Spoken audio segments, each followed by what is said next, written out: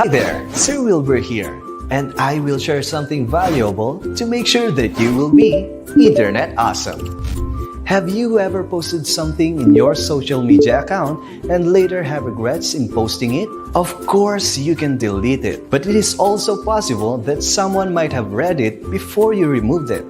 Do you share memes or funny videos for fun? Have you considered that someone might get offended? The convenience of using the internet has become part of our daily lives, which helps us communicate, share photos and videos, and post something about ourselves easily. But in the online world, we need to be extra careful. We need to have the ability to control what information we will share about ourselves and whom we will allow to see and reshare it. And that refers to online privacy. Your name, home address, phone and mobile number, social security number, and email address are your personal information. It's a good idea to make a rule for yourself not to share this kind of information online. Aside from keeping your personal information, we must also take care of our reputation because these are the ideas, opinions, impressions, or beliefs that other people think or have about you. We must also consider what others will feel based on our posts.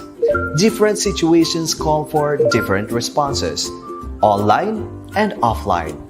It's always important to respect other people's privacy choices, even if they aren't the choice you'd make yourself. Also, be careful with the simple codes that you send, like emojis, because it represents a certain meaning or message which may uplift the reader's emotion or the other way around. Have you heard of the word oversharing? It refers to sharing personal information or just too much about yourself in a certain situation or conversation online. What's the risk? You might become so familiar in doing it that you are unaware that you are already sharing information about your private life. This is harmful not just for you, but also to your loved ones. The internet can be a safe or a dangerous place for us. It will really depend on how we will utilize it. Take time to think and read your post a couple of times before you share it in the World Wide Web. And remember, it's better if you will always think before you click. But it's best if you will share with care.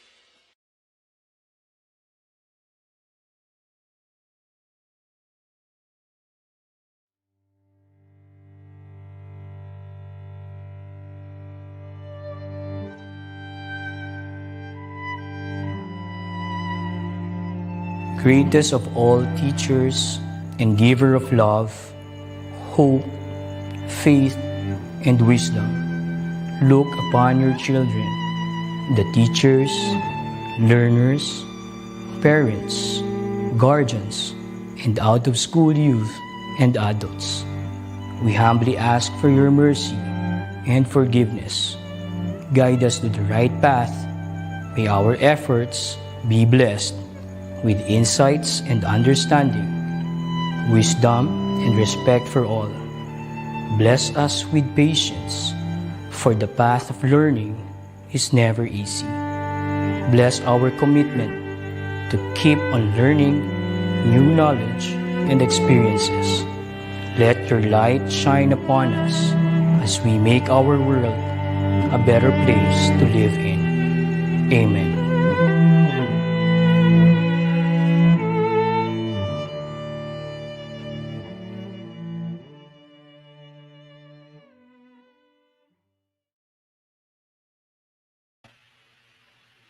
An awesome and amazing morning, everyone, especially to our administrators, librarians, educators, and reading enthusiasts. And today, we celebrate and underscore the importance of reading to our lives and the future of our learners and country. In this day and age, I believe that learning is a way of life. To quote Barack Obama, reading is a gateway skill that makes all other learning possible. The word possible is enabling, isn't it, Ma'am Ruby? And it hits so differently when we realize not just by words, but in action that we empower ourselves to be better people by pouring pages. Honored speakers and dear participants, welcome to the first ever National Reading and Book Month webinar series brought to you by the Educational Technology Unit under the Office of the Undersecretary for Administration in partnership with Pinoy Reading Buddies. In celebration of Reading and Book Month, our webinar series shall start with topics that help our dear participants recap, reset, and reskill their knowledge about the teaching of reading in light of distance and online learning. Teaching reading has been undeniably a challenge for our educators when we change to a different mode of pedagogy. Today, we hope to cater knowledge and skills that will aid you to ensure that bawat bata bumabasa sa kabila ng hamon ng pandemya. Yes, and what a befitting theme because we are also celebrating National Children's Month in November. At sa kabila po ng hamon ng pandemya, makakaasang sisiguraduhin ng mga guro na lahat ng bata ay bumabasa kahit na may pandemya. To officially commence our webinar series, we would like to greet our participants on the comment section. Come and check, Dr. Ruby, our early birds in the comment section. I would like to let's see, and let's greet some of the beautiful greetings here on the comment section. I would like to greet Ma'am Mel Monreal from Governor FTSLNA IIHS, Sinaloan District Division of Laguna. Good morning din po to Miss Juliet Banguis Sumagaysay. And a beautiful morning to Sir Jonas Aquino Bautista from Mangalandan 2, SDO Pangasinan 2. How about you, Ma'am Ruby? Yes, with us is Ma'am Jesusa Pitolete watching from Malalag National High School, East Maitom Division of Sarangani, away from, Wow! Mindanao. And another one from Zamboanga del Norte, Teacher May. We have Charlene Monte de Ramos Somili watching from Sinanan Integrated School, Dipolog City Division. Hello, hello. And another one from Surigao City Division, Pamela Cubelo. Wow. How about from Visayas? Do we have here with us? Oh, can we check? Teacher We have May? someone from Leyte Division, Ma'am Mm-mm. Leonila Lu Yu. Sorry, again, it's Ma'am Leonila Yu watching from Limba Elementary School, Leyte Division. So sa mga hindi po nakakaalam, taga Leyte yung mama ko, taga Tacloban, Leyte. So Oh, hello po sa mga taga Tacloban, sa mga taga Leyte Division. Hello po. Maraming salamat po sa pagjo-join niyo po sa amin sa ating ating kick-off for our webinar series. Yes, at We also, syempre naman, Miss May, no, we have a lot here from Division of Lapu-Lapu City sa Region 7. Because yung Region 7, there are 19 divisions. They are all here this morning. How about you there? Ano pa yung sobrang nakakita dami mo? natin. Mm-mm. Just for everyone to be aware, we have 3,536 live viewers po yan from all over the Philippines. I would also like to greet Ma'am Lieza Marie Inocencia Luna from Buhawen Elementary School, San Marcelino District, SDO Zambales. Ma'am Delia Balon Bardon from SDO Camarines Norte. So why not help us too to reach more educators, not just teachers, librarians, and also reading enthusiasts to know about this webinar series. So kindly share this live event and don't forget the hashtag EdTech NRBMWS, that stands for National Reading and Book Month Webinar Series 2021, para mas marami, mas masaya. 'Di ba, Tutor Rubeline? Yes, yes, yes. And of course, no, this is very timely and very relevant to May, right? And of course, we have a lot of viewers also from Luzon. I would like to say hi to Ma'am Bernadette Feliz Mina. She's watching sa ating YouTube channels. Kasi po, we are live, not just in Facebook pages, but also in YouTube channels, specifically in DepEd TV and DepEd Philippines. And of course, we have Educational Technology Unit. That is right, Tutor Rubeline. So I guess without further ado, that very famous phrase is the beginning of any event. And like those great events, we would like to start our program with our first speaker. I am very much honored to present our first speaker because she is one of my dear professors at the Philippine Normal University. So sa mga alumni po dyan ng PNU, okay, shout out po sa inyo. And you can also comment on the comment section what batch are you, or which batch, or what batch are you from, so we will know, diba? And if you are very familiar with our first speaker, I am very much honored to present her to you. Okay, our first speaker is an associate professor teaching professional education courses under the Faculty of Education Sciences, College of Teacher Development of the Philippine Normal University. She is currently completing her doctorate in educational psychology from De La Salle University, Manila. She holds a Master of Arts in Education degree with reading specialization at the Philippine Normal University, Manila. She obtained her Bachelor of Science major in psychology degree at Xavier University Ateneo de Cagayan. She has been involved in teacher education for 23 years. She was a recipient of the Teacher Recognition Award from the Philippine Chinese Business and Professional Women of the Philippines in 2003. She was trained in selected Intel Tech or Intel Teach program courses from 2003 to 2014 and was recognized for her Intel Teach program advocacy in 2009 and 2011, respectively, by Intel Philippines together with the Foundation for IT Education Incorporated and UP NISMED. She served as director of the Center for Educational Technology and Distance Education at the Philippine Normal University from 2007 to 2011. She taught English language arts in kindergarten and grade 1 during her first 3 years of teaching career. She served as president of the Reading Association of the Philippines, or RAP, from 2012 to 2013, as vice president of the Philippine Association for Teachers of Educational Technology and Systems Society from 2011 to 2013, and is a current member of the Philippine Schools, Universities, Colleges of Computer Education, and Systems Society.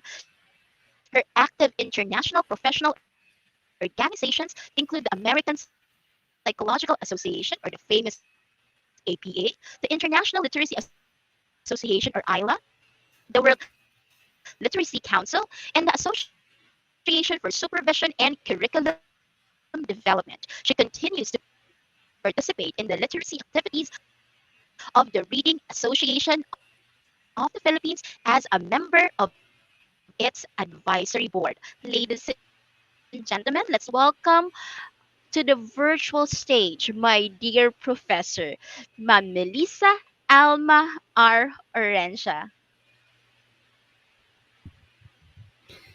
Hello, hello. Hi, Good ma'am. morning. Good morning, May and Rubilin. Good morning to all the teachers all over the Philippines.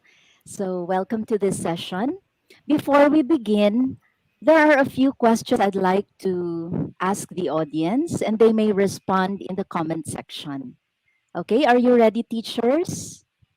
Okay, first I think question. we By are the way, ready, ma'am. there are no Mhm, wrong or right answers, so just write mhm. whatever is true, whatever is real for you. Okay, first question. How long have you been teaching? Wow. So with Second that, we will be. question. Let Mm, me see. Um, Okay, let's let see me on the comment see. section the answers of our from Ma'am Gina Wow, Medina, 34 34 years. years. So, Wow. meron akong mga kabatch dito. That's good. Because I want to find out the range of teaching experience teachers in this forum have. Okay, so Mhm. We meron also tayong have mga here, ma'am. millennial Mhm. teachers, 7 Yes. years pa lang. Okay, may 6 years 28 from Ma'am Amy years. Jane Ribucas. Mhm. Yes, okay, that's good. Second question. So at least nakita ko na merong relatively new at meron ding medyo seasoned na sa teaching profession. Okay, second question. What subjects do you teach and what grade level? Mhm. Ano pong mga tinuturo nyo at anong grade level? Yes. And while waiting for their answers, Ma'am Melissa, I will answer that question. I'm Okay. teaching grade 7 English, and I have Okay. been teaching for 4 years. And ikaw naman, Okay. Ma'am Rubeline. Ma'am, mute po. I've been Sayang. teaching, Yan. yeah, grade 4, 5, and 6 for 11 years. So si Wow. Teacher May at saka si Teacher Rubilin, they are millennial teachers. Yes, yes, Okay? Yes. So yes. they were born after the 1980s kung kailan pumutok yung internet, naging very popular, and the internet has permeated life today. So Mhm. sila yung born into the world of ICTs, whereas kami naman who were born before the 80s, yung mga 30 plus years na, 40 years na sa teaching profession, kami yung mga born into the world of ABCs. Okay, so print Wow. technology. Next question. Do you integrate the teaching of reading in the subjects that you teach? So kung ano man Mhm. yung subject na tinuturo nyo, nagtuturo ba kayo ng reading strategies? Okay, so you may answer yes or no. And then please provide the reason. Kung yes, bakit ka nagtuturo ng reading or reading strategies sa inyong klase? Kung hindi naman, bakit? Mhm. So reasons might Mm, be, wag kayong mahiya, okay? Kung halimbawa reason ninyo, ay hindi naman ako trained para diyan. Parang wala Mhm. akong professional development tungkol diyan. Tsaka yung iba, ang pagtingin nila sa teaching of reading, it belongs to the province of language teachers. Okay, Mhm. pero ang totoo, all teachers are reading teachers. Okay, so it's okay. Kahit ano yung sagot nyo, that's fine. Kaya tayo merong series ngayon because we want to address your different needs. Okay?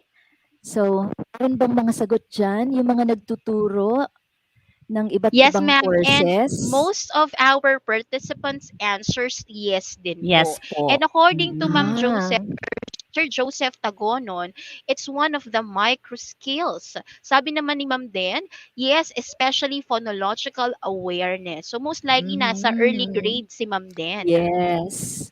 Yes, because we teach the foundations of literacy, the foundation skills of reading in the early grades. Kaya napakahalaga ng mga nagtuturo sa lower grades because those are the years wherein the foundations of reading is taught. So sabi nga nila, pag-asa ang ating makukuha sa pagbasa. Okay? So Wow. That's true. kailangan ang pagbasa ay pag-asa. So we need the best and the brightest teachers to teach in the lower grades. Okay? So napakaganda ng mga sagot na nakikita ko dito. Alam ng mga teachers na to ang halaga ng teaching of reading. Because we all know that reading is the first R. It is vital to learning, and then it is the key to learning other subject areas. Okay. That's true.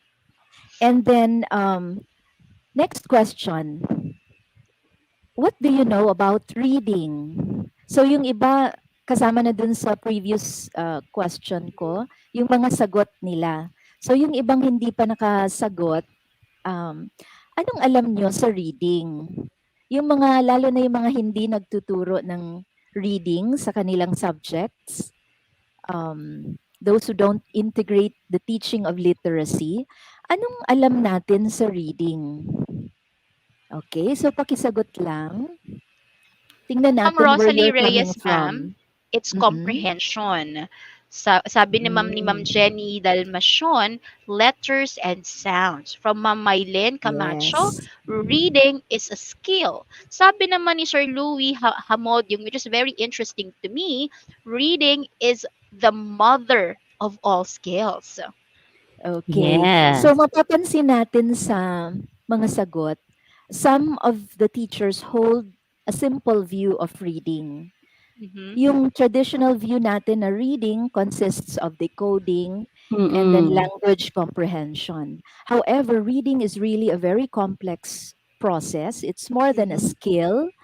From a whole language perspective, it is a thinking, it is a linguistic, it is a social cultural process that is interrelated with the other aspects of language, such as speaking, listening, reading, writing. And of course, what integrates all of these aspects of the language arts is the thinking skill. Okay, Wow. next. How do you Exactly. find, eto malapit na tayo sa simula ng presentation ko. How do you find your learners' quality of reading? So may napapansin ba kayo sa inyong mga estudyante? Kumusta yung Mm-hmm. kanilang comprehension skills, yung quality of reading nila sa Mm-hmm. inyong subject areas? May Wow. napapansin ba kayo? Mm-hmm.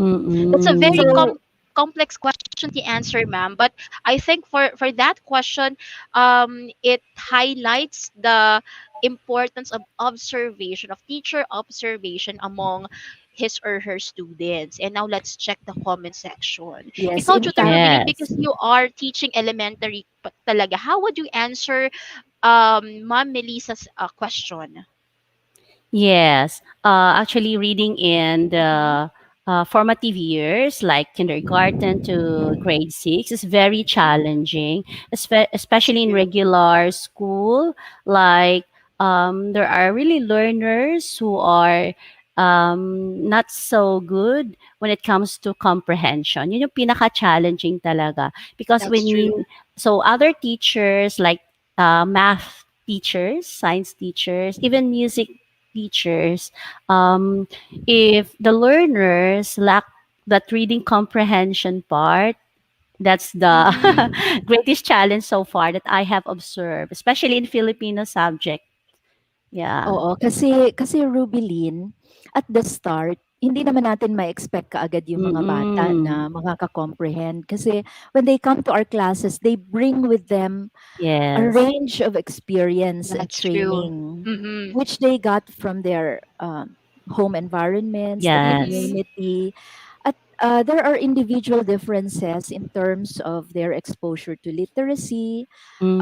We Mm. don't also know the kind of family background that they have, whether it's literacy rich, whether the Yes. parents or the people around them model literacy behaviors. So it is the duty of every teacher to determine what kind of environment, what's the background, what is this learner bringing into the classroom. And then we have to respond accordingly to the needs of the students. Okay? So if we see that there are gaps, then that's where our scaffolding should come in. Okay, Yes. so ano nga daw tayo professional kid watchers. Mm-hmm. Okay, ang mga teachers. So kailangan very keen ang ating observation powers. Kailangan nakikita natin in terms of what they can and cannot do. Ano ang Mm-hmm. dala-dala ng bata? Tapos, may skills and strategies na ba silang alam? Okay? Mm-hmm. Mm, All yun. right. The final question. In your Wow. opinion, what are the challenges affecting students' development of their reading ability? Ano sa palagay ninyo yung mga factors na nakaka-affect sa development ng reading ng mga bata? At ano sa Mm. palagay ninyo ang kailangan nila sa atin? Mm, Okay, Wow, siguro that's you yan. can read one or two yes, responses, ma'am. Mary. That's a meaty question for me, but I think, in my opinion, ma'am, parents' role is very important in igniting the reading, the love of reading of our students. That's Dapat right. talaga meron sila agad models ng pagbabasa. If si nanay at si tatay hindi nila love yung reading, That's how right. can we instill the love of learning to our kids? Importante na may talagang nakikita sila. Sabi ni Sir Jonathan De Mm. Luna, foundation from home. Bahay That's talaga true. sa bahay talaga nagsisimula. Let's have some answers here. Literacy Um begins at home. Exactly po. Kasi nga po 'di ba, yung mga learners natin minsan, hindi sila na-e-expose sa mga reading totoo. materials. Wala Right, silang access. Yung mga right, reading resources natin kasi biggest factor din po. Yung gustuhin man nilang right. magbasa pero wala silang magagamit. Kahit man Mm. lang sana yung balot ng mga Opo. paninda sa sa Mm. Yeah, market, 'di totoo, ba? totoo Eh, po. paano kung walang print around them? Mm. Walang Kahit yung mga mababasa. signages malaking tulong na din Hmm, yun. right. Kasi visual learner talaga yung mga bata. That's right. Kaya, lalo ngayon na technology rich ang ating environment. So makikita natin yung challenge talaga sa remote learning kasi Mm. napaka-high ng demand ng ability to read dito. So, Mhm. anong kakayahan ng bata? Paano kung illiterate din ang mga magulang nila? Paano 'yan? So, Mm. they would just really depend on what we could offer the students, what we could teach them. Okay? So, I think I need to begin now the Yes, presentation. ma'am. Yes. And just by your questions, ang dami ko nang naalala ulit na keywords. And I really like it. And I'm so excited to begin the presentation. So once again, here is our first presenter, Ma'am Melissa Alma R. Orencia. Okay. Enjoy po. So, we will begin with a particular context. Okay, so tingnan natin yung context natin today. I would like to present to you an empirical data. So punta na tayo May dun sa slide where it says context. So ang context natin yung performance ng ating students in the international as well as in the local assessments. Okay? So nakita naman natin na sa Program for International Student Assessment or PISA noong 2018, out of 79 participating countries, tayo yung nasa dulo, number 79. So nasa tail end talaga tayo, lowest. So nakita dito sa assessment na to na 80% performed below minimum level. So meron itong ilang levels. Um, Tapos tayo para mga five levels ata ito. Tayo ay level 2 lang below level 2. So sa math and science naman, so yung lowest tayo, that's reading literacy. Sa math and science naman, tayo ay second to the last. So dito sa PISA, 15-year-olds ang tinetest. So napakababa.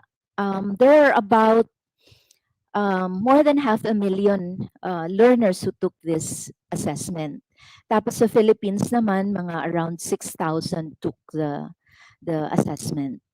Okay, so nakita natin na napakababa ng ating performance, and likely reading here is the problem because they cannot learn other subject areas very well.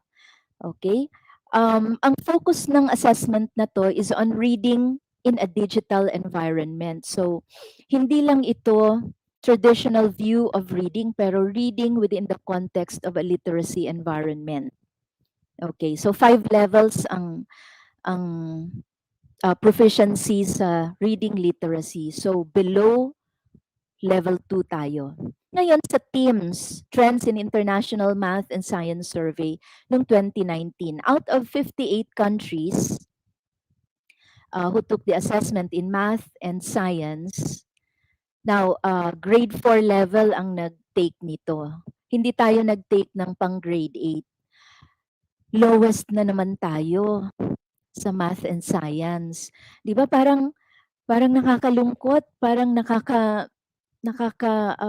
frustrate na malaman na ganun lang kababa ang performance ng ating mga students. So ano kayang dahilan dito? Again, maiisip natin most likely problema na naman dito ang reading. Ano ba ang language of instruction dito sa math and science? So usually it's English. In the early grades, we use the mother tongue. Pero I don't know, there are also possible issues in the teaching with the mother tongue in terms of teachers' pedagogical skills. So sa teams, mga about 4,000 learners took the test. Tapos there are about 150 to 200 schools. So 58 countries, bottom end na naman tayo. Sa third naman, sa Southeast Asian Primary Learning Metrics in 2019, 6 countries ito sa Southeast Asia, which includes Vietnam, Malaysia, Myanmar, Laos, Cambodia. So tayo, kasama natin yung mga nasa bottom half. So ang nangunguna dito ang Malaysia at saka Vietnam. Imagine, back in the 60s, ang Philippines, we were the education hub of Asia, pero ngayon, kulelat na tayo. Tingnan nyo, nasa lowest end tayo. Okay? So nakita dito sa assessment na ito, at ito ay merong 5 bands. Merong 5 bands ito. Nakita dito na 65% ng ating test takers sa Philippines were at the end of lower primary level. Tapos 25% ang nasa pinaka lowest. Tapos 10% lang yung naka-achieve ng dapat ma-achieve at the end of primary level. So nakita nyo kung gaano kahina natin. So ang dami natin kailangang gawin para ma-improve ang literacy rate ng ating mga students. Ano ang bang mga tinest dito? Reading, math, and science. So again, basic subjects. Pero this is not really anything new kasi even back during the early 1990s, in the education report of the Commission on Education, nasa ano din tayo, ganito rin ang performance ng students natin. Yung EDCOM report, sinabi niya na students are learning only half of what they're supposed to learn in school.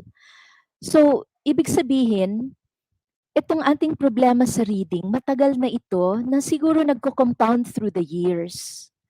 Ano ba ang ating problema? This is a cause for worry. Kaya nga sinasabi may education crisis na tayo eh. Kasi bakit pababa ng pababa ang trajectory ng performance ng ating students? And in fact, sa National Achievement Test in 2018, ang mean percentage score ng ating learners in grade 6, in grade 10, tapos yung sa basic education exit exam, ito ay lowest in the history of NAT. Okay? So talagang grabe na para kung sa boxing pa 'yan, parang talagang ano na tayo, dumapa na tayo ano. So I am very happy that the Department of Education is doing its Sulong Edukalidad initiative in order to address this problem. Okay? So next slide. Tingnan natin kung ano ba talaga ang problema natin? Paano ba natin itong ma-address? To become an effective teacher, it's very important for us to understand our learners. Tingnan natin yung traits ng mga learners ngayon. Okay? What are they like? So, alam naman natin ang ating mga students talagang ano sila, multitaskers. Dami nilang ginagawa. Gusto nilang sabay-sabay yung mga ginagawa nila so that they have little time to read. At itong mga batang to, they don't like lengthy texts. Okay? Ang habit nila is to skim and scan. So kung ano lang yung gusto nilang basahin, doon lang sila mag-focus. Pero generally, they just skim. Next, they are impatient. So they don't like complex content. Okay? Ayaw nila yung mga complex content. Gusto nila straightforward. Um, Hindi na yung kailangan pa nilang mag-isip ng malalim. Okay? They want practical learning. Pati yung sistema gusto nilang practical. And then they have very short attention spans. So naturally, this is a result of the habit of skimming. Madami kasing nakaka-distract sa kanila. Napansin nyo ba yon sa mga bata?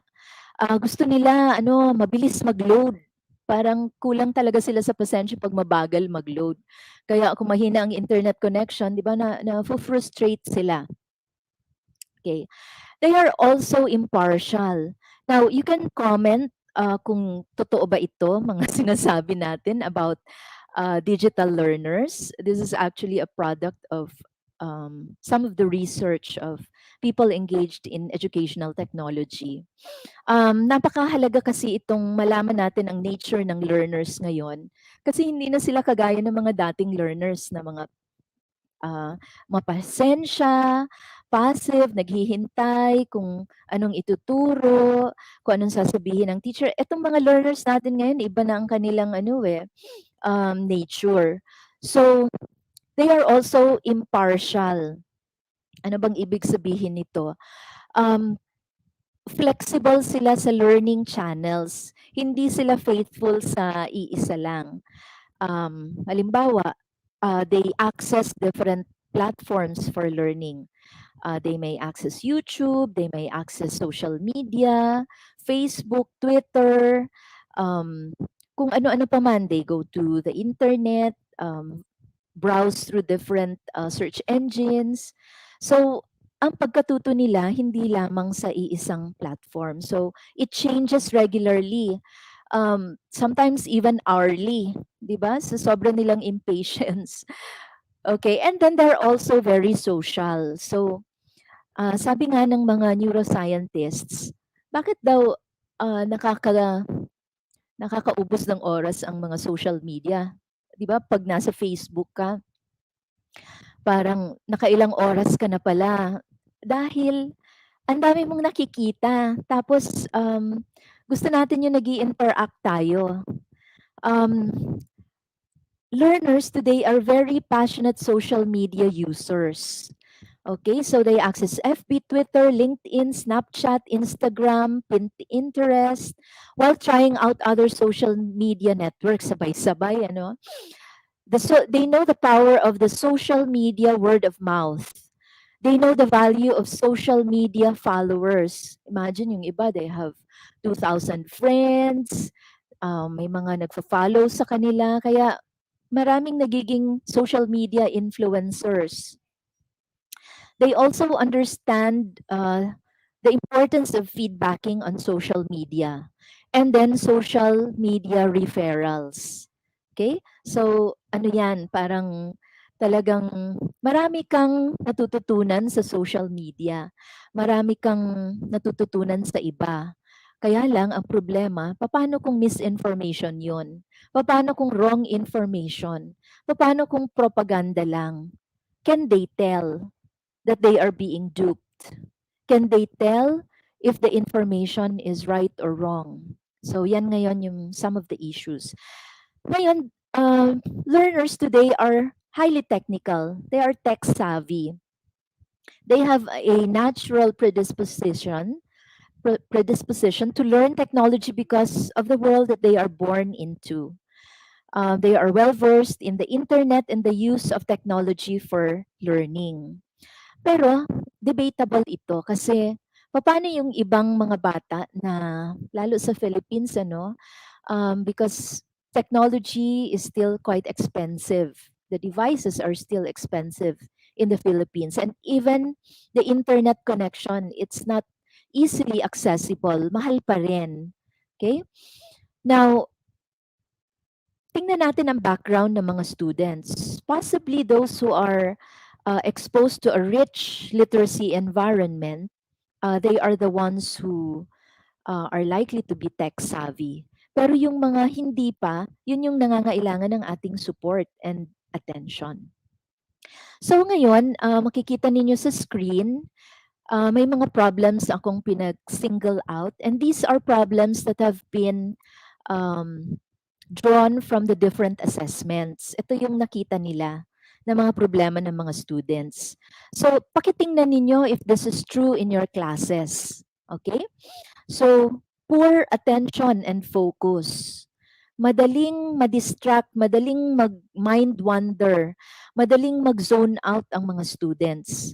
Eh, lalo na sa mga lower grades na alam naman natin na very short na rin talaga ang attention span ng ating mga bata. Diba? We can expect an increased attention span pag older ang students. Pero generally, we find that the attention spans of our students now, and this is also found in some studies, shorter pa daw sa attention span ng isang goldfish. Mga 6 or 7 seconds. Wala na, magzo-zone out na sila. Kaya whenever we teach, we have to make sure that we get their attention. Okay? And we should have strategies on how to get that valuable attention, because that is the beginning of reading. So kung hindi attentive ang bata doon sa reading task, paano na lang, 'di ba?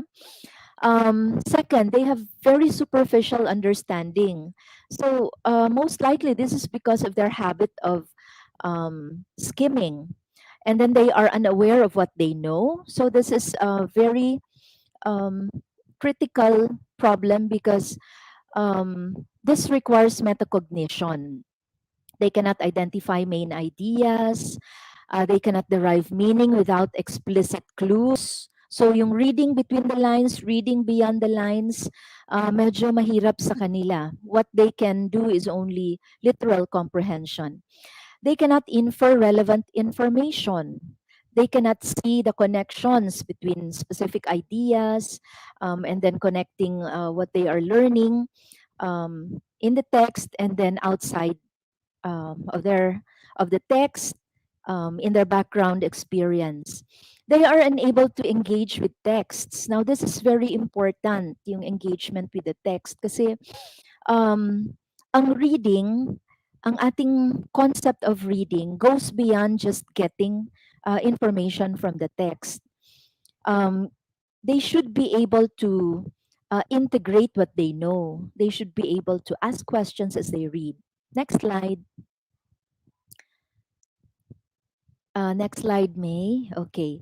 So yan, hindi sila makakonect. They cannot determine important from unimportant information. Ito ang napaka-critical na nakita din sa assessment. Itong, they cannot distinguish fact from opinion. So yung information literacy ng ating mga students ay napakababa.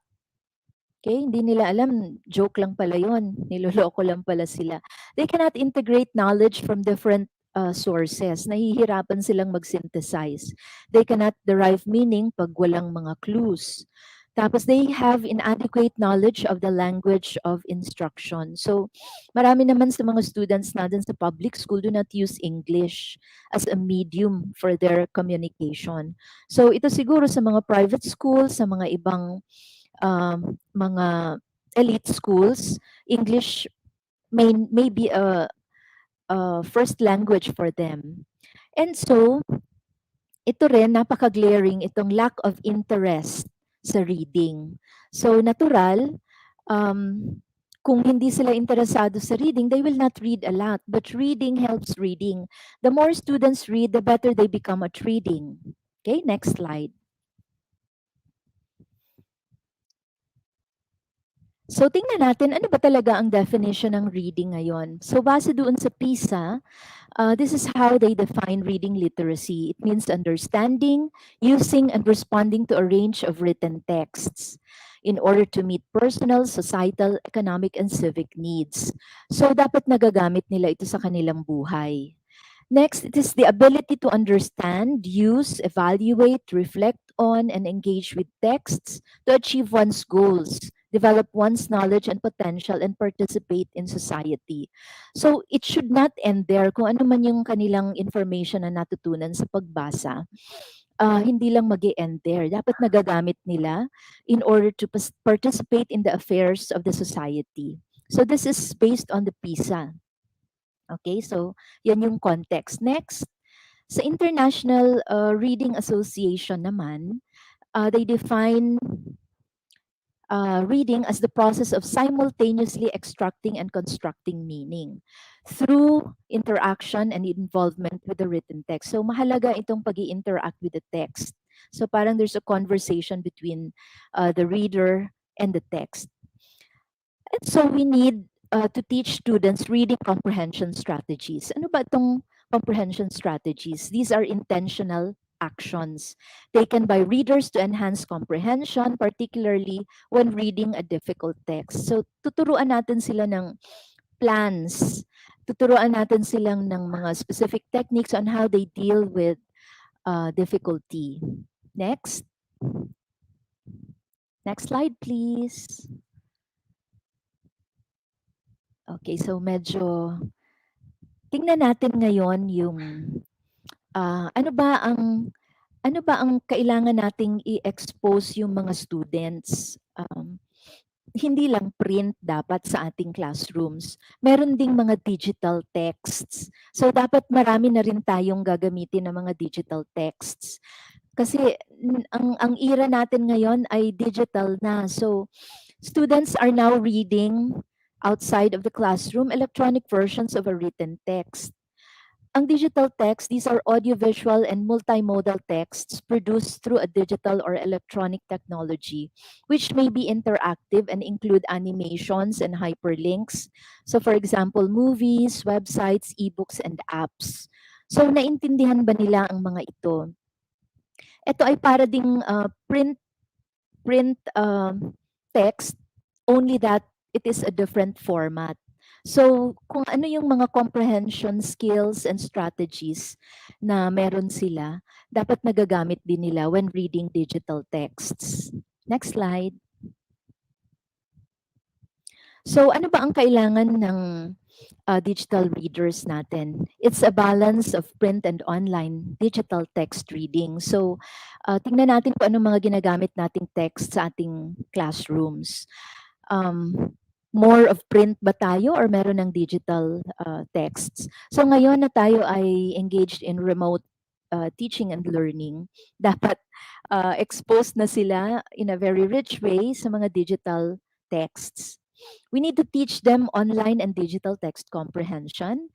We need to equip them with new skill sets to navigate and comprehend digital texts. They need to become active and purposive and metacognitive readers. So are they aware of what they know, what they do not know? And if they do not know, do they know what to do? They need to be able to apply critical thinking. Yes, that's right. We need to profile the learners, know their characteristics. And then they also have to apply evaluation skills, well-founded judgments, and then deeper reading kasi dahil napaka-superficial ng reading nila, dahil they just skim, wala na yung deep reading. Dapat ang bata na-appreciate nila yung binabasa nila. That's why we have to equip them with sense-making skills or deep reading skills. Next slide. Okay, so ito yung mga strategies na pwede nating gamitin. So, comprehension monitoring sa pagbasa ba nila? Alam ba nila kung sila ay nahihirapan or madali? Napapace ba nila ang pagbasa nila? Do they go slow? Do they do something? When the going gets rough, are they able to address their problem?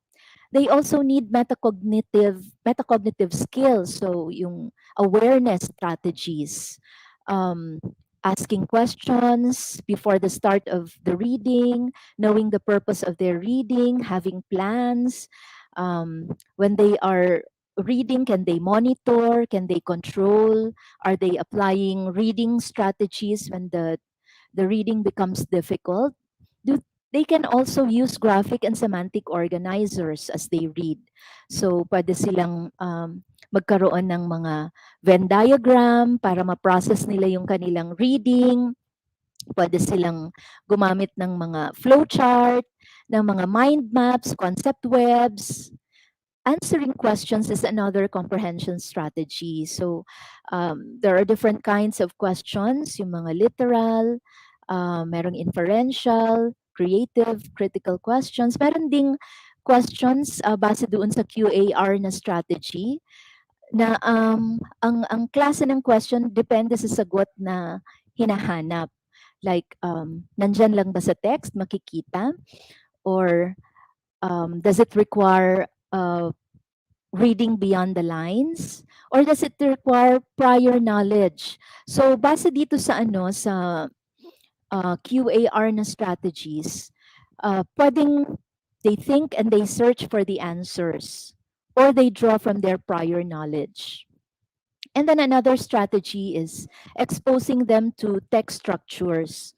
So meron tayong for literary text or narrative texts, meron tayong tinatawag na story structure. So halimbawa, yung mga elements ng story, yung characters, yung setting, yung events, yung problem, tapos yung solution ng problem doon sa story. Lahat ng stories merong structure. So, can they tell these different elements?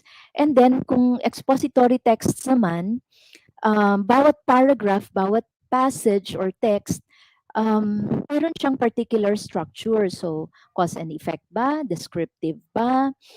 Problem solution? Does it enumerate? So, i-expose natin sila dito sa iba't ibang text structure. So, practice ang kailangan dito. And then also training them in summarization. So, pagkatapos nilang magbasa, ano yung mga important highlights na nakuha nila, na pick up nila doon sa reading. So, can they summarize in their own words? So, these are important strategies. Ngayon, yung pagtuturo natin ng mga strategies, we have to apply explicit strategy instruction. We cannot leave it to chance na matutunan nila ito. Kailangan talagang tinuturo ito explicitly. So, kung tuturuan natin ng strategy, bakit? Bakit? Kung halimbawa, SQ3R na strategy, survey, read, respond, review, and then they think about their answers. Okay, they reflect also. They can have enrichment activities after the reading. So, kung ito yung strategy na ituturo natin, bakit natin ito kailangang ituro sa kanila? We have to explain it to them. Tapos kailan ito gagamitin? At saka ano yung steps ng method? So, paano ba ang explicit strategy instruction? First, you have to explain directly the nature of the strategy. And then you model. You model it using the think aloud process. Okay? So, para makita nila yung paano siyang ginagawa. So we do a think aloud process. So parang apprentice expert approach ito. So binomodel ng expert apprenticeship approach. Yung apprentice nagle-learn from the expert. So sino ang expert? It's the teacher. And then after modeling, you let them do it on their own, pero first you guide them. And then pag nakuha na nila, then you give them an opportunity to apply it. So ang tawag dito ay gradual release of responsibility approach. Ngayon, pag nakita mong nakuha na nila yung strategy, then you can group them in small groups or in partners. So, pwede nilang i-apply yung strategy. Dapat, ito, laging ginagamit, hindi yung one shot. Kasi, ang isang strategy, hindi ito mag-transfer dun sa long-term memory pag hindi ito nagagamit. Okay? Next slide. So may mga ibang strategies na pwede nating i-apply. So pag nagturo tayo, we have to slow down. Ang panahon ngayon napakabilis. In fact, sabi nila na the times now is characterized by change. And technology is advancing so fast. 'Di ba, bago pa man natin ma-master yung affordances ng isang device, meron na namang bago, updated version, may mga bago na namang lumabas. So this requires new literacies. So sa panahon ngayon, kailangan talaga ng um, maka-keep up tayo with change. However, if the foundation skills are not well developed, sila din ang mahihirapan in the long run. Okay, so we have to slow down and then teach them the foundation skills. And then let them engage in the strategies, okay, by asking questions, making them reflect, planning exercises or related activities so that they can apply what they have learned. So they can talk about this, discuss orally, use the oral discourse. They read via the digital text. And then after that, merong mga gagawin sila on paper and pencil. Pwedeng mag-note taking sila sa notebook, notebook na print, hindi yung notebook na device, pero the traditional notebook. Or meron silang mga worksheets. So habang nagbabasa sila sa digital text, meron silang ginagawa. So meron ding tinatawag na digital annotation. So ito, they process their reading using the pwedeng may app na gagamitin, or pwede rin silang gumamit ng paper and pencil. Ang importante lang na parang nagma-mark sila ng kanilang binabasa. Kayo ba dati nung mga estudyante kayo, pag halimbawa may mga handouts kayo or mayroong libro, nagsusulat ba kayo sa gilid ng libro, ng mga thoughts ninyo, ng mga questions? So actually dapat ganun. Nagpa-process sila habang nagbabasa. They can have collaborative activities too. So pwedeng mga bodies or pwedeng small groups. They talk about what they have read after or kahit during. So pwedeng dalawa sila na nagbabasa tapos they ask questions, they uh, share what they have learned. They can also apply a strategy called reciprocal teaching. Okay? And then finally, the teacher has to model digital reading and thinking aloud. So, napakahalaga nitong modeling of digital reading. So, habang nagbabasa ng digital text, what goes on in the mind? Yung mga difficulties, paano nating ina-address yung difficulties, ano yung mga na-activate na mga prior knowledge. Kasi dapat ang reading, siya, meaning making. Hindi lang siya simply extracting information. Hindi ganon ang reading. It is constructing new meanings. Okay, next slide. So, pag tayo ay nagturo, paano nating mapopromote ang digital reading? Kailangan motivating at engaging ang ating mga activities. Okay? Kasi 'pag ang bata ay hindi na-motivate, hindi sila naging interesado, malamang hindi nila magugustuhan yung pagbabasa.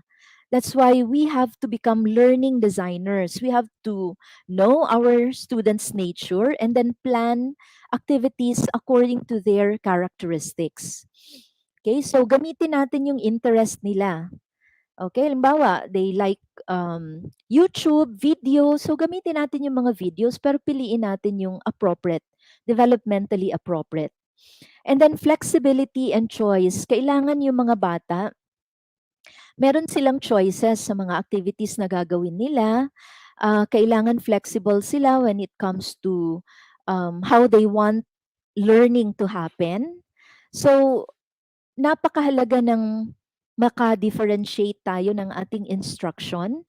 At sinasabi din sa isang theory known as the self-determination theory, mas magiging successful at mas magiging satisfied ang mga students natin pag meron silang feelings of autonomy or independence, pag meron silang feelings of competence, pag naging successful sila sa mga ginagawa nila, at pag meron silang choices dun sa mga activities nila.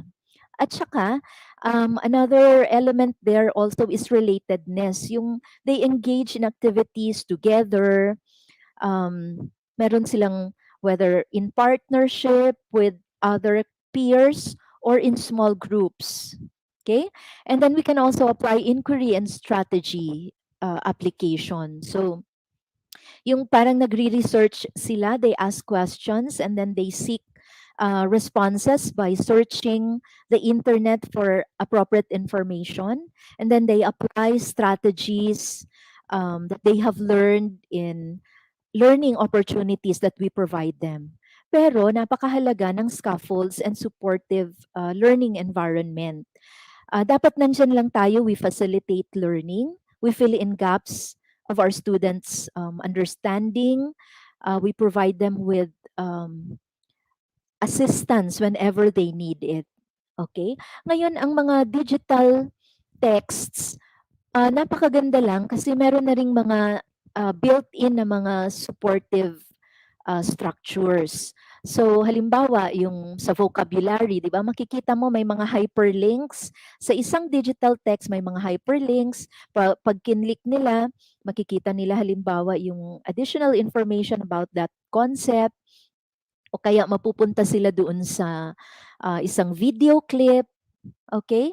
Ngayon, we have to train them on how to read digitally. Kasi hindi ito kagaya ng print reading na linear. um, Non-linear ang pagbasa ng digital texts.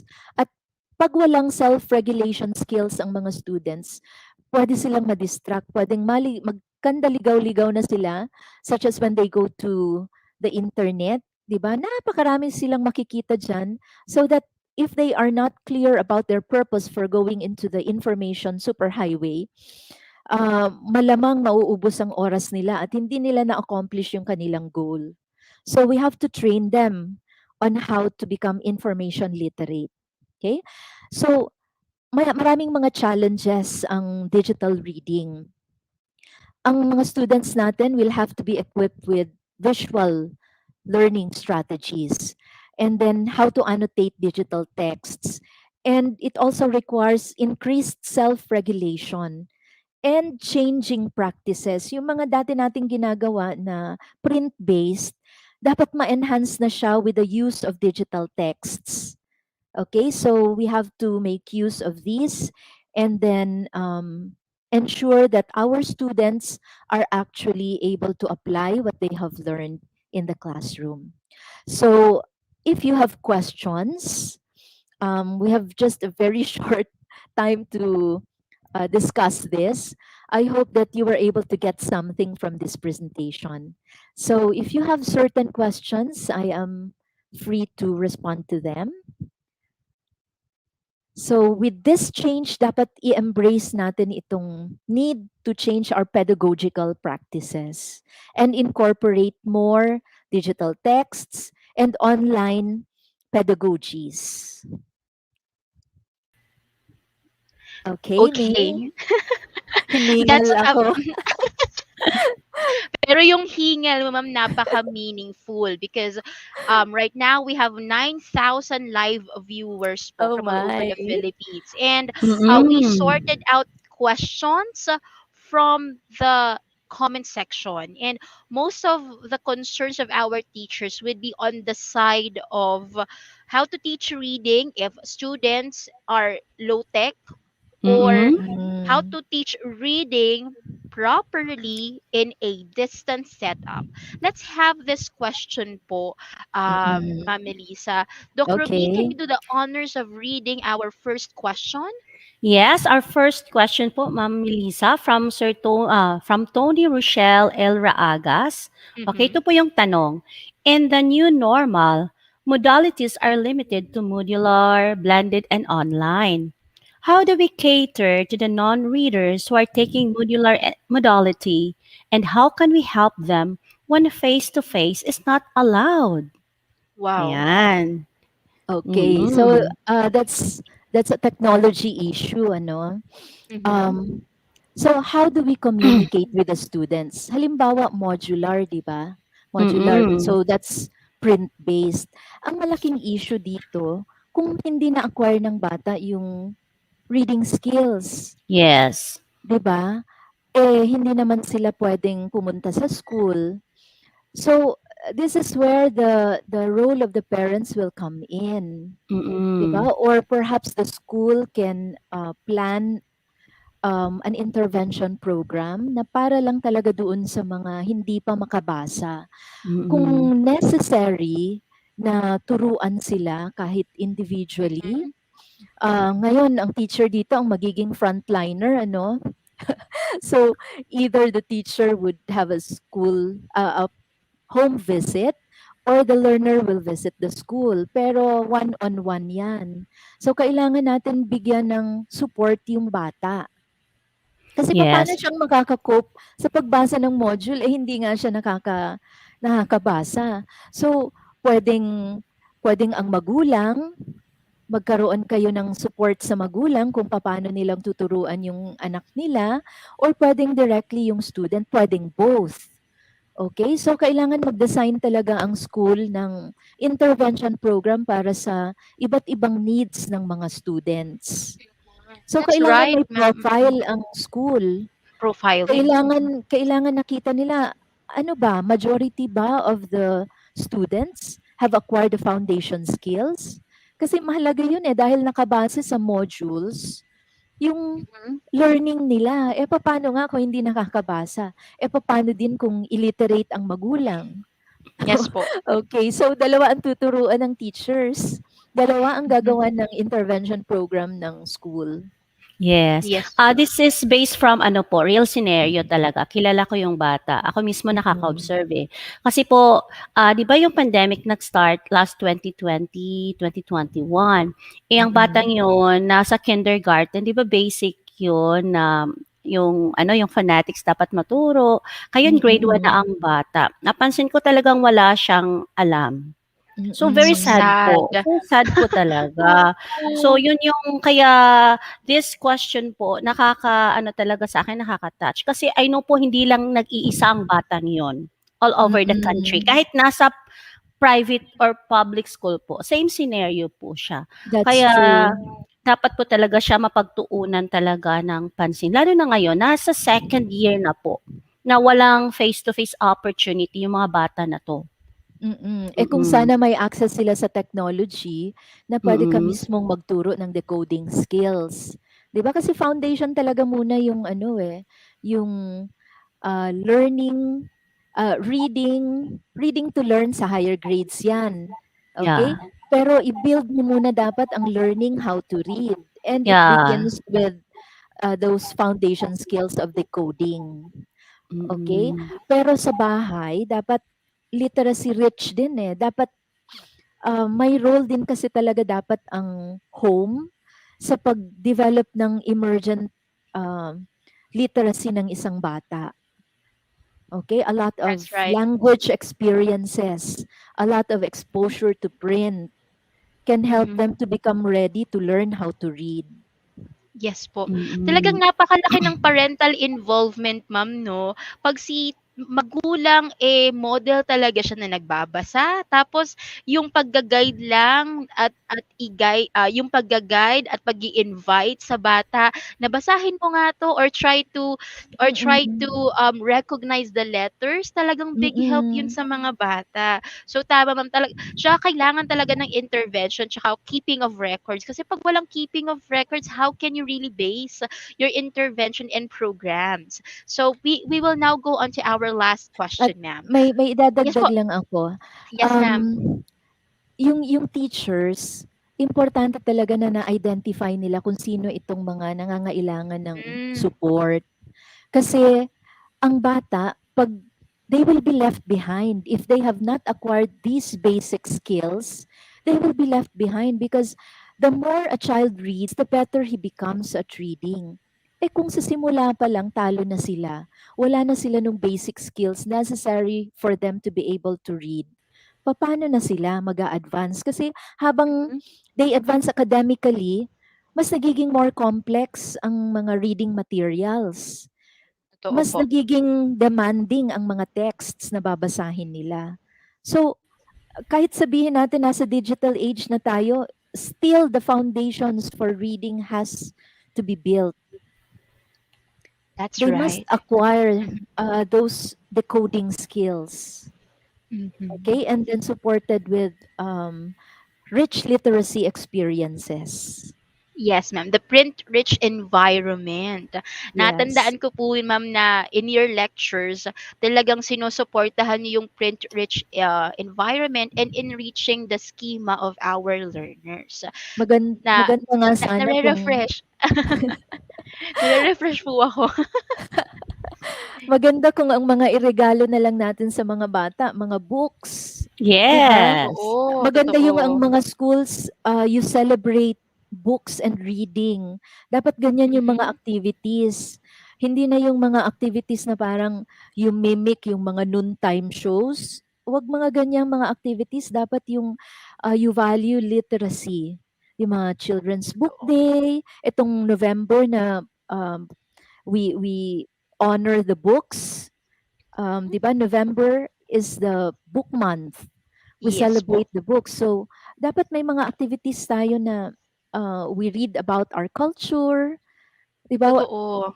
That's Yung right, ma'am. pag nag-ano tayo, mother tongue, 'di ba? In the earliest grades, dapat ang mga materials ginagamit natin yung mga ano, yung mga nakaka-relate ang mga students. Huwag yung mga Mhm. western na mga culture ang Yes. tinatakal dun sa mga libro. Dapat Mhm. nakaka-relate sila. Yes po. That's right. Yes. For our second question, ma'am, this is from Sir Sean Waminal. If it is Yeah. digital reading, what is the best collaborative activity that must be used? Are is there research or are there research studies that show that using it is good for students? What are the pros and cons in using it? Okay. Itong question na ito, it requires that the teacher is knowledgeable about what specific apps are available. Okay? Anong mga collaborative apps ang pwede nilang gamitin? Okay?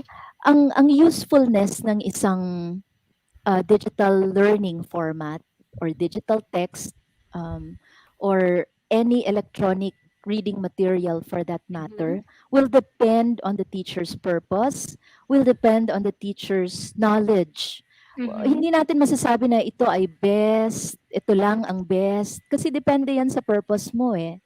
Depende Totoo. kung ano ang gusto mong ma-develop na skill. So you have to be very clear about that. So that's where learning design comes in. Okay? Ngayon, Mhm. ano ba ang role ng isang teacher? Okay? So gusto ko lang itong i-emphasize. Ang teacher must provide thoughtful guidance. The teacher must be aware of the emerging technologies in the field. The teacher must identify ano bang new literacies ang um, kailangan ng isang bata sa bawat technology na gagamitin natin. Kasi iba-iba eh. Kaya nga, sinasabi nila ngayon na new literacies kailangan ma-develop ng mga students. Nag-evolve din ang ating concept of literacy. Hindi lang yan iisang literacy, but there are many literacies, as many as the new technologies that develop. Okay? Tapos, ang teacher must be proficient in supporting learners' development. So, paano yan? Actually, ang teachers, meron dapat mga skills. If you are familiar with ISTE, these are international standards. Um, International standards for teachers, for Mm-hmm. administrators, for learners. Mayroong mga standards na dapat nilang ma-acquire, na dapat i-equip natin sila. Okay? Ano-ano ba ito? Marami yan. In general, and this can apply to everybody. Anong mga skills ang kailangan? New thinking skills, more complex thinking skills, technology skills, information skills, communication skills, collaboration skills, problem solving skills, and learning how to learn skills. Wow. Yung mga collaborative na applications, halimbawa dito yung Google Docs, Mm-hmm. MS Teams, Mhm. Mm-hmm. pwede nating silang ipag-collaborate. Meron tayong activity. Halimbawa, we let them summarize what they have learned from a particular reading text. Mm-hmm. Tapos, we let them summarize together. So, collaborative yan. Pero, di ba, paano nilang gagamitin ang Google Docs kung hindi natin sila tinuruan? Paano paggamit ng Google Docs? True. Yes. So, nakita ninyo na ang pagturo ngayon, more complex kasi hindi lang print ang Mm-hmm. ginagamit. May That's right. technology na kasama, and these new technologies will require specific literacies. So sa That paggamit is natin ng true. isang technology, kailangan well-versed tayo doon sa technology na yon at ano ang kailangan nito, ano ang requirements Mm-hmm. nito for teachers and for learners. Ano yung affordances? Hindi naman po pwedeng papagamit mo sila ng Google Docs tapos hindi mo sila tinuruan. Paano gagamitin yon? Paano mag-collaborate? 'Di ba? Ano yung activity na yon? Okay? That's So, right. Wow. demanding ang panahon ngayon, not only for teachers but also for learners. So, new literacies are needed. Siguro yung mga succeeding speakers will talk about Mm-hmm. technology-related skills in Yes. reading. Opo. Okay? And I would like to thank you, ma'am, kasi while we are listening to you, sobrang dami kong natututunan. So we are not just hosts. If ma'am Ruben will agree with me, talagang pati kami natututo nare-refresh kami kasi we are language teachers ourselves. So napaka-helpful and first speaker pa lang po yan our dear participants. And we will be and we are excited for more learning to come, and that will be given by our next speakers. Again, Ma'am, Yan. Ma'am Orensia, thank you so much for giving us this knowledge about teaching reading in the digital age. So, tandaan lang natin, ang Mm-hmm. pagbasa ay pag-asa, and all teachers are reading teachers. So, pag Yes. nahirapan yung students sa mga klase ninyo, you owe it to them to help them provide the necessary support, fill in gaps in their knowledge, and then provide them with the necessary skills and strategies so that they can cope. Okay, so Thank you, thank you ma'am. very much. I hope you got something from this session. Ang dami po, ma'am. And I'm sure Grabe. our dear participants also got a lot of things from your presentation. Once again, Ma'am Melissa Alma R. Orencia, Associate Professor from the Philippine Normal University. Thank you, ma'am. You're welcome. Thank you so much, Ma'am Orensia. Alright, so moving on na tayo, Teacher May, no, sa ating Yes po. next speaker. Alright, so ang ating next speaker po, he has been working in the academy for more than a decade. After finishing his undergraduate degree in social sciences from the University of the Philippines, he immediately started his career as a full-time high school teacher at St. Scholastica's College in Manila and Assumption College in Makati. In 2013, he decided to move to the academic publishing industry and joined the McGraw Hill Education and Oxford University Press as senior education consultant of the Philippine offices. In 2019, Mr. Danao joined Jose Rizal University as director of the Institute of Technology Based Learning to oversee the implementation of online learning classes, course development, instructional design of online modules in the LMS, and training faculty members on how to integrate technology in the classroom. At the age of 34, Mr. Danao already has obtained graduate diplomas in teaching and international studies from the Philippine Normal University and University of the Philippines. He was awarded as one of the 10 most outstanding UP alumni for the social sciences in 2013 and earned the international certification as a digital learning advisor from Macro Hill Education in 2015. He was also the only Filipino representative to Missouri and New York, USA by Macro Hill Education for the International Literacy Conference in 2016. Lastly, in 2017 and 2018, Mr. Danao was sent by Oxford University to the United Kingdom to further study the different international curricula and teaching methods in today's classrooms. To help teachers develop their learning continuity plans during the COVID 19 pandemic, Mr. Danao was invited by Abiva Publishing House to be a co-author in flexible learning primer, released last June 2020. He is also regularly invited as resource speaker by private CPD providers and the Department of Education to train teaching and non teaching staff. He is a member of the International Society for Technology in Education, ISTE, Philippine Historical Association, and International Literacy Association.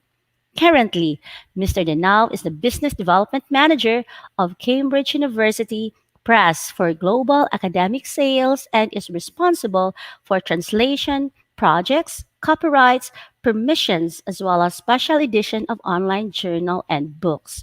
So, ladies and gentlemen, please help me in welcoming virtually Mr. Dino A. Danao. Hello po, Sir Dino. Good morning. Hi, Sir Hi, Dino. and hi, good morning, everybody. Good morning, Rubilin and May. I hope I'm coming in clear. And thank you Yes, for that yes, Yes, very generous yes. loud and introduction. clear. And watching you, Sir Dino, are our participants, and they are 10,291 Wow, as of this moment. And still wow, counting po. Magiging 11 great. to 2,000 yan. Yes. And I just love the enthusiasm of these teachers, Mm-hmm, even on a Saturday. I know mm-hmm. it's That's supposed to true. be their rest period, but they're all viewing this session. So I'm very happy and very excited. It empowers me as I speak about my topic this morning. So thank you. Thank you very much for that. Yes. All right. Okay. Mm. Okay, All so right. should I start and go ahead? Yes. Sa'yo na po ang spotlight, Sir Dino. All right. Thank you. Thank you, everybody. Um, Let me just share my screen.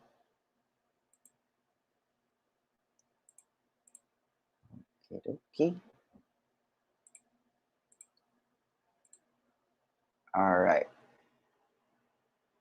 So can somebody please confirm if everybody can see my screen now? Great. Okay, there you go. I can see my screen. So again, good morning and thank you everybody for coming in on a Saturday. It's a very challenging time. It's in the morning, so I hope you're having your coffee and sitting and relaxing while I speak about a very important topic as well. Thank you as well to the Department of Education, Educational Technology Unit for inviting me in this session. I also would like to thank the previous speaker for giving such a wonderful discussion about teaching in the digital world because it really is a great hook for what I will be speaking this morning. So I was given about 45 minutes to discuss a new trend that is happening in our society. For most of us, we are not aware that it's already happening, but I will be sharing this information to everybody this morning. So for those who have attended any of my previous session, this is something that may be similar, but I have added some topics related to reading, definitely, because we are celebrating something very important today. Okay, so if you have any questions along the way as I speak, please feel free to type them down in the comment section wherever you are, whether you're in Facebook or in YouTube. Um, Also, please, interact with me as I go through my sessions. I will love to see your comments and see your insights about everything that I will be speaking this morning. My topic is entitled Reading 5.0, Teaching Reading with Technology Beyond the Industrial Revolution 4.0, or what we call IR 4.0. Again, my name is Dino Danao. I am currently working at Cambridge University Press and Assessment. For those who are not aware, Cambridge University Press and Assessment actually has a Philippine office, and we are growing. We have about 700 employees here in the Philippines. So we are very lucky because for such a big company like Cambridge, they decided to move here in the Philippines and establish an office here in the Philippines to help not only Filipino learners but global learners.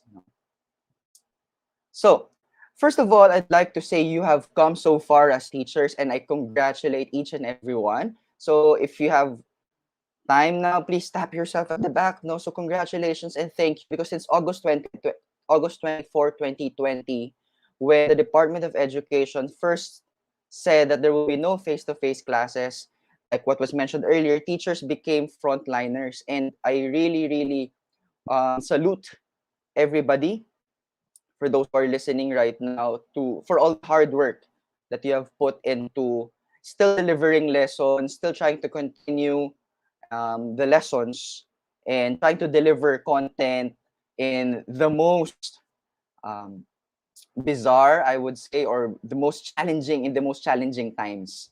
Okay, so pat yourself at the back. Thank you, and you have come so far. No, and I'm sure you have made some realizations along the way. I am very sure that um, you have changed a lot with the way you think, your perspectives in teaching, with the way you try to assess the students, with the way you think of delivering your lessons in a more engaging and fun way for students, even though you're not interacting with them face to face. Okay. Also, um, despite those that has been put up from the last report from the Philippine Business for Education in 2021, no, in last July, we are still in a crisis, and that is something that I wouldn't like to sugarcoat at this point, because obviously most of you will agree that despite having at least a year and a half almost of being independent of teaching during the pandemic, there are still some problems along the way, and we are still learning. We are still in the emergency remote situation right now with teaching, so that is why we are still, and we have to realize that fact and know that fact, we're still in a crisis. But we are again very grateful for all the support that the Department of Education is giving us. We are still grateful for all stakeholders that are helping out, whether be it private or the local government. And I just like to highlight here in this report one thing, which is 1 out of 4 parents say that their children are not learning, and this is coming from the perspective of the parents. Okay, and mentioned earlier that there should be a very strong parent teacher student partnership, as we call it now, because of the pandemic. And you know, because of this, we are highly, if there are parents who are listening, to really encourage their students, their children to read during this time. We have a lot of opportunities. There are a lot of resources, whether be it print or digital, free subscription, etc., that are available. Learning is something that is very challenging during this time, but parents, I would say, um, really have a big say on how their children learn during this time. At the same time, of course, teachers have a very big role and a very big shoes to fill, no? Because obviously this is coming from the feedback of the parents, and if they're saying that their children are not learning, it's a very big challenge for us, for all of us teachers. Okay. Now, again, thank you, and you're doing all a good job. So, but at the same time, we have to realize the crisis. Okay. Now, I will be speaking about reading 5.0 this morning, but this is not talking about just any other evolution that has been happening. So, as was said in the background, my interest and specialization was, and has always been about history. So I'd like to show this, to show the diagram of the evolution of man. And are we really on this point right now where we're really back to slouching to our desks and looking at screens and looking at computers now in everyday activities that we do, from hunting and gathering, from the industrialization, we're now back to slouching. Like the first, what you see on the left, which is a picture of the Australopithecus afarensis, which is the first recorded record of a man. Okay. In the same way, okay, I won't be speaking about the evolution of technology, okay, because that's pretty much obvious. But we have seen also technology being from the big bulky computers to now the very thin ones to the most handy ones and what we call now M, or mobile, okay, because there's now mobile learning, mobile assessment. There's also now mobile banking. So everything now is M, as they call it. It's not E anymore. It's now M. So lumalaki yung tao, lumiliit yung computer because of the changes that are happening right now. Okay? I'd like to begin with this one because what I will be speaking is more of a trend, not only a trend, but a realization that everybody must have during this time because of the different and the changing environment. And I speak about natural and technological environment at the same time, the market demands and the labor demands that are, of course, very important for you as teachers to know because you are preparing students for the future. You are preparing students to meet the demands of the future. Okay? Also, I'd like to begin by saying that in many literatures right now, we are what we call in an era called VUCA, or we are living in a VUCA environment right now. VUCA stands for volatile, uncertain, complex, and ambiguous environments. Okay? We are living in this period right now, obviously. Idagdag pa natin si pandemic. Obviously, there are a lot of things that are happening that we are not even sure what's going to happen next. And that makes it very volatile. We don't know what makes an event currently. We're uncertain about the present, and we are even more uncertain about the future. Okay? It's a very complex environment right now because there are multiple keys to decision factors. Every time we make a decision, we have to consider a lot of things now. Okay?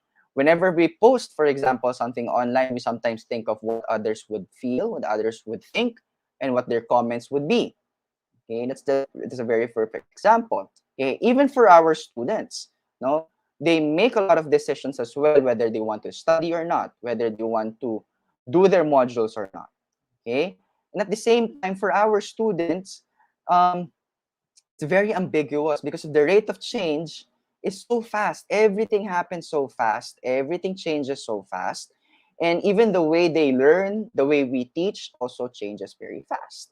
Okay? So we are living in this world. That's why whatever we are promising, whatever we are telling you this morning may change overnight.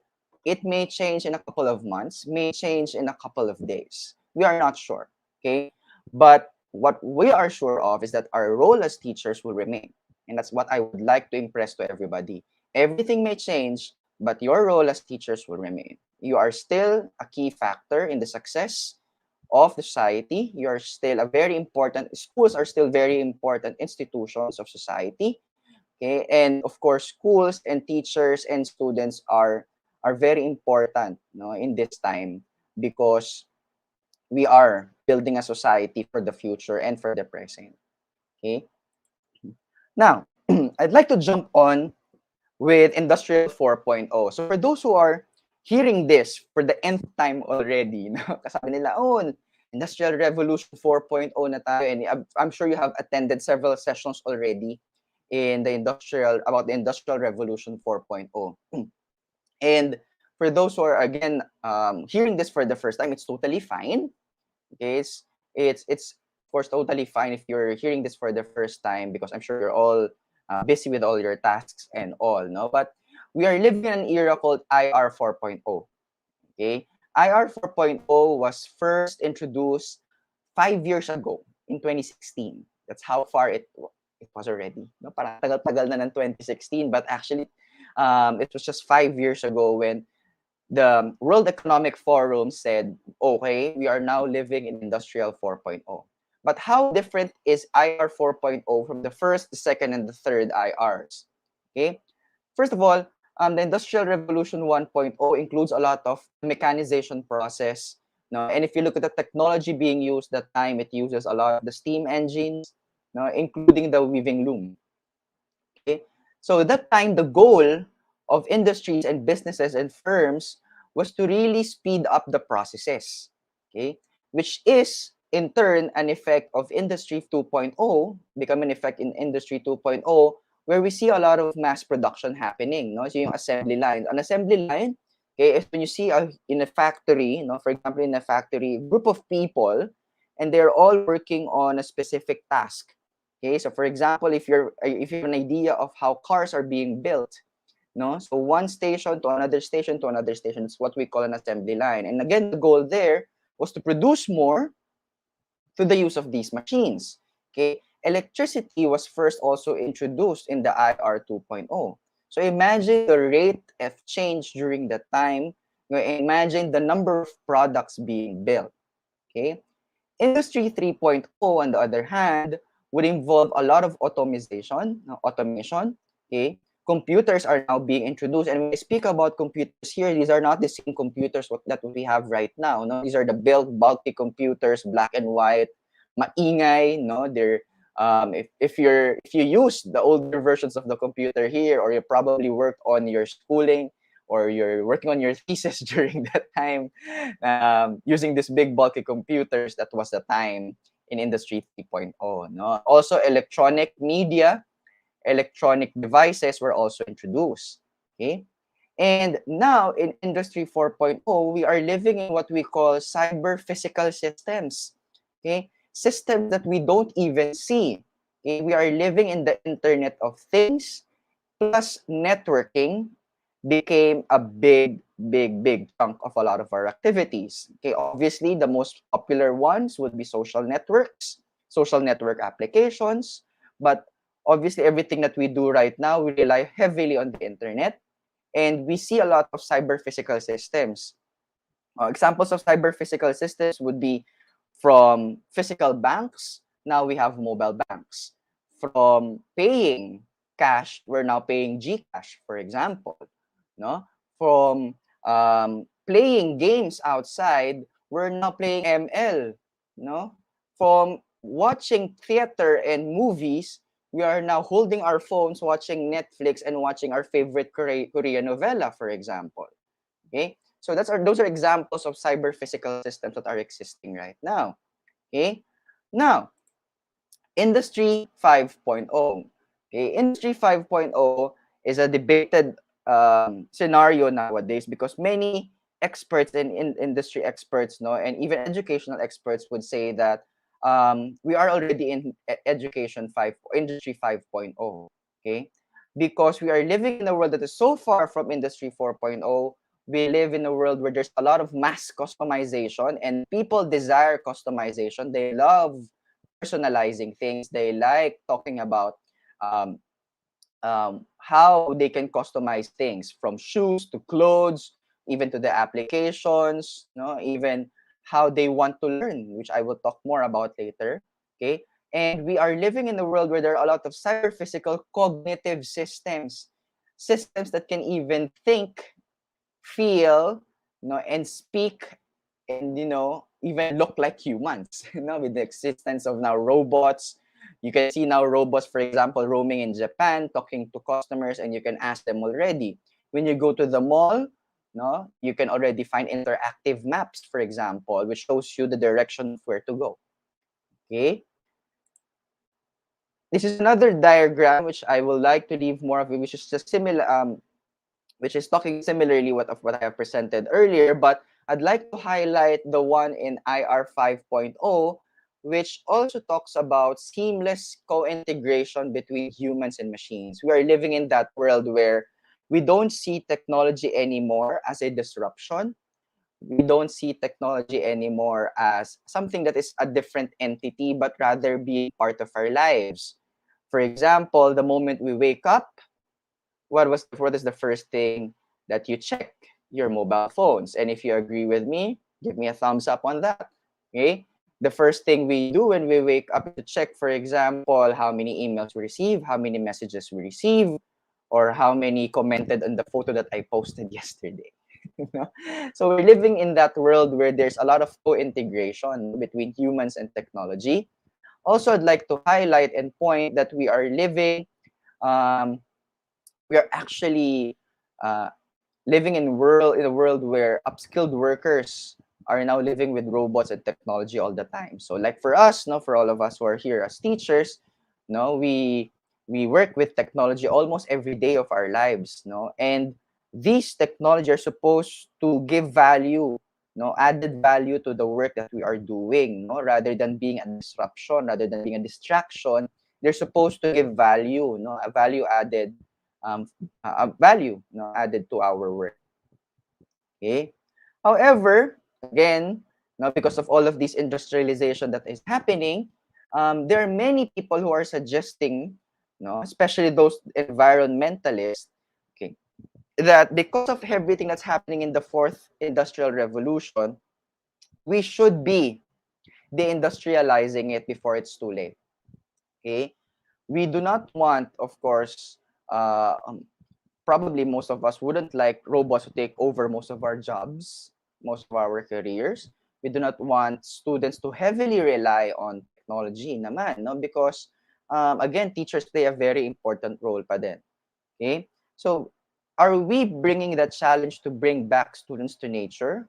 No, some teachers and students are saying na actually thankful kami sa pandemic because now students can be at their homes, be in whatever scenario, whatever environment they are, whether it be in their homes or in the forest or in living with nature, no, so all of those things, and they learn different ways and different things, okay, before it's too late.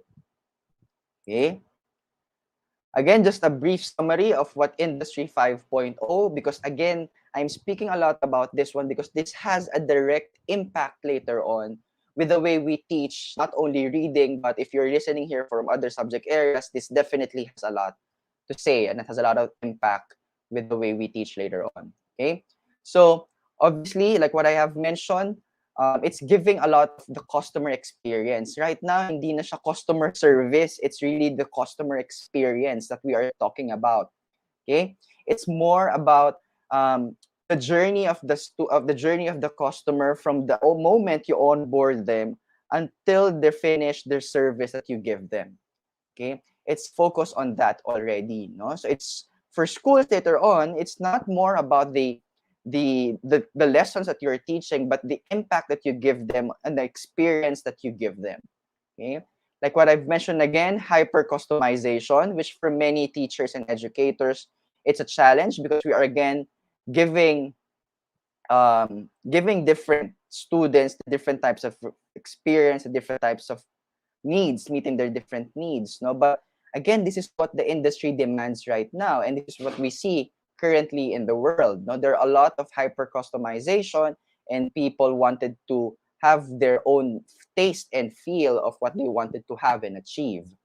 Okay, responsive and distributed supply chain, obviously we are living right now where we um, wanted things to be delivered, in the way we wanted it to be, and it must be very responsive.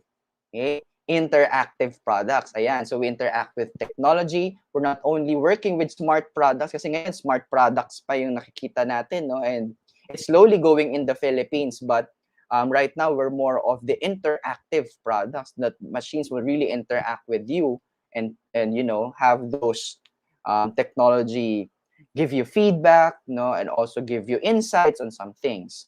Okay. Also, return of manpower to factories, like what I said. no, the human intervention is still very important. No, so even in factories and industries, no, they are bringing back manpower because, however, this manpower wouldn't be the same type of manpower that you are giving, that they are supposed to give in the previous revolutions, no, because right now manpower would involve, for example, data analytics, will involve an analysis of the workflows, etc. Okay.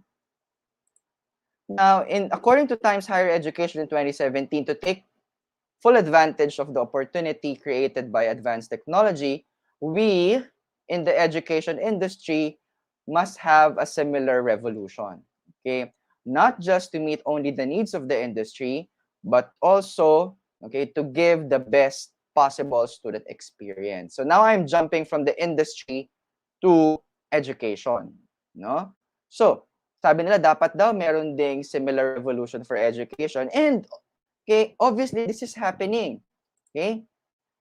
Education 1.0 would bring us back to the way we teach through lectures and memorization. Okay? And obviously, as we compare it to now, this may not be the best strategy. This may not be the best way to teach our students now. Although for many of us, no, including myself as a millennial, I was taught probably like this when I was in school because we were required to memorize, for example, the multiplication table.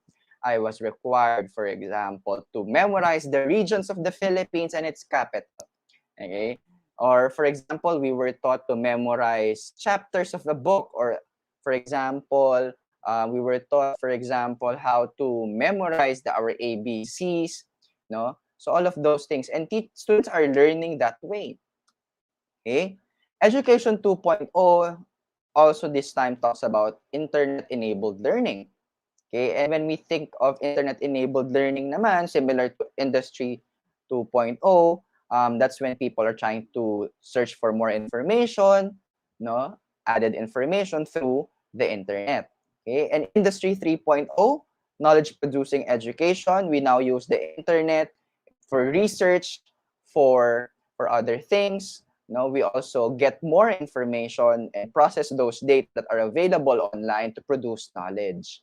Okay, in this revolution right now, obviously, we should be promoting innovation already. Okay, what are things that we are trying to innovate during this time that are already existing in the previous generations?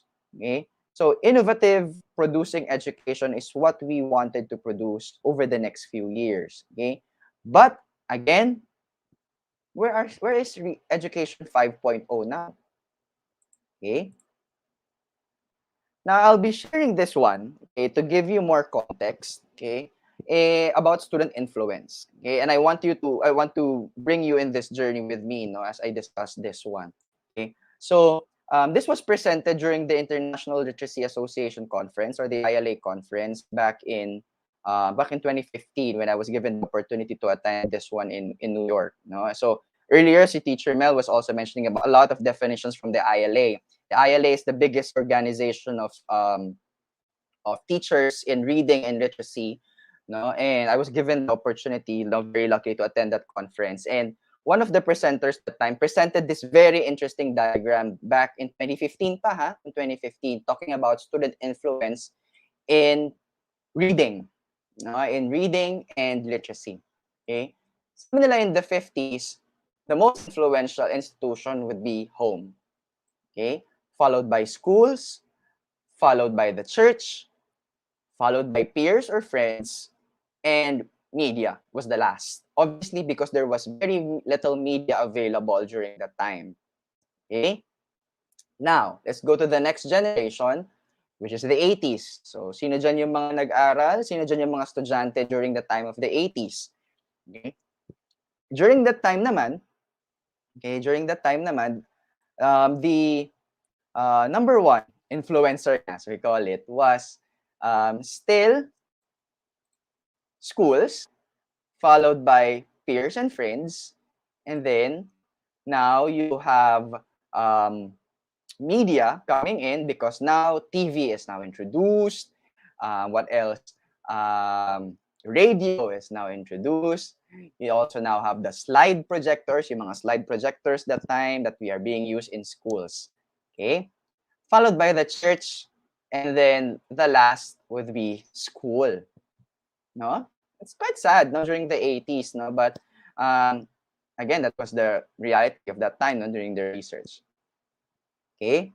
Oh, sa kaway-kaway naman sa mga bata 90s dyan, like myself, no?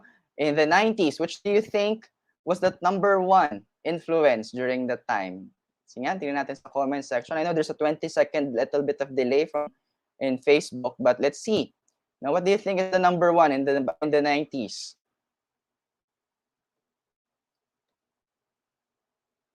Bahay ba, peers, media, church ba, or school?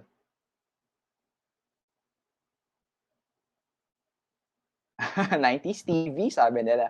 All right, in the 90s, actually, friends or cliques became really popular, no? Uso yung mga cliques. That's why uso that time yung mga boy bands, girl bands, clique, no? Like gimmick, clique, no? So the groups, no? So having in pairs and in groups and friends that time have a very big influence on students, no? So followed by media, obviously, is catching up very fast. Okay, and then you have school, okay, because of the institution of schools as a very important institution. Okay, and then you have home, and then you have the church. Obviously, there are several arguments with this one because if you're a very religious person, definitely the church would still be your number one. Okay, now let's go to the present and possibly the future. Obviously, number one here would now be media, followed by the peers, followed by the church. Okay, because obviously now church are building institutions like schools already, then becoming very popular, and parents would like to bring, no, those values back to schools. Okay, followed by schools, and the last would be home. Okay, so again, going back to my I think my second slide earlier, parents, no, and guardians are becoming less influential because of media. No, so because of that. But again, we're living in different times, in different places, in different geographical areas right now, and hopefully, we're trying to build that one up. Okay, what you can notice from this one in this study and that was presented during the ILA conference, it's inverse. It's an inverse of that of the 50s. But kabaliktaran siya ng 50s. No, exactly the opposite of the 50s. No, if you ever you notice that. No, but again, my point here is that the student influence over times have changed, and during the present, media technology will already be the first. Okay, and again, as teachers, it gives us a lot of opportunities to rethink, reevaluate, and reassess the way we teach and the way we impart our knowledge to the students. Okay, there are also different changing demands, no, in teaching reading. No, I'm talking about reading this time in a technology-enabled environment, or what we call TEE. So you will hear a lot of articles right now talking about not only about e-learning. No, if you're in educational technology literature right now, you will not read anymore about e-learning or mobile learning. You're now talking about technology-enabled environment. No, so TEE na yung mas madalas. And even schools right now, in most public schools, they call their offices TEEs already. No, so technology-enabled environments. Okay. So for example, students wanted now learning anytime, anywhere. Obviously, we see that and was forced to us because of the pandemic, unfortunately. But even before the pandemic, no, and in the future, students would want to learn anytime, anywhere. Okay, they must be given the opportunity not only to learn in schools, but also to learn at their own pace, at their own time. Okay, what else? Okay, personalized learning, obviously, again, leading to that, no? So we're living in a customized world. Okay, so also because of that, students want to personalize their learning as well. We're now seeing a lot of customizable degrees and micro teaching. Okay, and micro learning and micro credentialing na nga ngayon, no? So hindi na in industries right now, they're not looking for master's degrees anymore or for PhDs. They're in most industries right now, they're looking for micro credentials. Or do you have a certificate, for example, of using data analytics? Do you have a certificate of a certain skill? No, so they're looking at customizable degrees now. Um, they're really looking at ways to customize based on what the industry demands, and at the same time how students would want to learn. Okay, so like I said about that, students choose how they want to learn as well. Do they want to use students must now be given the opportunities to choose. Sabi nga nila, we should be working on a buffet type of environment in schools right now, no? Especially after the pandemic, because we cannot force students anymore to go back to schools if they don't want to, be in schools anymore and want to learn at the comfort of their homes. No, so for example, no, buffet environment na, they can choose to, for example, go 100% home, 50-50, or fully online. I don't know that. No, it depends. Okay. In the same way with the topics and the things that you learn. No, so for example, do they want memorizing? Do they want reading through media? Do they want print books? It should be a buffet. No, so they can pick and choose whatever or however they want to learn. Okay. Now, project-based learning, and I hope we are working on this one, not only working with our performance tasks, but also working on project and problem-based learning. Now, I know you're really trying hard to work on this one, but again, this is something that we see in the future moving forward. Okay. Experiential and hands-on learning. Okay. Experiential or hands-on learning, they look at ways on how they really assess now. Students already know how will it impact my life in the future.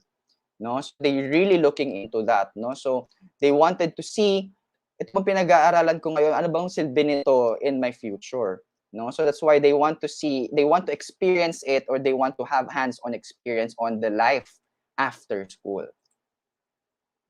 Okay.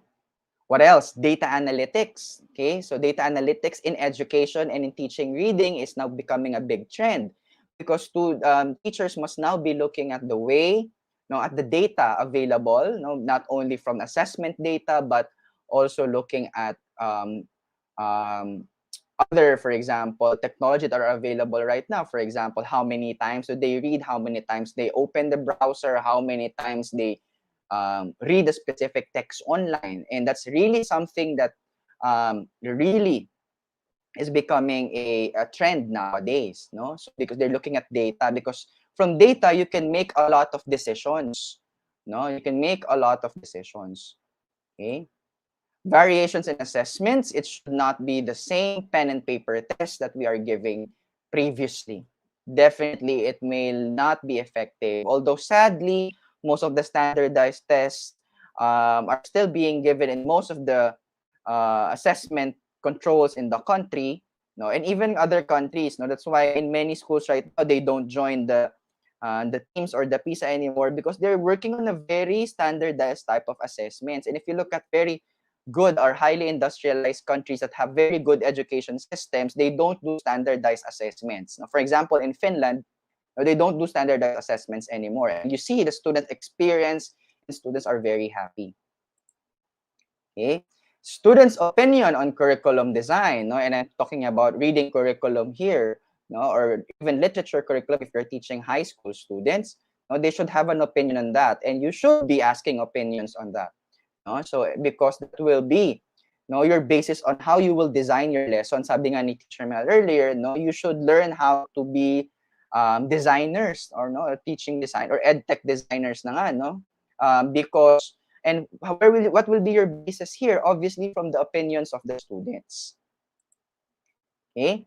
And lastly, independent learning, similar to the first, no? If they want to learn anytime, anywhere, students also, would want to learn on their own. Okay, we now have a group of students that they don't see teachers. They don't want to see teachers every day. They don't want to also be engaged in schools and be in the traditional type. No, but they also want to be independent. Now, in the same way, we should be designing our lessons to make them feel more independent. No, and we should also be teaching them how to work on certain activities and certain projects on their own. Okay. Now, what are the drivers of change in Reading Education 5.0? My source here is from Knowledge Work, which is a very recent reports, no, a very recent report, okay, about these, okay, and I hope, let's take a little bit of time on this one, although I think, very limited time left, okay, but for example, the number one driver of change would be on automating choices. Okay, so when we think of teaching reading, okay, we are now living. We should be looking at teaching reading with thoughts and ideas where algorithms and artificial intelligence are becoming more embedded, in our lives. Okay, what we say about algorithms and algorithms, for example, yung um, you just search one item, for example, in Shopee, and then the next time you open Shopee, anything similar to that product lalabas na yan, because now technology can tell you, no, yung algorithm, no, yung interests mo. No, if we put that in the context of reading, no, if a student would love to read a certain topic or a certain context or a certain concept, no, we should be looking at that data already. Okay, because that will help you design your assessment, design your teaching strategy, design your lessons. Okay, there are many of the things are being automated right now as well. With our experience, even the services that we have, even the interaction from one student to another. No, even the interaction between text and the student is now becoming more automated. No, now in many publishing companies, including with us in Cambridge, with McGraw-Hill, now with Oxford, which I was part of, um, adaptive technology na ang sinasawag nila ngayon, no? So, where the text and the material will now be interacting with the student based on the needs of the students, where they are struggling, no, and the technology will now give them materials based on their skills, their levels, no, so all of those things. Next would be civic superpowers, no. In reading, it's very important to look when we teach reading, it's very important that we give the time, place, context at the same time. And obviously, right now, because of the power of social media, no, individuals, even nonprofits, even voluntary organizations are flexing what they call their civic powers, flex na ng civic muscles nila, no, even in literature, even the materials that we read, no, their participation in media, no, and even machine learning, also in data analytics, it's a growing phenomenon, no, and of course, obviously, their influence to the government. Okay, so you will see that with most of the materials that we see right now, with most of the that are available, made by the government or made by the different non-government organizations. Okay, accelerating brains, no, very rapid ang advances, no, in technology. No, there's now e-neuroscience where experts are now studying the way students read and learn through the different types of technology. Okay, combining them, no, technology and neuroscience to transform, cognitive abilities of the students. Again, going back to adaptive technology earlier, no, so this is very, very similar. No, they are now shaping minds of students because of different tools, no, and how they relate with one another and even the surroundings. Okay. However, okay, another driver would be the toxic narratives naman that are available. No, so contrary to the civic powers earlier, now students are faced with a lot of toxic narratives, and we must be, as reading teachers, be very careful with that. No? The narratives and the metrics of success that we as students will read over time, no, and the achievements, no, the idea of achievement for them have changed over time. No? Even how they see people's aspirations, the choices that they make, no, and they're even detrimental to the health, no, and I'm speaking about mental health now, no, of the students, no, yung idea of toxicity in the system and in the institutions. That's why many students are clamoring for mental health breaks, no, for school breaks and all, because this all of that now available, no, because of the toxic narratives available right now. So again, that's why very important, no, yung MIL, no, media and information literacy. I'm very glad it's now introduced as a subject. Before, Many private schools would only offer it as an elective, not a required course. But now the public school system has adopted that. Okay. And lastly, remaking geographies, obviously because of migration patterns, small scale production, as well as the effort to grow place-based or cultural assets. No, that's why publishing companies, for example, are making the effort to produce more culturally apt materials for to teach reading and to teach concepts in the context of the Philippines. No, that's why um, because of those migrations. However, we cannot avoid that. No, people moving from one place to another. No, even the concept of mother tongue based. No, because obviously all places in the Philippines would have different needs. No, they have different technology available. No, even the students, they have different ways of learning as well in different geography. Okay. Now, some other trends. Okay, in reading education right now for 5.0.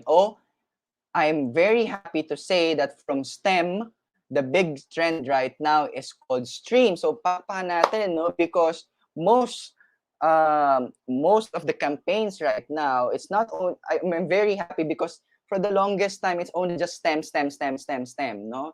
Kailangan galingan natin sa science, technology, engineering, and mathematics because that will be the future of society for the longest time. But now, they are making it to stream.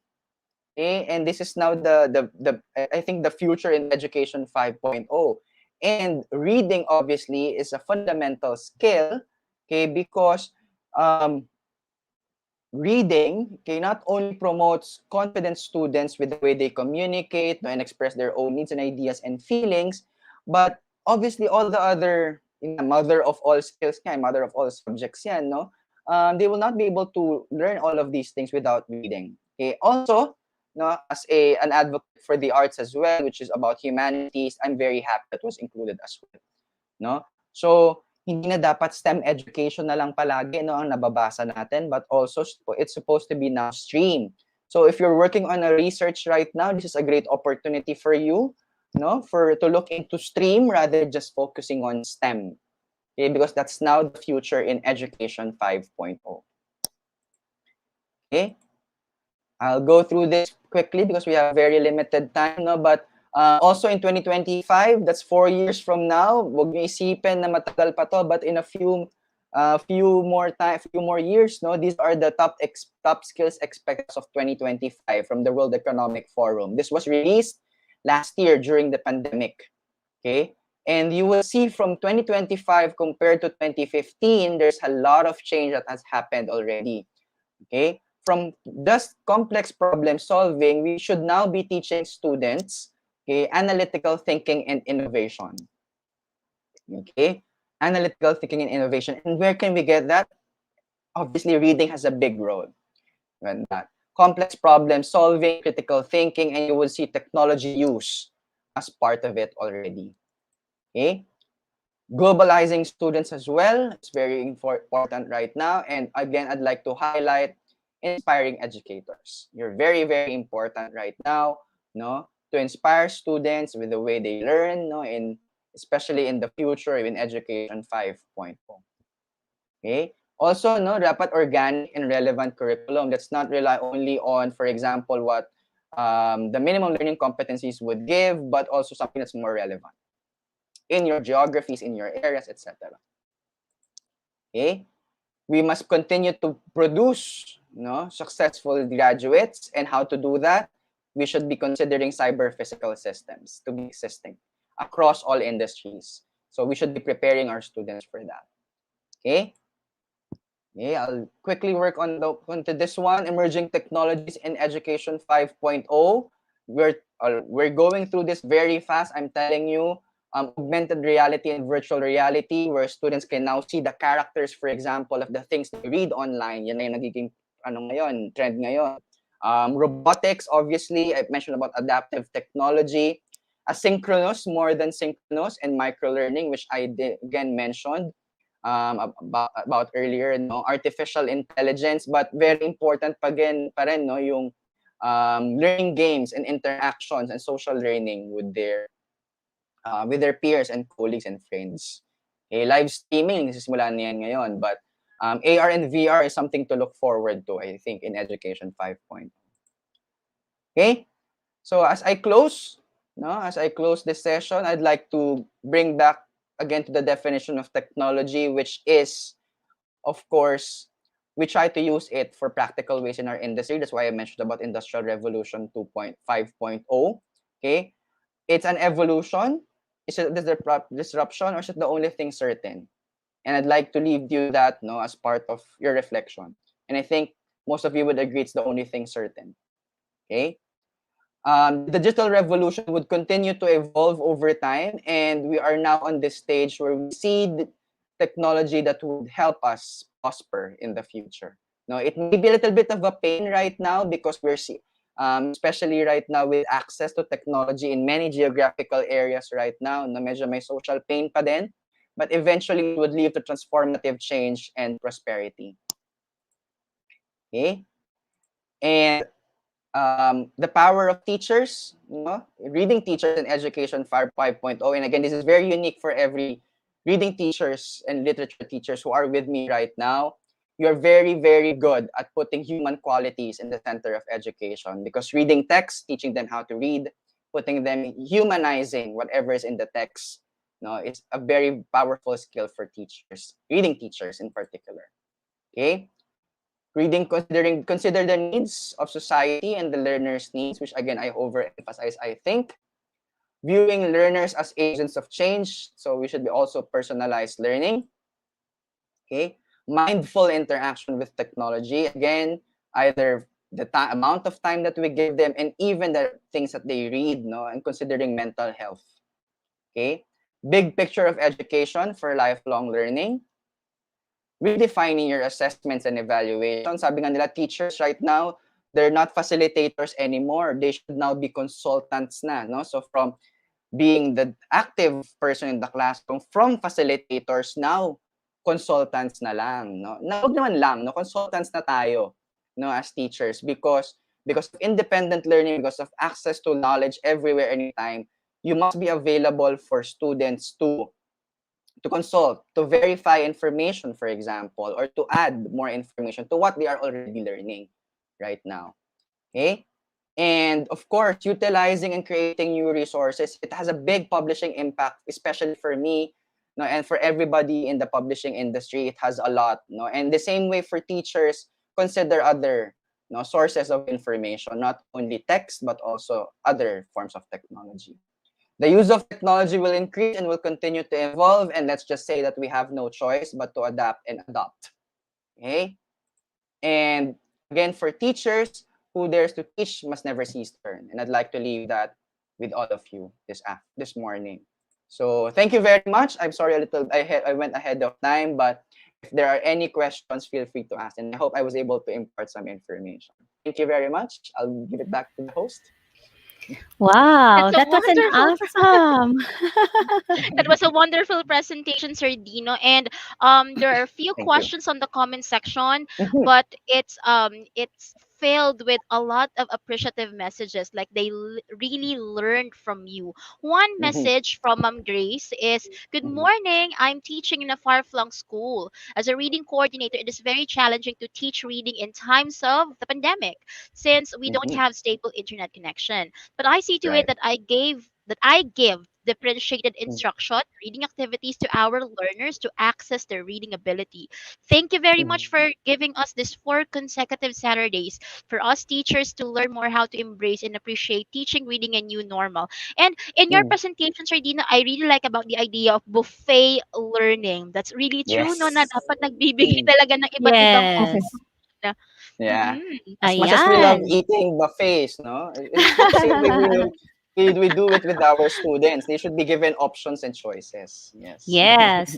Yeah, Mhm. talagang ano Miss May 'no, yung ating Industry 5.0, Education 5.0 siyempre yung reading.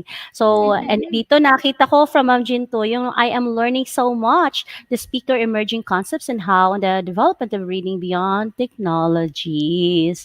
thank you. Ayan po. Mhm. Actually, Miss May, ang dami ditong appreciation talaga for Sir Yes po. Dino. And we will now go Mm-mm. over, Sir Dino, to a Mm, question given by Ma'am Marisol Cinco. Our school yeah. uses the public address of the barangay to bring the stories to our learners for them to listen to. So, for them to listen so that they may develop motivation and appreciation in reading. Where does TEE? Uh-huh. Very good. No, I think this is a very good strategy to begin with, no, to use the public address or the PA system, no, of your school to deliver stories. And that alone already is an example of a TEE. Okay, so a technology-enabled environment is putting technology as part of a Mm-hmm. strategy or utilizing whatever forms of technology that are available in your environment or in your Mm-hmm. schools. It doesn't have to always be the most advanced form of technology, no, whether it's a PA system, whether it's a mobile phone or even radios right now, ginagamit na yan ng EdTech unit, or you're using televisions right now. I know Yes. Teacher May is a broadcaster now. So see all of those things. No, that's an example of working in a technology-enabled environment, no, or teaching in a technology-enabled environment. So that's fine. It's all totally Mm. fine. And if you can utilize more that are available right now, no, in your schools, again, it doesn't have to always be the highest form and the highest level of technology. Yes. Oh, Mm-mm. Tama Teacher May, I yun. have seen another question here po. Mhm. Sige po. Yan, Far from away. Mhm. Cecile Marmol. Sir, do you have a Mm. tutorial in making application Mm. for self-assessment tool in reading using technology? Ayan po. Baka may Mm. mga tutorials po daw kayo. At This is a mag-subscribe very sila. good session to look into in the future, no? And I think Mm, I'm sure the host May and or other organizers here will look into that in the future. It's a very interesting True. topic because at the end mm-mm. of the day, no, assessment will be the next idea, the next concept, no, in educational pedagogy that most teachers and students would look into. Unfortunately, I don't have that tutorial right now, and I don't have much time to give you that. But definitely, you can look it over in the internet. There are a lot of other ways to assess, varied ways to assess students right now. Mhm. Yes. Thank you so Ayan. much. Mhm. Mhm. I really like it. And habang tayo, tingin Mhm. tayo kung may questions tayo sa comment section. So far, wala naman. Mhm. And most of the Mhm. messages, Mm-mm. Sir Dino, are congratulatory messages, messages of All right. appreciation, talagang na-appreciate. And I really like how you contextualized your Mhm. session na nag-deliver ka ng history and Mhm. then you proceed to the main content of your presentation. Once again, thank you so much, Sir Dino. Thank you. Dear participants, Sir Dino A. Dano from Cambridge Press University. Thank you so much. Thank you. Have a great day, everybody. All right. Now we will be proceeding to our third speaker. Ayan. So, our third speaker, student pa lang ako from PNU. I am very inquisitive, very curious about her strategies in reading because it sounds magical. But looking at the posts and testimonials of her clients, her services are very much effective. Now let us learn from our speaker and know something about her. Our third speaker is Ma'am Veronica or Teacher Vicky. She finished her BS degree in Development Communication, major in Educational Communication at the University of the Philippines, Los Baños, and had her master's degree in Education at the University of the Philippines, Diliman. She took her diploma in dyslexia at UK, London Blackford Center for Dyslexia with High Distinction Award. Last October 2019, she was awarded as one of the UPLB Distinguished Alumni in recognition of her educational leadership, promoting quality education in the Philippines and other countries as curriculum developer, reading and dyslexia expert, author, and entrepreneur. She previously worked as an educational researcher, editorial assistant, and teacher trainer at the UP National Institute for Science and Math Development, or UP NASMED.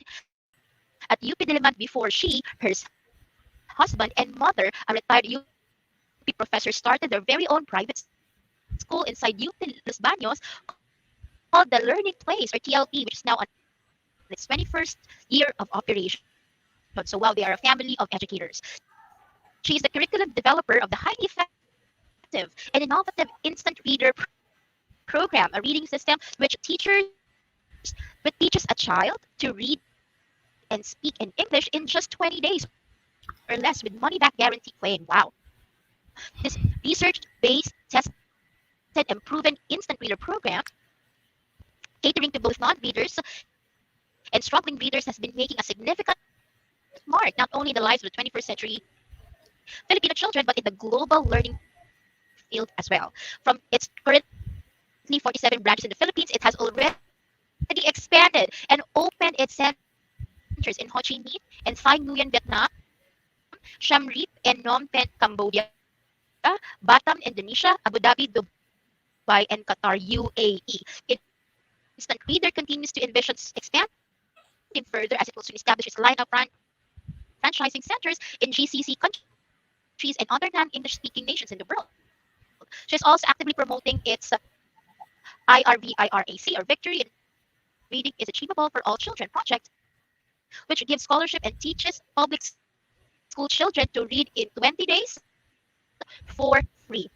Teacher Vicky truly believes that teaching runs in her blood and it's very obvious. And what she has been doing now and will be doing in the future is a proof of what the face deeply needs. She is married to Aurelio Ariodel, the CEO of Instant Reader Asia, and a doting and cool mom to three children. Katarayana Likha Jose and Sariana. Our dear participants, here is Mom Vicky. Hello, Ma'am. Ayan, good morning, Ma'am Good morning. Vicky. Good morning. Ayan. Thank you very much, Miss Villa. Can I now share my slide, please? Yes, ma'am. Okay. It's okay na. Can you hear me? Okay po ang sound. Okay, so let me start. I was brought up in a very structured academic environment where certain beliefs, ways, pedagogies, practices, and standards were already in place and expected to be followed. Actually, I was a teacher first before I became a mom, so I was pretty sure that I always knew the formula on how I will be able to teach my first child the early wonders of learning, and that would always start from reading, right? So bilang isang ina, una kong ginawa is to begin to I I tried to get books from National Bookstore, yung mga begin to read books, mga flashcards, songs, no.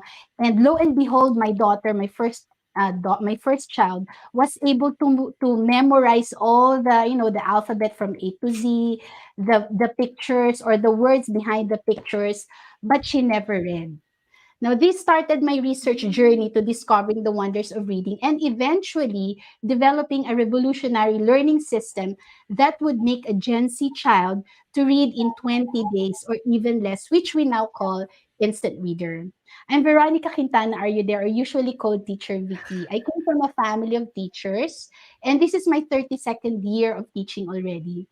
It is such an honor for me to speak and share our program to all our esteemed DepEd leaders, teachers, and everyone who is listening to us right now.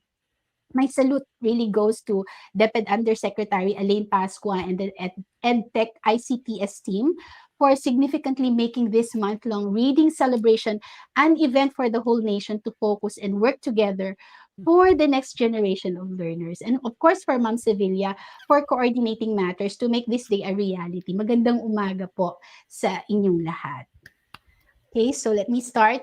It was back in 2001 when we first came out with this innovative reading tutorial program in our town in Los Baños, Laguna. We're actually here inside UP Los Baños. We've been subjected to so much ridicule because of our claim. Imagine sabihin mo na we can teach a child to read in 20 days, money back guarantee, and they will not only read words, but simple sentences and paragraphs after 20 days. So tama nga yung sabi ni Miss May, magical daw. For non-readers, they will read like a grade 1 level just after 20 days. Because of this, we have dealt with so many skeptics and even experts in the field of reading, questioning the validity of our program. But having been grounded and rooted in our vision and mission, we continued to level up, firm with our conviction that our products would be the living proof of what we claim. Instant Reader lived on and soon adapted franchising as its business model. Instant Reader, I would say, is not your run of the mill reading program as it is research based. It had been tested and proven in both non readers and struggling readers, both on a one on one and group setup. We have carefully studied and incorporated the following areas to ensure that we get the same results in every learner we subject the program to. But more than all this, we take pride in claiming that this program is proudly Pinoy. Locally developed but with a global mindset as we aim to teach the world to read the fastest and most effective way. So from the font size to the colors, the time allotment considering no the attention span of the Gen Zs, the the motivation and incentives that we've incorporated in the program, lahat po yun, they were all research based. We included based storytelling to train the ears to listen. It's high tech now because we use technology, and I would say high touch because in spite of that we were able to still develop relationship with our students. And regardless of race, gender, ethnicity, religion, faith, cultural sensitivity, lahat po yan ay na factor in namin sa ating programa. We have very strong mastery of phonemes. We use ridiculous associations, incorporated neuroscience learning strategies. And as I've said, it's really technology based. And we use turnkey learning management security system, of course, to ensure the security of our program. And nobody can ever teach instant reader unless the teachers are well trained and they are really vision driven. So, both our teachers and franchisees, lahat po to. And we make sure that the program is very much measurable. So we really know na talaga bang nagbasa or hindi ang isang bata bago siya matapos ng kanyang pag-aaral ng instant reader. Now, let me share with you why and how I was able to come up with such a revolutionary learning system called Instant Reader. It all began with few questions needing answers. My first question was, why do you think children or students right now struggle to read? Let me give you some reasons. I know you also know this, but we can't deny the truth that many of our children right now can barely sit down and focus. Di ba napakaikli na ng attention span nila, lalo na't napakarami talaga nilang distractions na di tulad natin nung araw, or ako siguro, syempre mas matanda ako sa inyo. Wala namang Facebook noon walang TikTok at Netflix.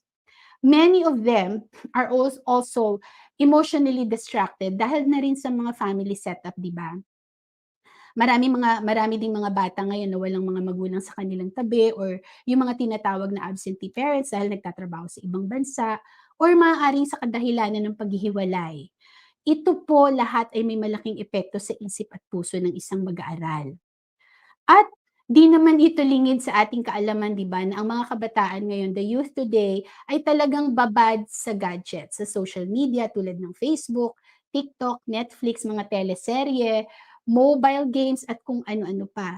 Di ko naman sinasabing mali ito or bawal, pero di natin maikakaila na maraming oras talagang nauubos nila sa mga ganitong bagay at mga kagawian, di ba?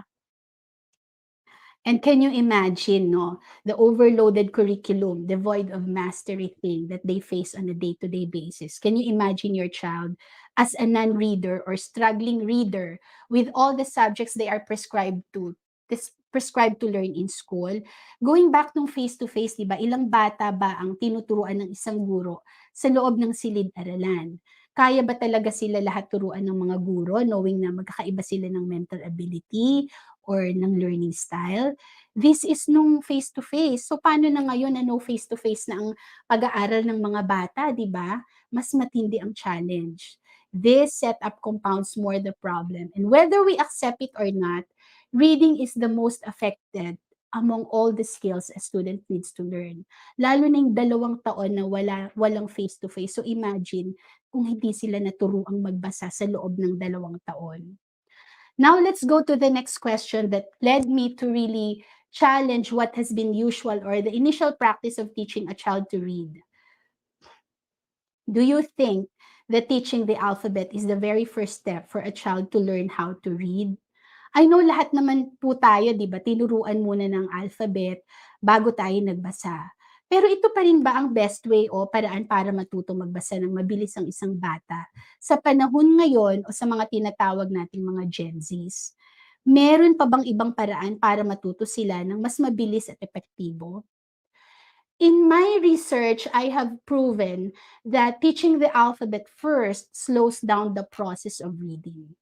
It goes against the natural process of learning to speak, which is an important skill a child needs to acquire before he learns to read. Now, why did I say this? To all the mothers who are here, natatandaan nyo ba kung ano ang unang salitang binigkas ng inyong anak bago siya nagsalita? Tandaan nyo pa ba yon? Tama, mama. 'Di ba nag-sound out sila? May mga maliliit silang mga tunog na binibigkas like da da 'di ba 'pag may kailangan sila, pa pa ta ta wa. They're trying to sound out, 'di ba? So it is very natural for toddlers to sound out even before they speak. It was the introduction of the alphabet that made reading harder to learn. It was totally not aligned with the natural speaking and reading process of a child. Sa tagal ko nang nagtuturo at sa dami ng batang aking nakasalamuha at 3 na rin ang aking anak o aking mga anak, wala pa kasi akong nakilala o natandaang bata o sanggol na may kailangang sabihan at iparating o ibigkas tapos sasabihin niya ay W, TRCAPVG, 'di ba? Hindi siya aligned, 'no? Kayo ba may mga na-meet ng mga batang ganito? Kasi gusto ko po talaga siyang ma-meet. Wala pa po akong nami-meet until now. Okay, so let me go to the next question. So kailan ba dapat turuan magbasa ang isang bata? Ito ang aking sunod na naging katanungan as I was working on my research while developing Instant Reader. Are we being so pushy when we teach our child to read early? Handa na ba ang utak nila? Hindi ba napakabata pa nila? Dapat naglalaro lang sila, masyado pa silang bata. Ano bang pinagmamadali mo? Pero ang siyensya na po ang nagsabi, no? 90% of a child's brain development happens before the age of 5. Halos buo at kumpleto na po. Ibig sabihin ay handang-handa na ito mag-umpisa upang matutong magbasa at syempre dapat na isaalang-alang naman natin of course ang tamang programa o sistema na angkop sa edad at pag-iisip at kaugalian nila. We are actually, this only says that we are actually not violating anything by teaching them early. Because actually we're even depriving them of what they are capable of acquiring and learning given the potentials or mental capacity that they already have. According to Robert Ehrlich, it says here in this quote, experts tell us that 90% of all brain development occurs by the age of 5. And if we don't begin thinking about education in the early years, our children are at risk of falling behind the time they start kindergarten. And this quote perfectly affirms what Ehrlich says. Let's pass the truth to the next generation and let us teach them early what we have learned late. Ngayon, silipin natin how reading is being taught through the use of phonetics, which is the current or conventional approach to teaching early reading in classroom called the phonetics method of teaching reading. So yung phonetics, the alphabet and phonetics. So in phonetics method of teaching reading, no, students are taught not just the letter names, but the sound solely confined to the 26 letters of the alphabet, deliberately categorizing vowels and consonant letters. So siguro tanda naman natin ang mga vowels natin, no? A, E, I, O, U, A, E, I, O, U, and then the rest consonant letters yon. Now let's review the phonetics and alphabet tandem of teaching reading. Okay, regardless of the generation where we belong, whether Gen X ka, katulad ko, Gen Y, Millennials, or Gen Zs, we were always taught that A is for apple, I is for igloo, E is for egg, G is for goat, and so on and so forth.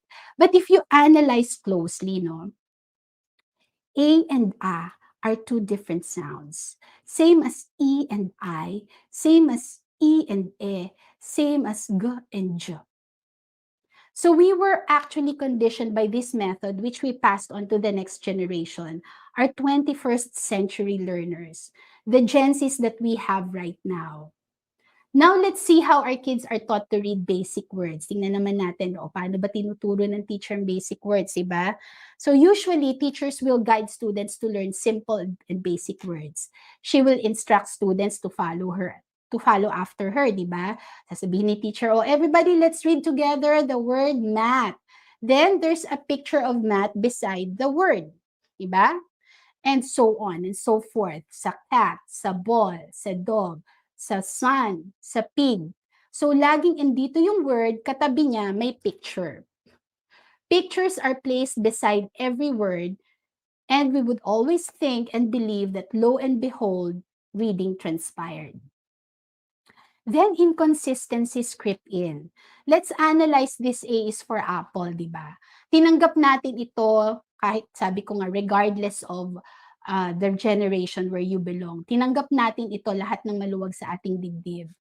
Pero alam nyo ba o naituro ba ng ating mga guro na ang A actually has 3 sounds? We have the ant, we have apron, and then we have awkward and ball, kung saan ang sound ng A ay actually O. Pero ang laging turo kasi sa atin, A is for apple. So, dyan pa lang ay may mga inconsistencies na talaga. So, ganito rin sa U is for umbrella, di ba? U is for umbrella, magkaiba na siya U and umbrella. Iba na yung sound po niya. Pero may urban, nagiging U.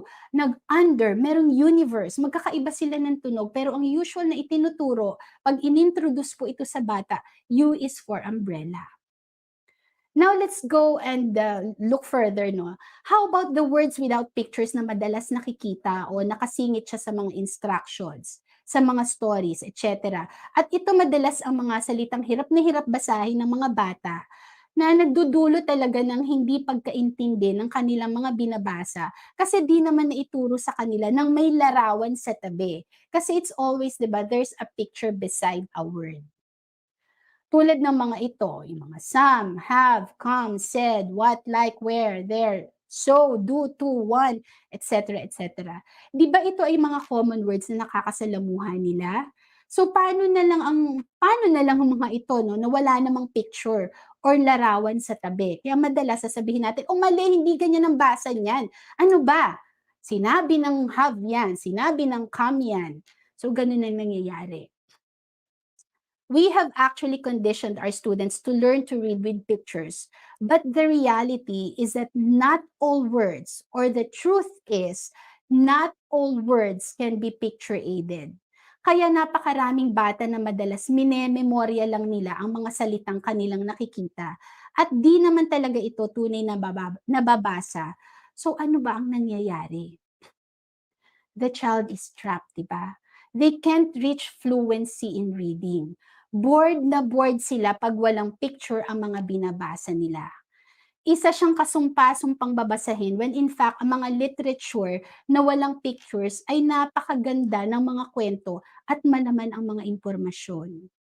Nawala ang pagmamahal nila sa pagbabasa at madalas ang tinitingnan lang nila ay yung mga litrato at di yung mga salitang nakapaloob sa kanilang material na binabasa. Kung may kaya ka, tutors would come in.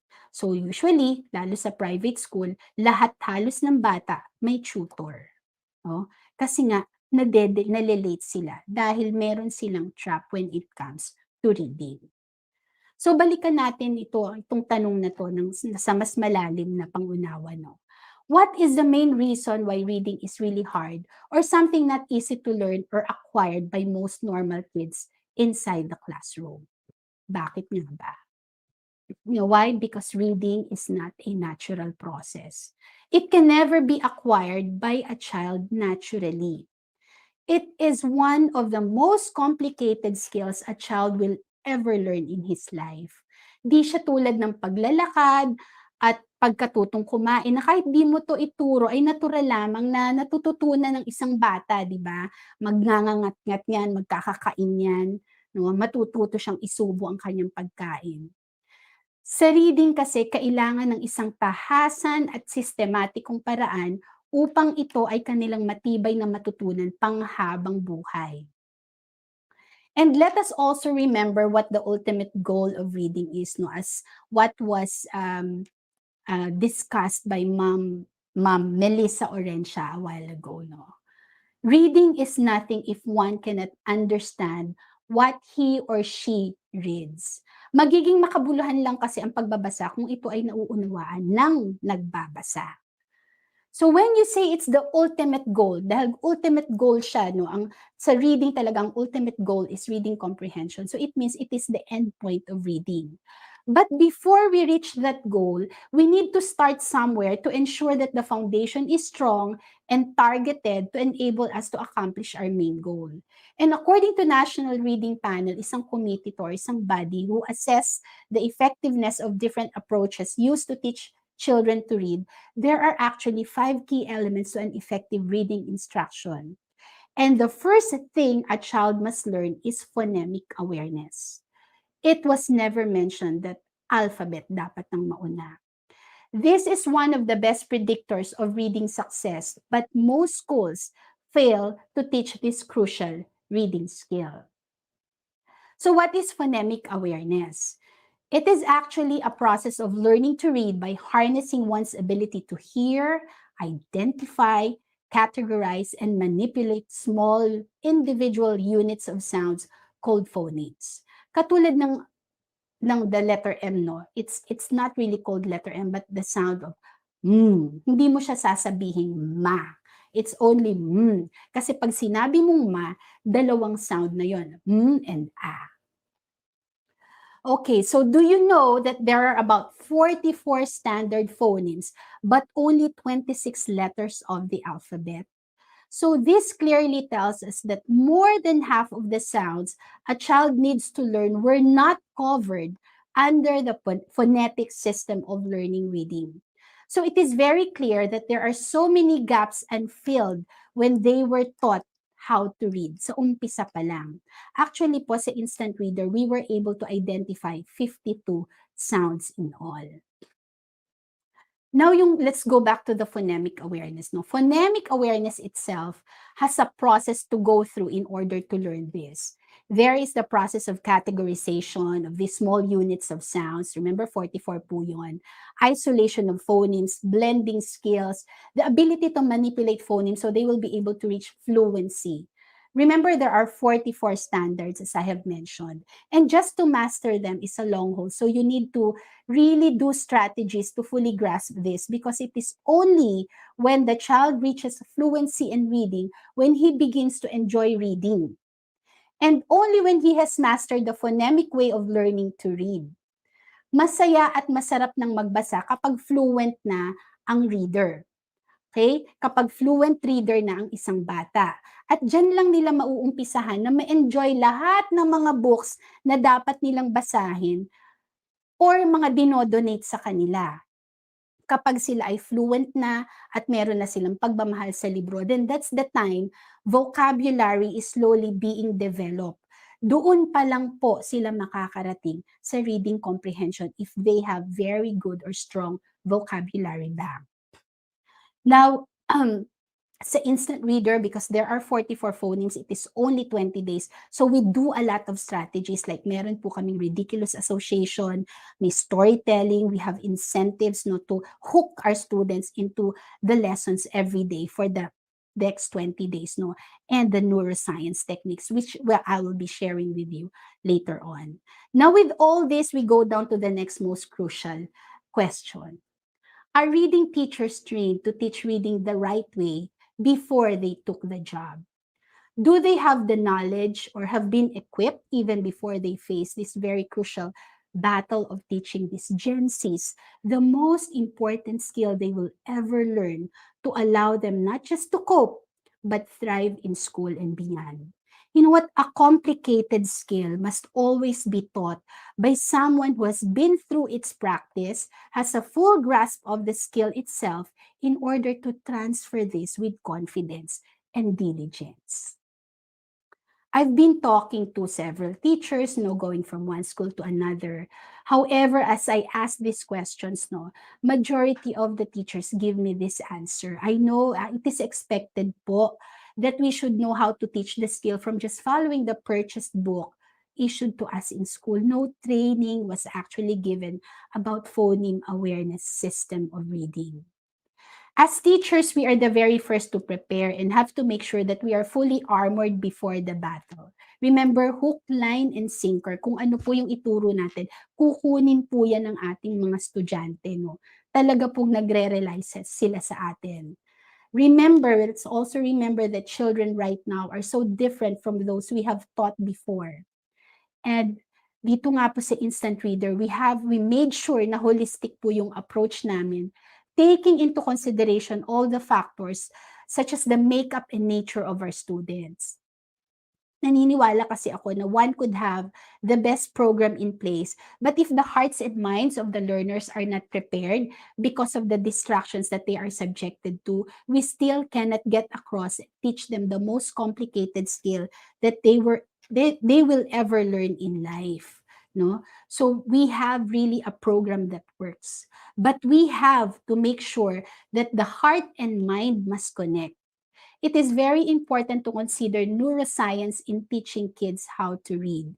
We need to make sure that as we introduce reading, the left and the right brain are in sync, so that we are able to manage the distractions that they do have on a day-to-day basis even before they entered our classroom or the learning arena. Kasi bagot po talaga natin yan, bagot pumasok sa atin yan sa paaralan or sa no, sa pagtuturo, marami pong mga karga yung mga bata, marami talaga silang baggages na dala-dala. So we have to make sure that before we teach, the heart and mind must be connected. Now, let me show you this brain scan picture. No?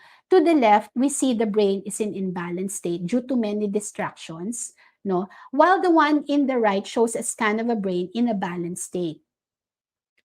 The one in the right is the best condition to allow us to teach a child or an individual to read. The brain must be in the alpha state of mind. Okay? Mahalaga po yun. Now, let me share this with you. No? There are billions of neurons inside our brain, and they continue to interact with each other on a day-to-day basis. We have the beta state, the alpha state, the theta state, and the delta wave state. The beta wave is actually our usual normal state. Like right now, nag-interact tayo, nakikipag-usap tayo, nagre-react tayo. We are in our beta state.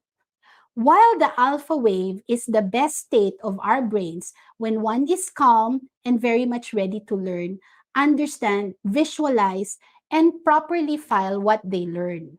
So yun po ay kailangan natin, no? Para talagang mas maayos nating mailagak yung gusto nating ituro sa ating mga estudyante.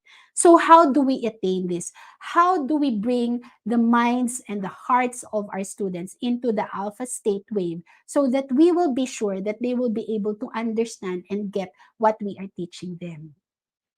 Okay? We've got to incorporate mindfulness breathing as part of their learning session.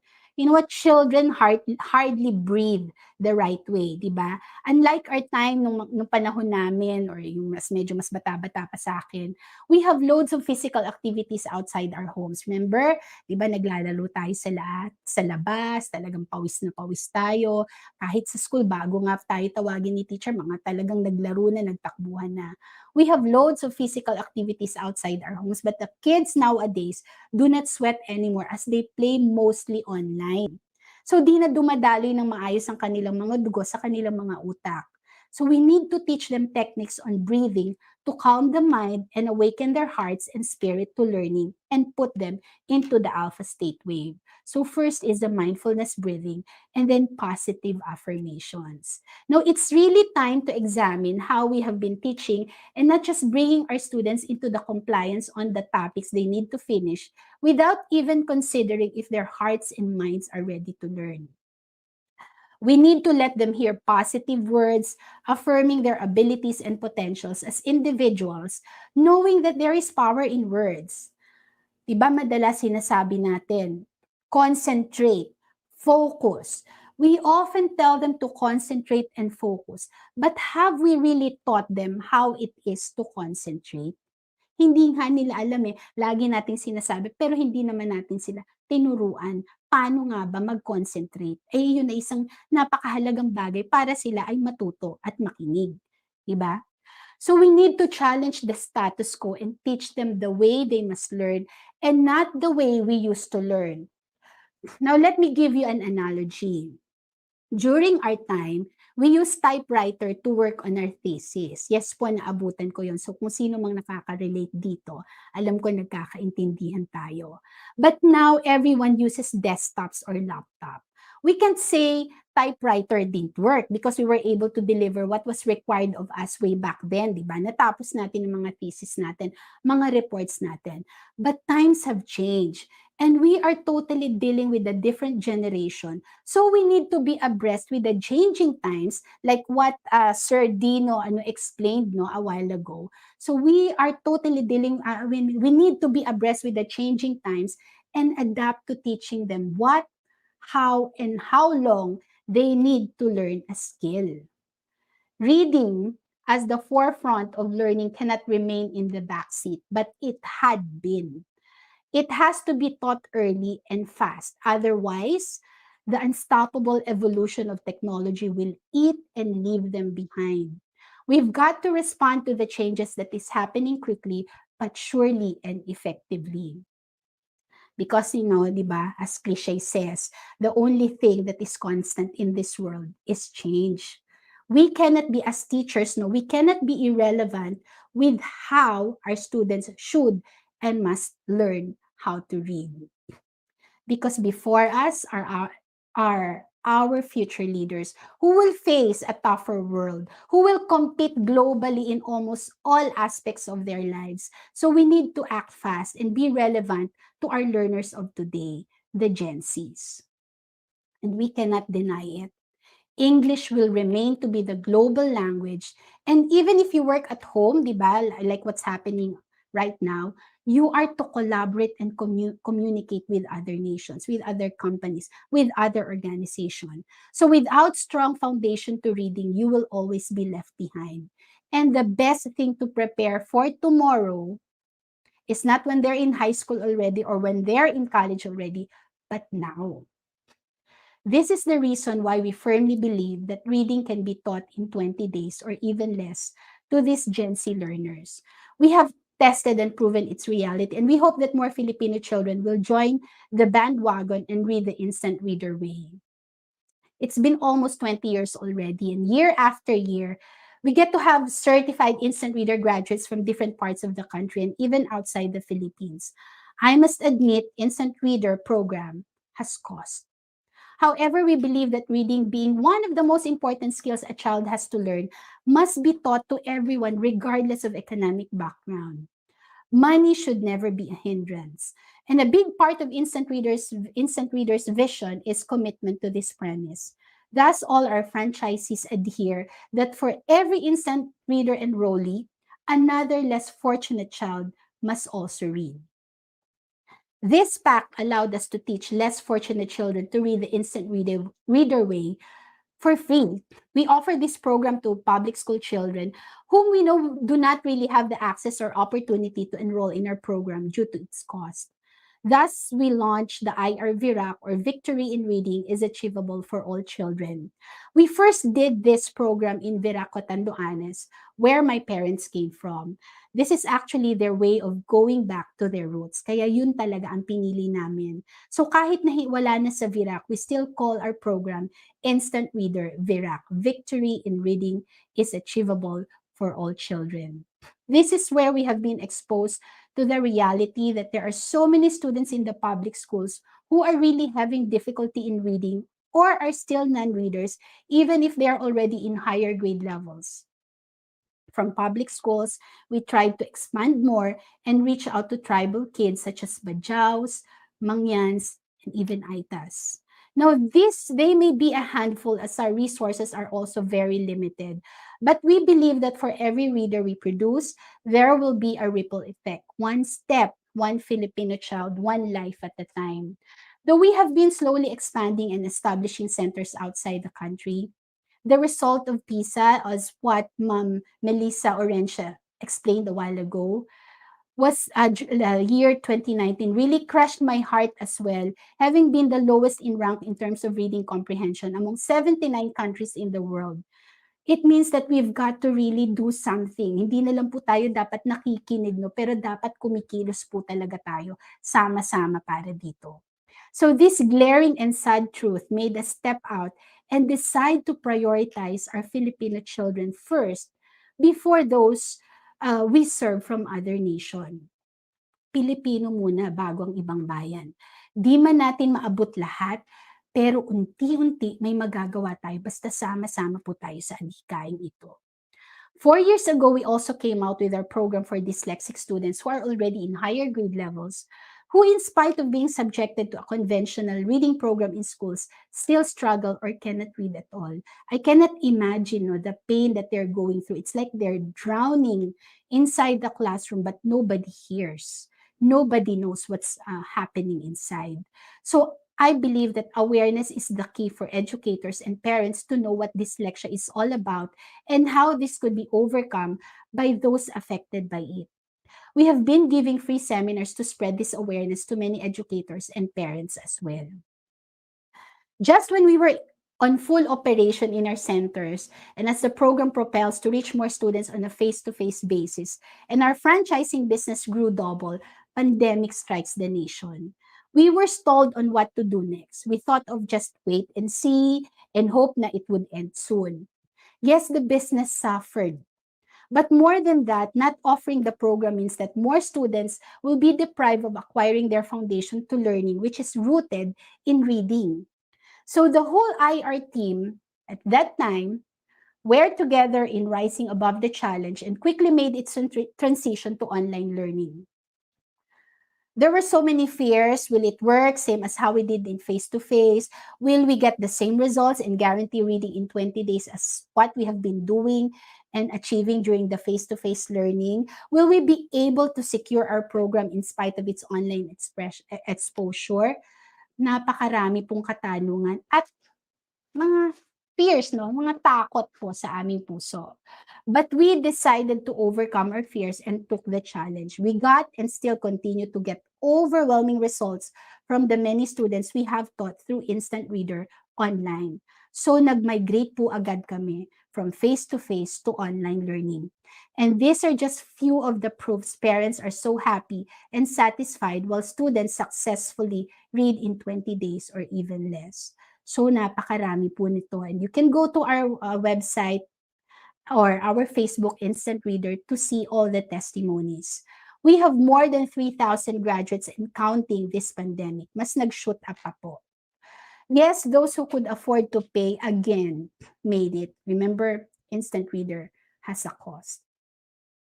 So how about the students who are doing module, those who do not have gadgets to study and cope with the lessons, those children who do not have access to internet or whose parents barely have time or the skills to teach them to read at home? How are we going to continue our VIRAC project amidst this pandemic? This is when we sat down to think of ways and means to reach out and continue our advocacy. That for every IR enrollee, another less fortunate child reads. We must begin somewhere, and we can only do so much, just a handful. But again, we have to start somewhere. Thus, the birth of our IR scholarship, Road to 100.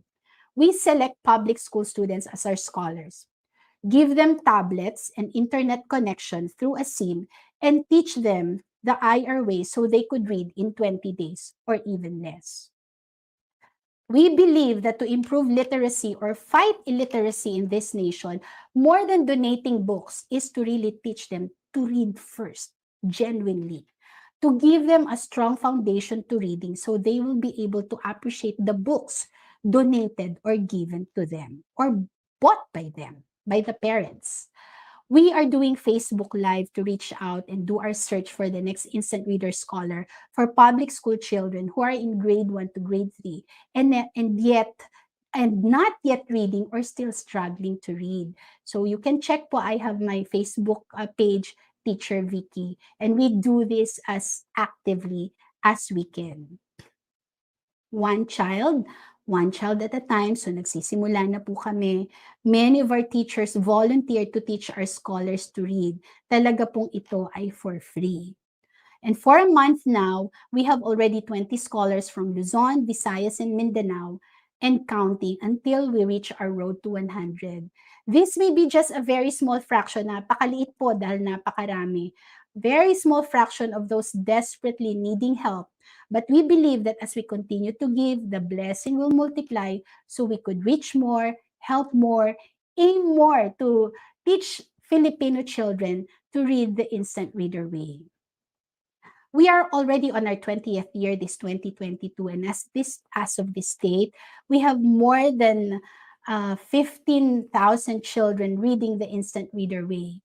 We believe that the Filipino Gen Zs must be given equal opportunity to rise above the challenges of literacy in our nation so they will be globally competitive in the future. It all starts with reading, which is the core of what education is all about. Di na natin kailangang magugol pa ng mahabang panahon o ilang taon para matuto silang magbasa. Napatunayan na po namin to. Kung kaya naman ng 20 araw lang na matuto silang magbasa, hindi ba't napakalaking kalamangan o advantage po ito sa ating mga kabataan? Ako po bilang isang guro, bilang isang magulang ay nangangarap, 10 po ng aking mga kasama sa instant reader na ang programang ito nagawa ng isang Pilipino at binuo dito sa Pilipinas ay unang mapakinabangan ng lahat ng kabataang Pilipino. Huwag po nating hayaan na mauna pang makinabang ang ibang lahi. Pilipino muna. Maraming salamat po sa bumubuo ng EdTech ICST, ICTS, and of course the whole DepEd leadership. Ang instant reader po ay kaisa ninyo sa adhikain to. At di naman po namin kayang matulungan ng lahat, pero sa mga ilan naming mga scholar ay kahit paano kami ay nakakatulong sa mga batang Pilipino bumasa ng mabilis at epektibo at sa epektibong pamamaraan. Magandang umaga po sa inyong lahat. That's it. Thank you so much, Teacher Vicky, for that wonderful presentation, no? And ang dami pong congratulatory, good messages, good reviews from your presentation. And Yes. marami nag-i-inquire paano ba maging instant reader teacher or paano mag-avail ng program ng instant Yes. reader. Kaya sabi ko nga Mm. kay Ma'am Vicky when we were organizing this event, nilapit ko sa kanya yung idea.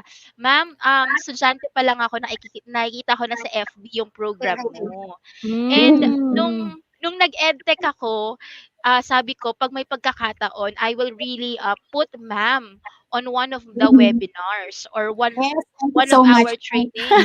Oo. Estudyante pa lang Yeah. ako no, ma'am, nakikita na kita sa Facebook. Sabi ko, Ay, kailangan. really? Kailangan ng revolutionary way or method sa pagtuturo ng reading because as an English teacher too, ang hirap pong magturo ng reading sa mga estudyante. Right, Ma'am Rubeline? Yes po, kaya talagang busog na busog po ang aking damdamin ngayon. So Totoo. grateful po sa inyo, Teacher Vicky, no? Very inspiring po kayo. Kung nagawa nyo yan, syempre with those all learners, syempre kaya din po natin gawin sa iba pa po na who are really struggling sa reading po. Yes. Mm-mm. That's Sige, really, ma'am. really very, very true. Yes po. Ma'am, there Mm-mm. are a lot of questions po na gusto na po naming ibigay sa inyo since Mm. since marami po talagang interesado on how they can develop or improve their teaching of reading. Since marami po sa ating mga English teacher, ito ang concern lalo na sa mga early grades. Ma'am, we will not be able to flash the questions. Sobrang haba ng questions. So Opo. please listen Okay, carefully na lang po. okay. I'll try to read it Okay, sure. slowly. Ito po yung first question, ma'am. Mhm. From Ma'am Lorna Lugatiman. Para pong Mhm. she's trying to address her practice po or yung practice ng most of our teachers. She said po, as what I have experienced, the teacher showing a picture word or showing picture and word to children, they can easily recognize the word easily. So parang Yes. Mm. is that true, ma'am? What is your comment or opinion on that? Kasi parang ito yung practice talaga ng most of our teachers. How are, how are you trying to Mhm. how will you agree or debunk on that idea po? Just like what I've told you, there are Okay, I'm sorry. So like what I've told you, no, if we with that practice, no, we tend to make students reliant on pictures. They Yes. don't really read, walang genuine reading doon, no? Kasi Mm. pag wala nang picture, hindi Hindi na na nila nakakabasa. mababasa.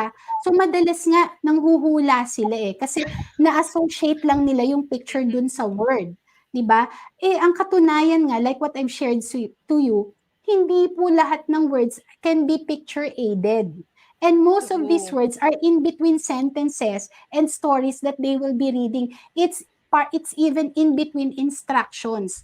Kaya pag napansin nyo, ang mga estudyante natin, hirap na hirap sumunod sa instruction. Kaya no wonder bakit talaga tayo kulelat pagdating dun sa reading comprehension sa PISA. Wow. Because ever since they Mm. were young, that is how we conditioned them. Eh dun sa mga questions na yun, ang PISA kasi 15-year-old lahat yan. So parang nasa third year high school nung araw yan. So ibig sabihin dapat mataas na yung kanilang comprehension level. Pero kasi kung ikaw ay kinondition mula nung maliit ka na ganun, di ba mga bata ngayon magbabasa kapag may litrato ang libro? Kapag wala, turn. Tapos akala nila naintindihan na nila dahil may mga Yes. pictures. Kasi they were conditioned to that type of Wow. learning pattern. That's Doon ko na-realize, ma'am, na yes, possible factor yun. That's why many of our students or learners are they find it hard to understand instructions kasi pag words lang Hmm. hindi na natin binabasa. Hmm. That's Wow, oo right. nga no na correlate ko yung Mga idea na yun. instructions. 'Di ba? Wala namang picture ang mga instructions. Yes. Talagang kailangan mong intindihin 'yun. Mhm. So Wow. true po. Mind Ayan. blown. Next, Ma'am Rubilin. Next question. Yes, yung next question po natin. Yes. Okay. Ayan, hanap tayo sa ating comment section, no? Ayan, from Cicely Celo Sanggoy po. So, is it Mhm. better to teach beginning readers with lesser or no pictures associated with sounds? Parang ano That lang din siya, ma'am, support lang sa kanina na napag-usapan natin, no? that's Mm. actually what we do. Sa instant Mm. reader po, it's not picture dependent. So, hindi Mm. talaga sila binigyan ng pagkakataon na dapat may picture kaagad. They have to Mm. really understand the sound, able to manipulate, categorize, isolate, and blend it really, really well. Yes. No? But we do have incentive, mga alam mo, motivation to hook them. No? So, Yes. hindi talaga siya picture dependent. Kaya Mm. kahit anong word na ibato mo, like what I've shared with you a while ago, ang amin po kasing program, after 21 days, 20 days, they will not read words or three-letter words po. They will read simple sentences and paragraphs. So Oh, from wow. non-reader, pang grade 1 level kaagad ang kanilang level That's after interesting, 'di 20 ba? days. Ano pong age Yes bracket po. nun, ng mga bata niyan, Actually, ma'am? 4 years old, 4 years old yung aming the most ideal, no? Kasi Okay. okay na sila iwanan ng magulang, mabasahin na Mm. nila. But we have a lot of 3 years old, no, surprisingly, who are Next really Wow. year, able Ma'am to cope. Rubilin. No? Yes. They're really able to Oo. cope. So, iba na kasi mga bata ngayon kasi siguro they're so exposed even yung paggamit ng gadgets, 'di ba? Ang Mhm. gagaling nila, talo nga Tama nila po. tayo eh. Yes. So kaya nila. Mm. Nagulat rin kami nung nag-online kami. We were thinking, naku baka hindi maka-adapt ang mga bata. But you Oo. know what? Kung sino ang hindi naka-adapt? Mga magulang. Ang Parents, mga yeah. bata, they're able to manipulate the gadgets very, very well. Ang mga Oo. magulang po ang medyo pasaway. Hindi Yes. Very maka-cope. interested si Ma'am Rubilin po kasi meron po siyang Oo. toddler. Ah, sure. Ayan. Sige, Then just sa ano just po, ma'am, tell me. kasi may experience din kasi ako sa private school before, ma'am, eh. When we teach reading, since I was able to experience handling kasi ano, nursery and preschool. Yung pamaraan doon, of course, hindi namin ini-introduce talaga ang letters. Walang letters. At yung picture, hindi din kami particular Mhm. muna. But yung symbols po ng sound, yata yung sinabi mo kanina, yung letter A, there are three sounds for that, right? So, yun, yung ano muna, symbols. Tapos, week after week, parang nawawala siya unti-unti yung mga symbols hanggang ma-master ng mga bata na like all words are having a long A sound, short A sound, or Gano'n, parang Gano'n. gano'n din siya. So, parang gano'n din yung way niyo siguro, pero interested talaga ako ma'am na maano siya, ma-experience ng baby boy ko next year. Yehey! Enroll na. Maraming Enroll na. i-inject do'n. Maraming i-inject do'n kasi remember 44, sa amin 52. And Mm. 20 minutes lang 'yun. And you have only Hmm, 30 minutes to do it. So, yes. kaya Mm. talagang, kakaiba, meron talaga siyang gagawin ka, no, I mean strategies that, wherein you'll be able, and the kids are really hooked, ha. May mga students kami na hindi talaga Wow, sila, I mean, they would prefer reading rather than other activities that they want Gusto to ko do. yan. nice. Yes. Mm. Yeah, Okay, Yes ano it na po. has been natin, ha, fun. experiment na natin, Miss Mhm. May. Yes. Yes, ma'am. And Sige, our akin na last yung mga question anak po, niyo. Mm. wala pa akong anak, ma'am, si Ma'am Rubilin. Wala pa, sige, abangan ko 'yan. Oo. Yes po. Ma'am, ang daming questions, but because we are time Mhm, constrained, Yes, this yes. will be the last question that we will give to you po. From Sir mhm. J.M. Erodias, what do you advise Teacher Vicky to our current situation now about poor reading comprehension among our learners? I think, ma'am, Mhm. can you give us something na need i-improve? Is it sa practice po ba ni teacher? Is it the curriculum po ba? Or Mm. is it the administrators who really need to oversee the teaching of reading? Yeah.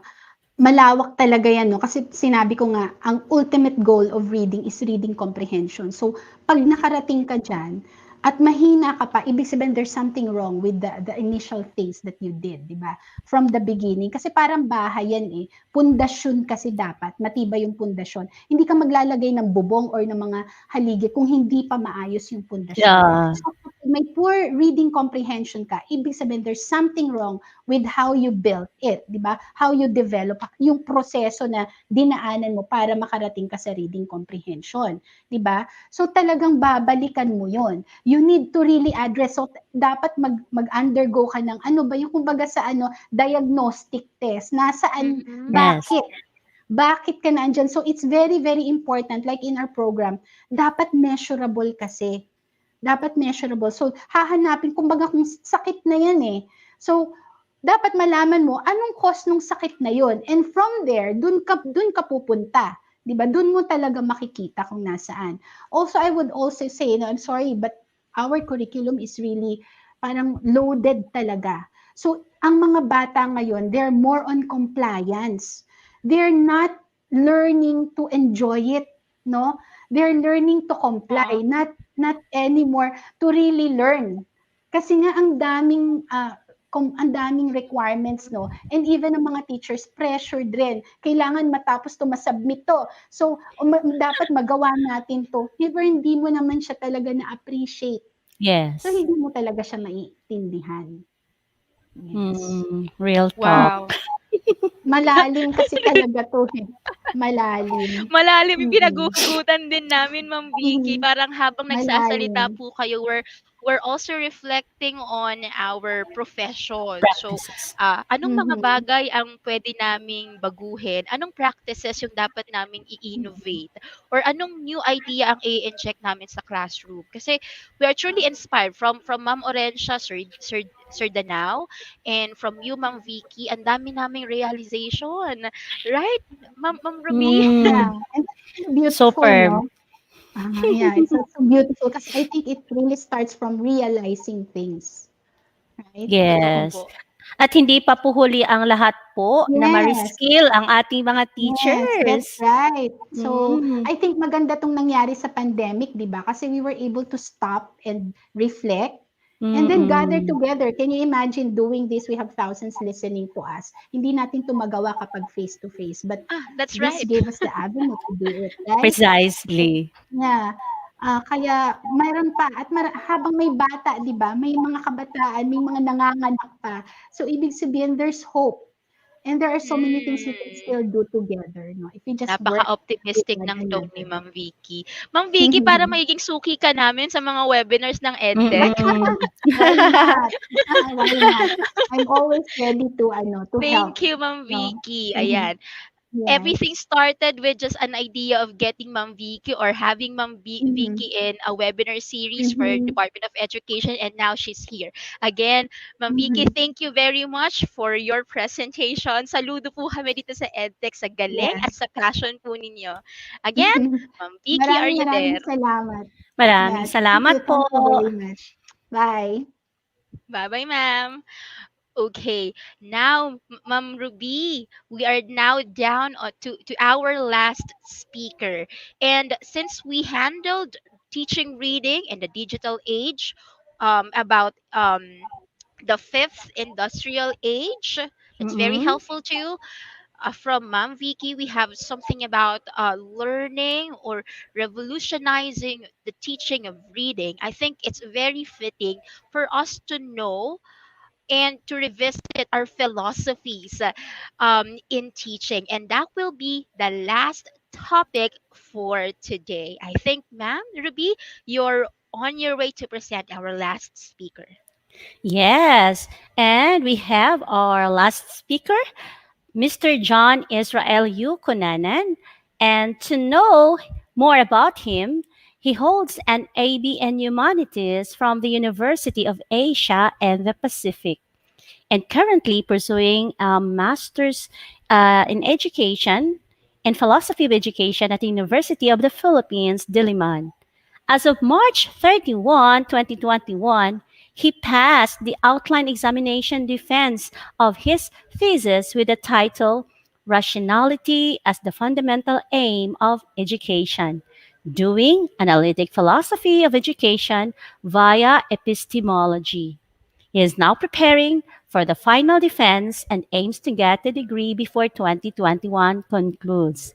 He is also a licensed professional teacher with some years of academic experience.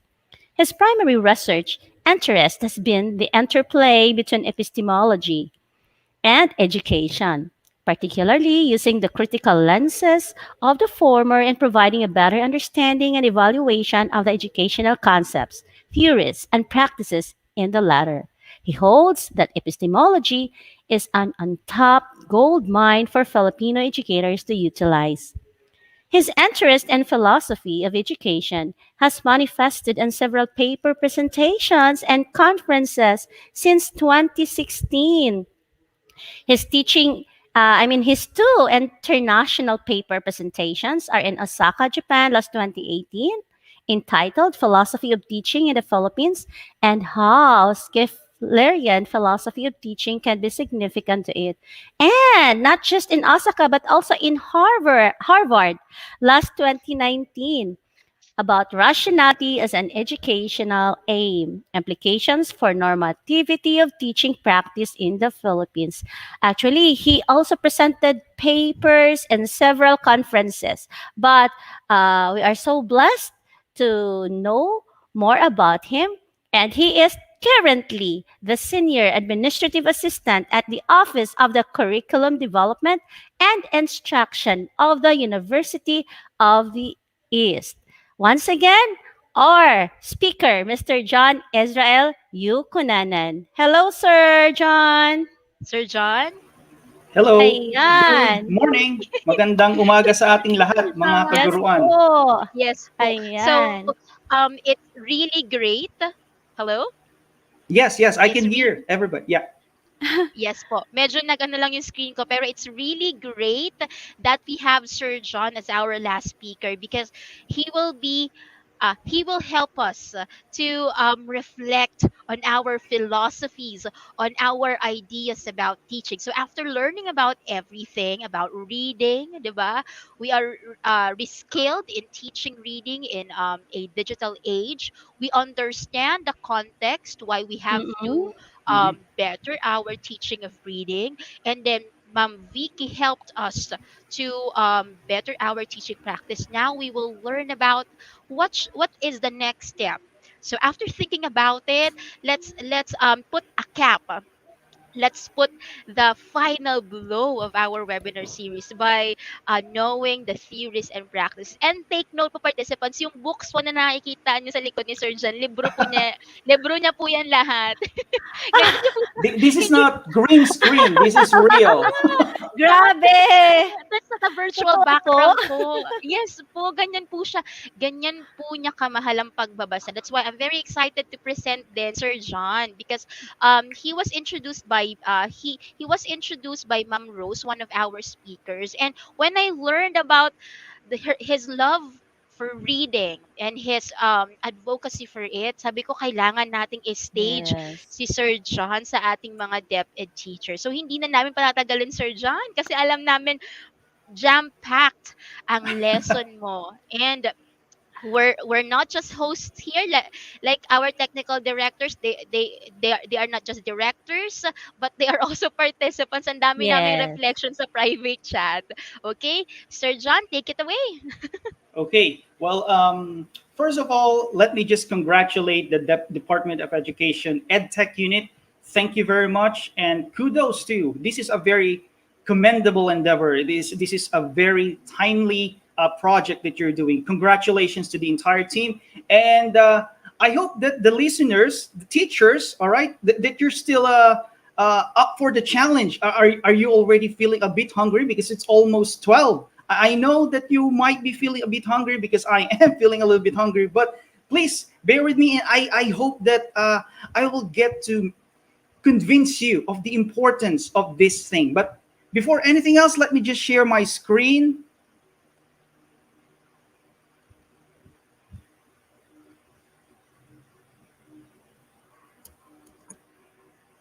So everybody sees the screen now. Is it visible?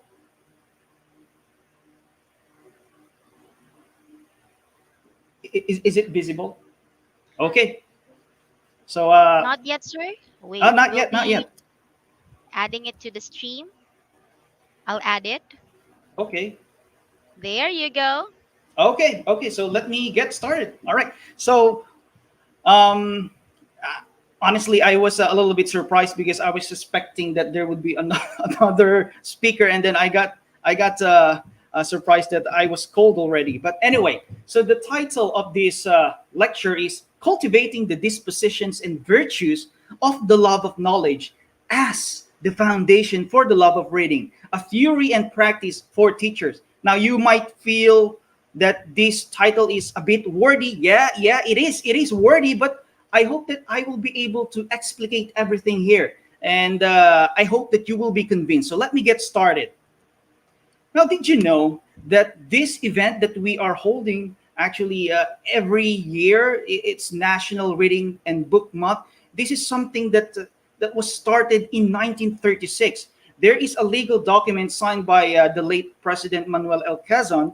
The document is Proclamation Number 109, Series 1936. Let me just read verbatim from this document. It says, "The reading of good books or the printed page is one of the most effective methods of bringing enlightenment within the reach of the largest possible number of people and of promoting the cause of popular culture with its tremendous social events." And this is why we are doing this annually, and this is why I really commend the efforts of all the individuals of the DepEd EdTech unit.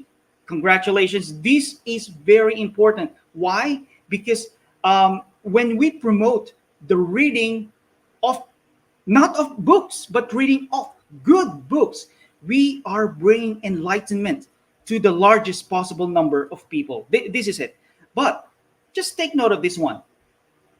I will be honest with you. I will not be talking about reading per se. Okay, I am not really an expert in reading per se. The previous speakers are, I think, they are the experts in reading per se. So I will leave this to them. So what I'm going to do this afternoon is to step back, to look at reading from another angle.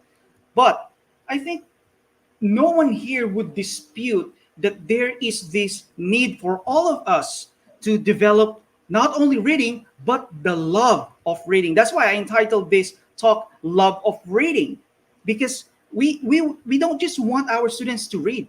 We want our students to love reading. If you are a parent, if you are a teacher, if you are a parent, you would want your sons or daughters to love reading. And if you're a teacher, you would want your students to love reading. And if you yourself would, I think you yourself would desire, right, to love reading. But again, I will not talk about love of reading per se.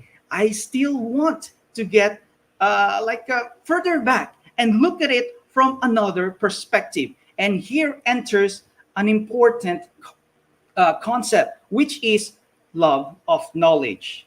Wow. So from reading, love of reading, and then love of knowledge, there is this connection that I want to show to you. Why is that? Here is my thesis this morning. Genuine lovers of reading are first and foremost genuine lovers of knowledge. Let me give you two pieces of evidence for this thesis. So what support do I have for this thesis? The first one is in a way a challenge. Think of anyone, okay, anyone that you know who is considered a genuine lover of reading. Will you say that this person that you know is, well, he or she is a genuine lover of reading, right? That's a fact. But would you say that she is not a lover of knowledge? I don't think so. I don't think so. The fact that that person that you think is a genuine lover of reading, the fact that she is a lover of reading, is first that she is a lover of knowledge, right? He won't be or she won't be a lover of reading without first being a lover of knowledge. And this is what I want to focus on this afternoon, rather this morning. The idea of loving knowledge. Because if you are a lover of knowledge, you will naturally gravitate toward love for reading. Again, I'm not going to talk about the processes, the consequences, and the how-tos of loving to read. No, I'm not going to talk about that. I want to step back further and look at it from a more foundational issue, which is love for reading. And that is the thesis I'm going to prove this morning. The genuine lovers of reading are first and foremost genuine lovers of knowledge. So what is this now to us teachers? Most of us listeners are teachers here. If we want our students to develop the love for reading, we have to inculcate in them first the love of knowledge. And I'm going to show how that is going to happen and what actually constitutes love of knowledge. Now, another support for this one is I will be borrowing from two quotes from two eminent thinkers who wrote books specifically on reading. The first one is from Harold Bloom. Now, some of you might have heard of Harold Bloom. He's a literary critic and a professor of humanities at the Yale University, but he already passed away 3 years ago, or rather 2 years ago. So Harold Bloom wrote I think more than 50 books. So he's very prolific when it comes to writing literary criticisms, like in English literature, short stories, novels, poems. So he would engage in literary criticism of this literary pieces. But this is what he said in one of his books, and I encourage you to read this one. This is very beautiful. In the book How to Read and Why, this is what he said: we read deeply for varied reasons, most of them familiar. What are these things that we are familiar with? That we cannot know enough people profoundly enough, that we need to know ourselves better, that we require knowledge, not just of self and others, but of the way things are. My point here is this: there is a connection between loving reading and loving knowledge. And I think Harold Bloom hits it quite remarkably, hits it straightforwardly, that there is this connection between reading, loving to read, and loving knowledge. Now, there's another one from Mortimer Adler. He's a philosopher and educator from University of Chicago. So if you have heard of the Paideia proposal, he is one of the proponents of this one and of the great books. Now, if you can see there, I have the complete great books up there, the ones in black. So that's the great books. And it's Mortimer Adler who compiled all this. So from the ancient times up until the contemporary times, those things, those pieces of of ideas that he thinks are really significant. But anyway, so this is what he said in the book, a very, very famous book of his, How to Read a Book, The Classic Guide to Intelligent Reading. This is what he said. Reading books is to gain increased understanding. You operate on the symbols before you in such a way that you gradually lift yourself from a state of understanding less to one of understanding more. So again, it's very clear to us. There is this connection between loving to read and loving the desire to have a gain understanding, a deeper kind of understanding, a deeper kind of knowledge. So I think it's clear to us, right? And that's what I'm going to do this morning. I have a twofold approach. So as you can see, this is a book, right? A twofold. So the right and then the left. So I subtitled my talk, A Theory and Practice for Teachers. So the first one that I'm going to focus on would be the theoretical aspect. Now, if we were in a face-to-face arrangement, this is what I am going to do. I would ask a volunteer from one of you. I know that we're doing thousands right now, so that would have been great, right? So I would go to that volunteer who raised her hand. I would go to that person. I'm going to ask that person, and presumably a teacher, Mr. Teacher or Miss Teacher, do you think you are a lover of knowledge? And I would definitely, I am confident that that person would say, yes, right? She would say stentorianly, yes, I am a lover of knowledge. She won't deny that. But the next question, and which I think is more complicated to answer, and which I think will baffle him or her, is this one. Okay, if you, my dear teacher, if you say that you are a lover of knowledge, what makes you say that you are a lover of knowledge? What are the characteristics of a lover of knowledge? What are the conditions for saying that someone is a lover of knowledge or not? What are the characteristics for discriminating a genuine lover of knowledge from a not genuine lover of knowledge?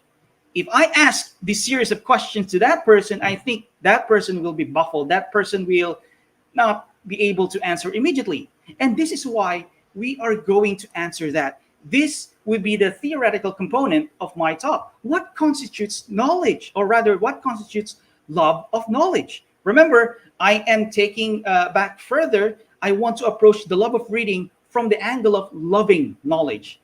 So what I'm going to do is to propose a set of criteria that will define what love of knowledge is. I will propose a set of criteria that will define the genuine lover of knowledge.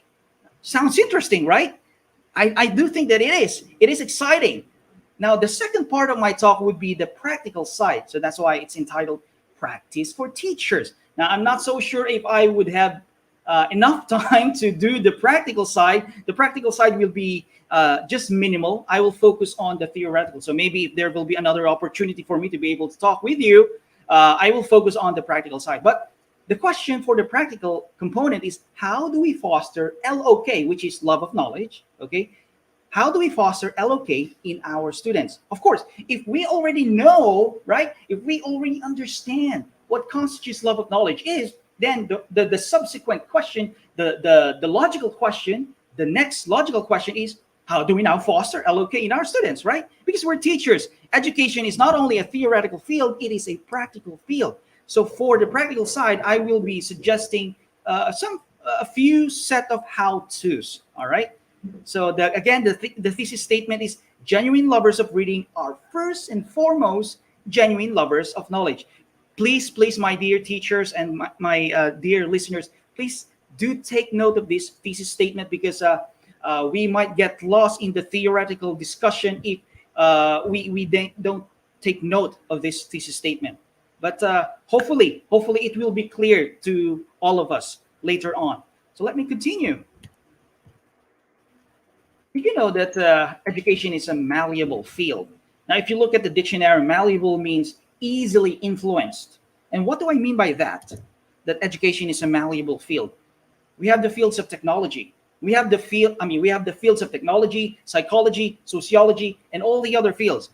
And because education is a malleable field, education is easily influenced by this uh, diverse fields. And that's why we have educational technology coming from the conjunction of education and technology. We have educational psychology coming from the conjunction between psychology and education. And we have sociology of education.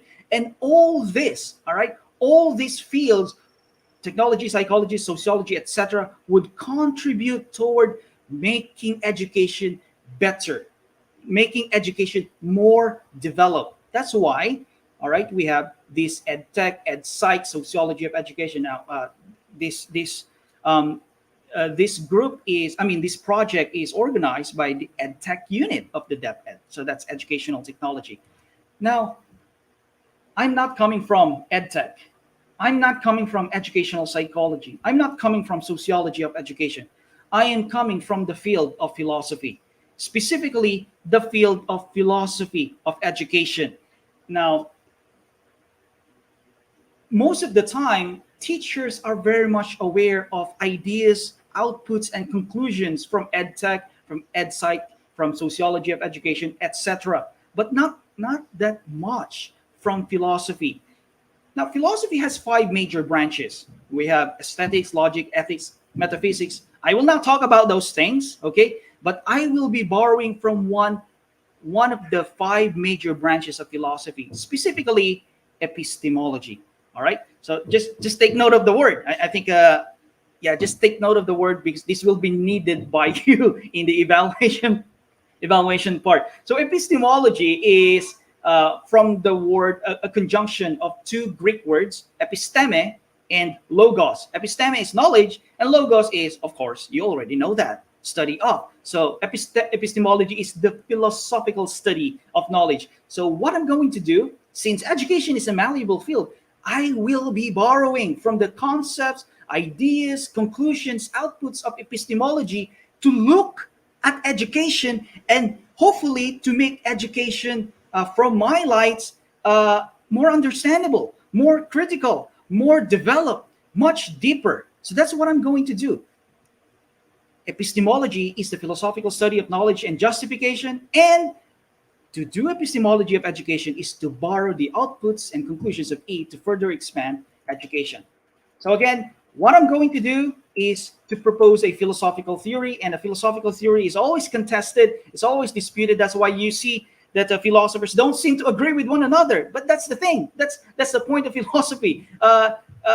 It's highly contested, highly disputed. But we are not just talking about opinions here. We're not just talking about groundless ideas, because philosophy is highly argumentative and it's highly conceptual. What I mean by highly conceptual is the concept that we're going to look at right now is love of knowledge. What I'm going to do is borrow other concepts from epistemology to make to unpack the meaning of love of knowledge.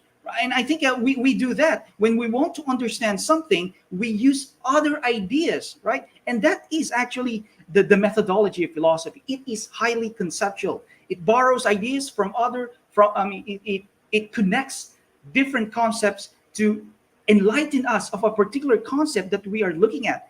And it is highly argumentative. And what do I mean by that is that there will be a provision of reasons and justifications, and hopefully you will be convinced. All right. So let's diffuse first a mistaken view of knowledge. We use the word diffuse. I think when you watch movies, you would hear like a counter-terrorist saying, let's diffuse the bomb. Let's diffuse the bomb. Diffuse. So what do we mean by diffuse here is to make it not harmful. All right. So what we are going to do first is to diffuse a mistaken view of knowledge that is currently prevalent in our educational system, in our Philippine educational system. We are going to diffuse that. And what is that? This is coming from Benjamin Bloom. Now, Benjamin Bloom is an educational psychologist, and I do think that you might not have heard of the first name Benjamin, but I think everybody here is knowledgeable or aware of the name Bloom, the Bloom's taxonomy, right? When we prepare table of specifications for our examinations, we do table of specs, table of specifications. Now, for Benjamin Bloom, this is how Benjamin Bloom and his cohorts uh, view um, K, knowledge. Let me just read verbatim from this book. Knowledge, as defined here, includes those behaviors and test situations which emphasize the remembering, either by recognition or recall, of ideas, material, or phenomena. So, what Bloom does here is to equate knowledge, knowing, and remembering. So, all instances of remembering uh, are instances of recalling, and all instances of recalling are instances of knowledge. They are identical. All right. Now, what seems to be the problem there? And and if we are going to reflect on our pedagogical practices, I do think that most of us would have this limited view of knowledge, right? That you would say that someone knows something if that person is able to recall something, right? We teachers tend to uh, identify uh, knowledge with recalling, with remembering. Now, look at this one. This is our student. I will be using this student, and thank you, whoever you are. I will be using his image in the next several slides. So let's say that the student needs to know P. P just stands for anything, any thing that the student needs to learn, any competency stipulated in any of the curriculum guides provided by the Department of Education. So let's say that the student needs to know P. Now, if we are going to apply Bloom's understanding of knowledge here, we would say that the fact that the student is able to recall P, whatever P stands for, all right, any competency, the fact that the student is able to recall P, it means that the student knows P. That this is how we look at education because of Benjamin Bloom. But come to think of it, it seems to be myopic. It seems to be limiting. It seems to be confining knowledge. Knowledge, if you look at it, is a highly achievement word, right? Intuitively, we would say that it doesn't follow that just because the student is able to recall P, that the student knows P. If your student orally state Jose Rizal is born, right? Jose Rizal is born. If the student is able to utter that, is the student able to recall that? Now, does it already follow that the student knows that Jose Rizal is born in, right?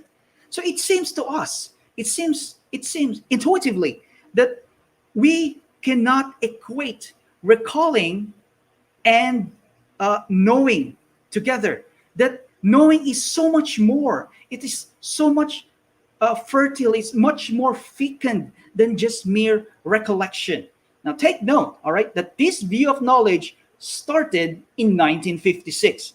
And even though the Bloom's taxonomy has been revised by David Crathwell, the student of Bloom, and it's still being revised. Marzano revised it, Robert Marzano. But still, the idea is there.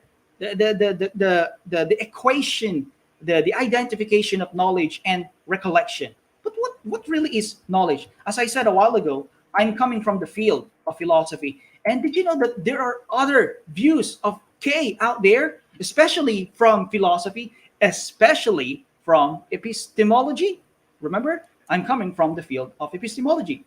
Yes, there is another view of K, and that is from Plato, the Greek philosopher. And take note, this is from 369 BC. He was the first one who stated this one. So, what is knowledge according to Plato? In one of his dialogues, Theaetetus, this is what he said. Let me just read verbatim. It is true belief with an account. It's knowledge. True belief without an account falls outside of knowledge. That's kind of confusing at first, right? But kind of take a look at this one. This is a contemporary reinterpretation of the Platonic view of knowledge. All right. So this is from U Socket. a philosopher of education from George Mason University. So let me just drink something. He reinterpreted Plato's view of knowledge, and this is what he said: knowing something can be claimed only where, first, an explanation can be given; second, a judgment can be made; third, alternatives can be considered and examined; and fourthly, some kind of evidence provided. Wow, that's a lot for a student, for us to be able to say that the student knows P, whatever it is. He or she must be able to comply with these four conditions. This is a lot, right? Now take a look at this table of contrast, and you decide, my dear teacher, which is myopic. So that's our student. So this is the Bloomian view. The student knows P if and only if he can recall. I think that's clear, right? And then the Platonic view, I don't have to read it. And then the contemporary Platonic view. Now, I'm going to ask you, which is myopic? Oh, myopic is like one-sided, just only looking at one aspect, limited. Well, it's clearly it's conspicuous. It's visible, right? Which is myopic among the three. This is the way how epistemology looks at knowledge, and this is the way how philosophy of education looks at knowledge. Now, if there is someone here who is listening who is knowledgeable of epistemology, that person might react, John, that's not the only way. There are others, and this Platonic view of knowledge is already outdated. Okay, we're not going to talk about the details of epistemology, but I'm just showing to my fellow teachers that there are other views of knowledge. And this is the Platonic view of knowledge coming from epistemology.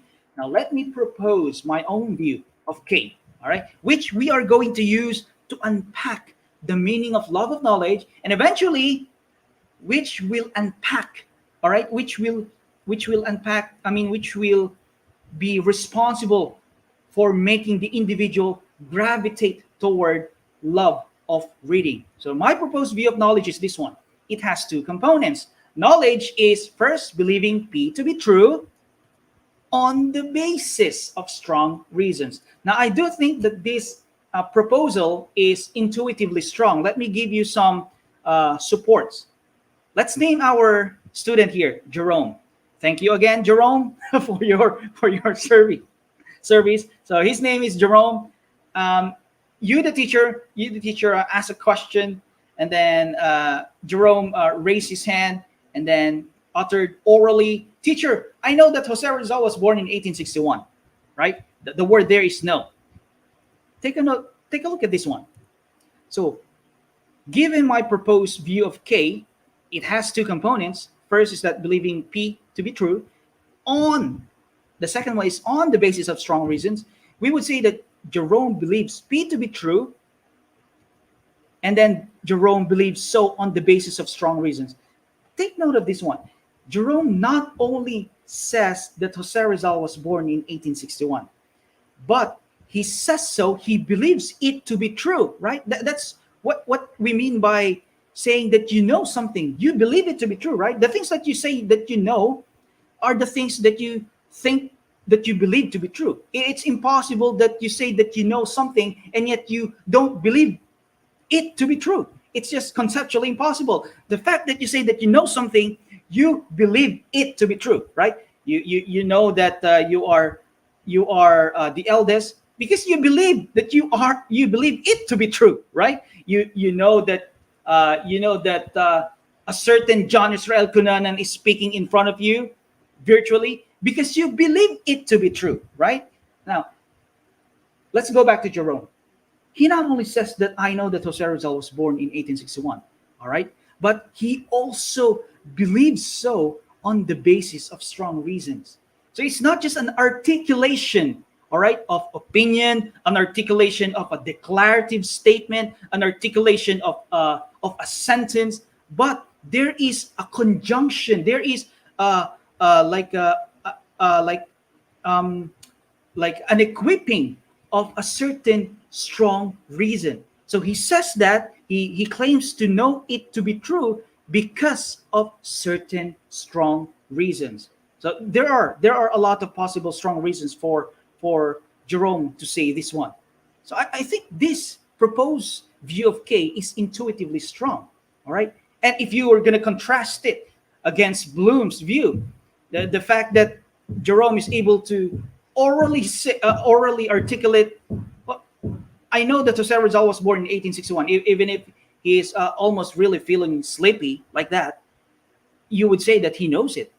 No, it doesn't. It doesn't really ring a bell. It's like knowledge is so much more than that. Now let me give you another example. You ask a question and then Jerome raised again. Raised his hand promptly. He said, "Teacher, I know that the Earth is the third planet from the sun." And because our proposed view of knowledge has a second component, which is that he's saying that his claim that P is true is on the basis of strong reasons. He would say, because I learned it, I saw it from the TV, I was able to read it from a book. So he's providing reasons. So there is again this conceptual, conceptual embrace between believing P to be true and on the basis of strong reason. So Jerome believes P to be true, and Jerome believes so on the basis of strong reasons. Now, this is the way how philosophy does it. It's highly conceptual, but I think it's really clear what the proposed view of knowledge is, and it's intuitively strong, right? It's intuitively strong. Now, take a look at this one. So, what makes Jerome a genuine lover of knowledge? Now we're done with the concept of knowledge. Let's go to the idea, to the concept of loving knowledge or love of knowledge. We can get ideas for concretizing our idea of love knowledge from that very concept of knowledge. Take a look at this one again.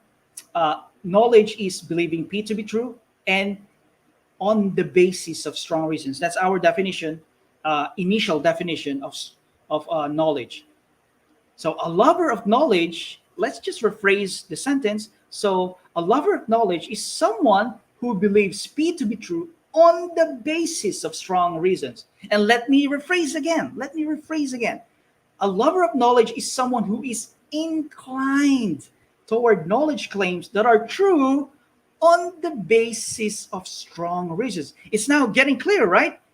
From the idea of, from just the mere idea of knowledge, we are able to extrapolate from it our initial formulations of love of knowledge, of a lover of knowledge, right? So a lover is someone who is inclined toward knowledge claims that are true on the basis of strong reasons. So let's employ Jerome here.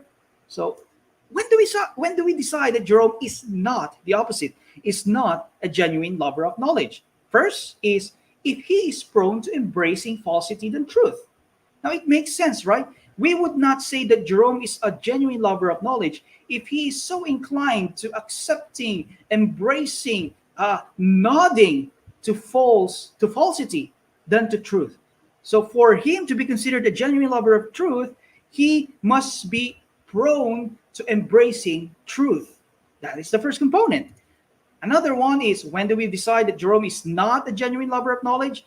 If he is prone to asserting certain truth claims without strong reasons. Remember, our idea of knowledge is, the second component of knowledge is you believing something to be true on the basis of strong reasons. So if Jerome is prone to asserting a lot, saying that this is true, that is true, but without providing these truth articulations with strong reasons, then we would say that he is not a genuine lover of knowledge.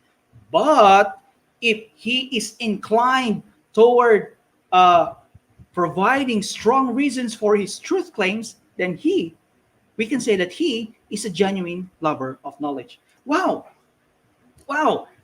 really fascinating. So again, to just rephrase everything, all right, to conceptually rephrase everything, a lover of knowledge is someone who has the ability to discriminate truth from falsity. Because of course, if a person is prone toward truth, she must first, right, be equipped with the no, with the tools on how to distinguish truth from falsity, how to discriminate truth from falsity. And that is a very important thing. And another is who has the ability to provide strong reasons for his her truth claims. This is our first characteristic, or rather, these are our first two characteristics of a lover of knowledge.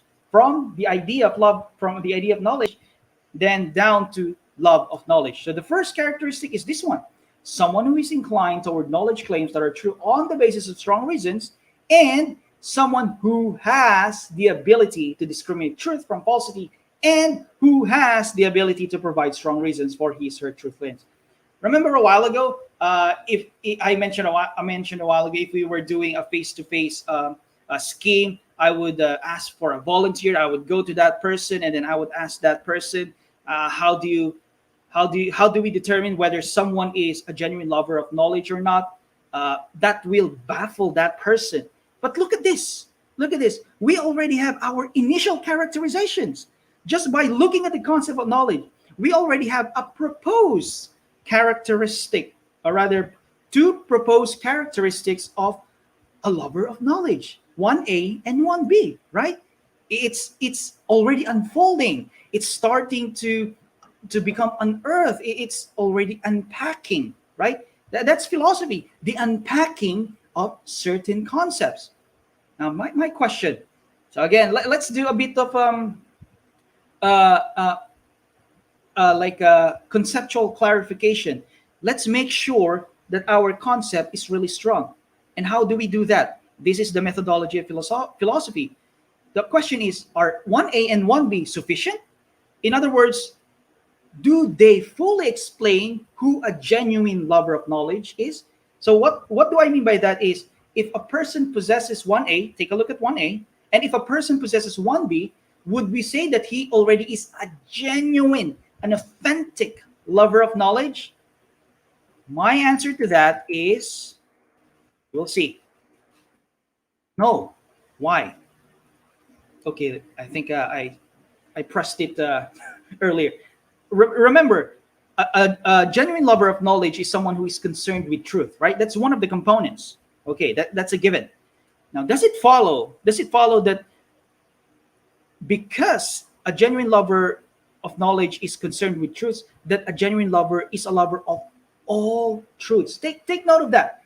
So remember, our idea of love of knowledge is a lover of knowledge is someone who is concerned with truths. But does it follow that this lover of knowledge is a lover of all truths? I hope it makes sense, right? I hope the question makes sense, because the answer to that would be a no. Oh, it means that loving truth is the only criterion for a love of knowledge. The answer is no.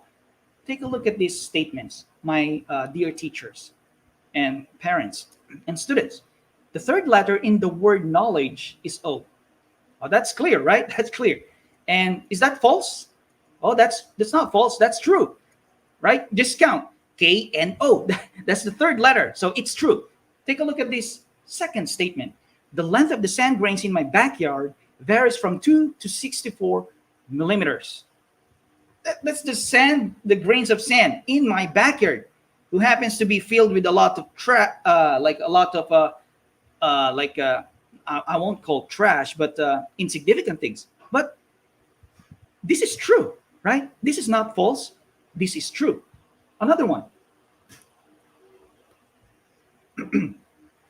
In the telephone directory, the surname Kunanan is on page 134. Now, this is not false. This is true. Here are some questions. Are they true? Yes, they are. They are all true. But are they valuable? No, we would not say that they are valuable. But look at this subsequent statements. Jose Rizal was executed on June 30, 1896. Is that true? Yes. The Philippines is a democratic and republican state. Is that true? Yes. When signal number two is raised by Pagasa, classes at the preschool, elementary, and secondary level are automatically canceled. Is that true? Yes. But are they valuable? Yes. Now, I'm not going to explicate what makes these things valuable, but I will just capture that impression of yours that there is this distinction, right, between uh, between valuable true statements and non-valuable true statements, right? I will just tap that intuition that we have. There is a distinction between valuable true statements and non-valuable true statements. So, is a genuine lover of knowledge a lover of all knowledge? No, because not all knowledge is worthy. So let's revamp, let's improve our characteristics of love of knowledge. Let's add two more. So, a lover of knowledge is someone who is inclined toward knowledge claims that are worthy, not trivial knowledge claims. And another one, a lover of knowledge is someone who has the ability to discriminate knowledge claims based on worthiness or triviality. So it means that if he is inclined toward knowledge claims that are worthy and not trivial, it means that he is in possession of certain tools. He possesses the ability to distinguish which is worthy and which is trivial. So again, these are two added characteristics of a lover of knowledge, and they are intuitively strong. Now, take a look at what Robert Roberts mentioned. He's a moral psychologist and moral philosopher from Baylor University. This is what he said. A more fundamental basis is the one that we call worthiness. Propositional knowledge, understanding, and insight are important, not taken in abstraction, but in connection with their bearing on human flourishing and intrinsic importance of their subjects. Maybe you're asking, John, so what makes something worthy? What makes a piece of knowledge worthy? Robert Roberts proposes that it has to have some sort of bearing on human flourishing and intrinsic importance. I'm not going to talk about human flourishing. Let's talk about intrinsic importance. So a knowledge claim is worthy if it is intrinsically important. It means that it is not just instrumentally important, that in itself, it is intrinsically, innately important. Now, this is a controversial issue, right? Because there are some things that you think are worthy, right? There are some pieces of knowledge that you think that are worthy that I might not think to be worthy. And there are some things that I think, there are some pieces of knowledge claims that I think that are worthy that you might not think to be worthy, right? So it's a controversial thing, but and it's nice to look at it philosophically. But did you know that our educational system is founded on the distinction between worthy pieces of knowledge and unworthy pieces of knowledge? Did you know that? Let me ask you the question. Why is it that Filipino students are required to learn about the history of the Philippines? And why is it, but why is it that Filipino students are not required to learn about the history of Konoha in Naruto? Right? I think they're required to learn about Philippine history, but they're not required to learn about the history of Konoha. Another, why is it that Filipino students are required to learn about science, and why is it that Filipino students are not really required to learn about science fiction? So there seems to be, all right, there seems to be the presence of this distinction in our educational system. If you look, all right, if you look at the curriculum guides available for all the subjects in basic education, the fact that it is there, the fact that the competency is there, it is regarded as worthy, as intrinsically important. And the fact that something is not included there, that thing that is not included is not intrinsically important. That is the issue with curriculum. These are the things that are worthy to be learned, that are worthy to educate our students in. So our educational system is founded on this distinction, right? So it's not really that, it is controversial, but the fact that you are a teacher, all right, you already embrace that distinction. There is a distinction between worthy things, worthy knowledge claims, and unworthy knowledge claims. But anyway, so here are our four characteristics of love of knowledge. But take note, there's another one, last one. Take note of this like challenge. 2A and 2B are tenable because education itself rests on the presupp. Okay, no, I'm done with that. So take note of this challenge. Are 1A and 1B, 2A and 2B sufficient already? Now, I will argue that they are not yet sufficient. There is one more element, one more component needed to complete our love, our concept of love of knowledge. Look at this. Why is it 1A? Why is it that a lover of knowledge is someone who is inclined toward knowledge claims that are true on the basis of reasons? Why is it 1B? Why is it that a lover of knowledge is someone who has the ability to discriminate truth and falsity and who has the ability to provide strong reasons for his or her truth claims? Why 2A and why 2B? If we answer this, we are led to another idea. Again, philosophy is highly conceptual, and we are now again introducing another concept to fully conceptualize, formulate our concept of love of knowledge. And that is the concept of curiosity. Oh, wow. Okay, it's now complete. And I think you will all agree with me that a lover of knowledge is someone who is curious, right? Now, I don't think that you will be able to say that, oh, I know that person is a lover of knowledge, but he's not curious. It's just impossible, right? The mere fact that you say that someone is a lover of knowledge, you would say that he is genuinely curious. He is genuinely inquisitive. This is the concept of curiosity or inquisitiveness is that which will complete our characteristics of love of knowledge. Now, what constitutes curiosity or inquisitiveness? Now, this is a cat, not my cat. I just saw it in Facebook. In Google. But every time we consider the concept of curiosity, we think of what a cat does, right? But if you are going to be critical about the concept of curiosity, so what exactly does a cat does to make it curious? Just because it does that to its head, it's already curious, right? No, let's not use the cat to make sense of the idea of curiosity. So I'm running out of time. Let me just do this briefly, and let me just do this really quickly. I'm borrowing from the idea of Lanny Watson. She's a philosopher of education from Oxford University, and this is what she said. The inquisitive person is characteristically motivated to engage in good questioning. Wow, that's another idea. Curiosity. So what really is curiosity? We always use the word curious. We say, I'm curious. You say to your friend that he's curious. But what exactly constitutes curiosity? Lanny Watson suggests, she proposes that curiosity is to be motivated to engage in good questioning. So again, there's another idea, there's another concept. Curiosity is to be a good questioner. You are inclined toward asking questions. It is the integral feature of inquisitiveness, questioning. All right, so it's not the cat. All right, so let's revise again our our fifth characteristic of love of knowledge.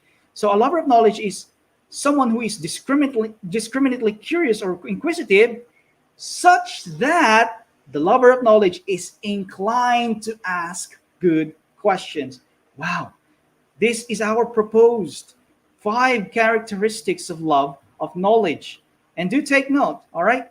Do take note that there seems to be this synergistic scheme happening, because a lover of knowledge is not just someone who is indiscriminately curious.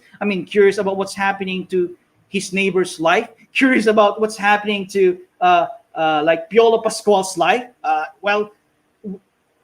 If you are always curious about Piolo Pascual's life, I would say, given this characteristic, that you are not a genuine lover of knowledge. You are a genuine lover of knowledge if you are able to discriminate.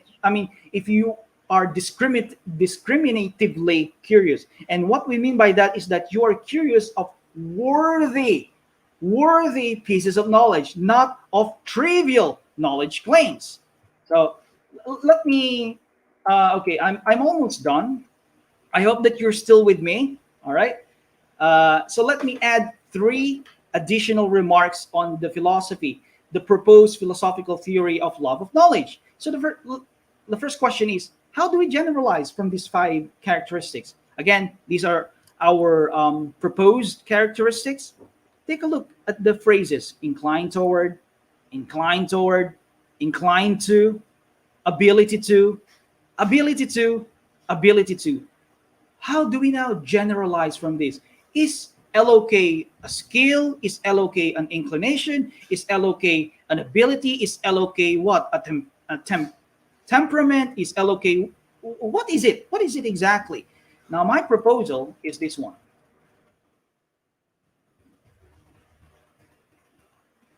Love of knowledge is a disposition. It is a disposition. Whoa. Now, take a look at this one. This is just an example, right? When we talk of disposition, the first thing that enters our mind is character. Consider this. Someone says that you are an intelligent person. Suppose that someone, okay, let's not suppose, okay? Let's say that someone really says that you are an intelligent person. Now, you being an intelligent person, does it mean that you only acted once? You only manifested one time an intelligent act? So just because you acted or manifested one intelligent act in your life, you're already considered intelligent? No. So does it because that you manifested two intelligent acts in your life that you are already intelligent? Not yet. Just because you manifest three intelligent acts in your life that you are already intelligent? Not at all. Not even. No, not at all. So what makes you intelligent? You are naturally manifesting intelligent acts in your life. So it's not just once, not just twice, it's not just thrice. There is continuity, there is frequency, there is repetition, there is this natural manifestation of intelligent acts in your life for you to be called intelligent. And that is the meaning of character. Character comes from the core. It's something that is something that naturally manifests from you. If you have a particular character, it manifests out of you. That's the idea of character, and it's the same thing with being humble, with humility. Now, what is a disposition, ladies and gentlemen? Again, borrowing from you, Socket. This is what he said in a journal article, which I find to be really helpful. He said, dispositions are properties of the agent, manifest only in intentional action, and they function as predictions about human actions, but are not the causes of them. Take note of the underlined word, predictions. A disposition is predictive of an agent's actions. If you have a disposition towards something, if you possess that disposition, people will be able to predict that you would do that.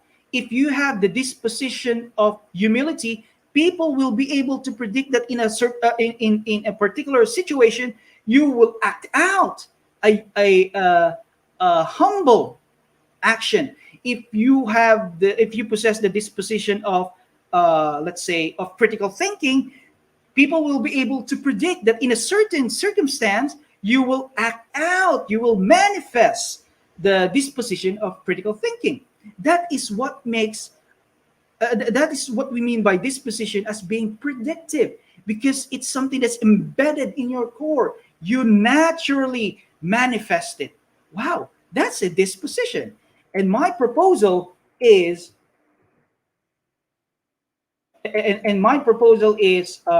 love of knowledge is a disposition. Okay, another question two. Is LOK the only thing important for fostering the love of reading and eventually in the economy of education and learning? Now, this is another thesis statement. I think you might be complaining already. Oh, why is it that John keeps on introducing a lot of concepts? But okay, another thesis statement here is this: the disposition we just argued reasonably that it's a disposition, right? So the disposition of LOK serves as the prerequisite for the advent of the intellectual virtues.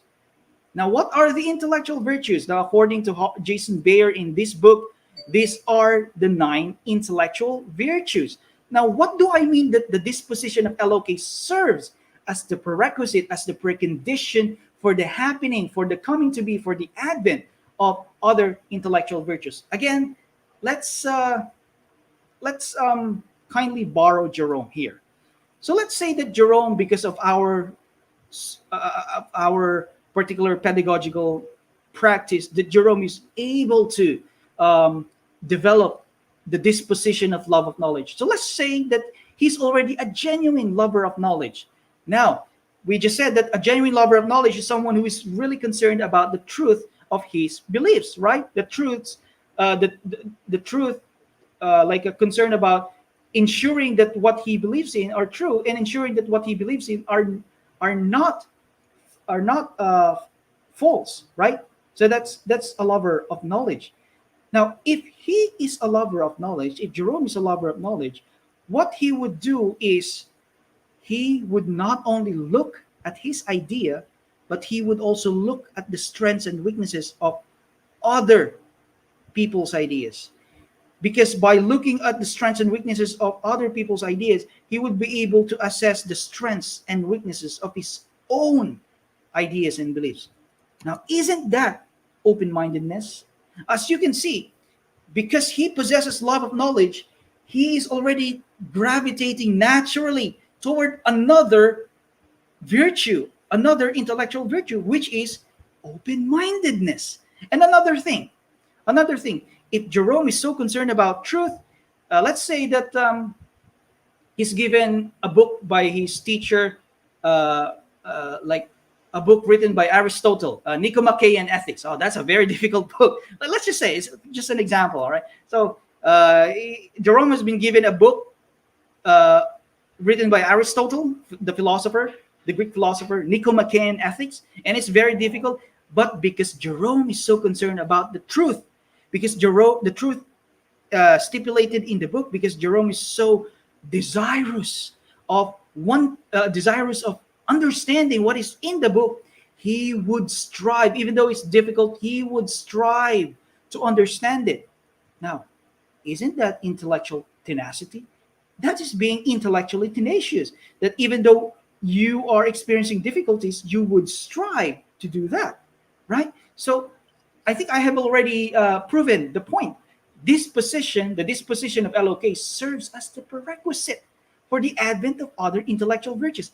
Now, my dear teachers, this is really exciting, really, really exciting. I hope that I am able to convince you, and I'm able to make it this contagious, to transfer this excitement to you.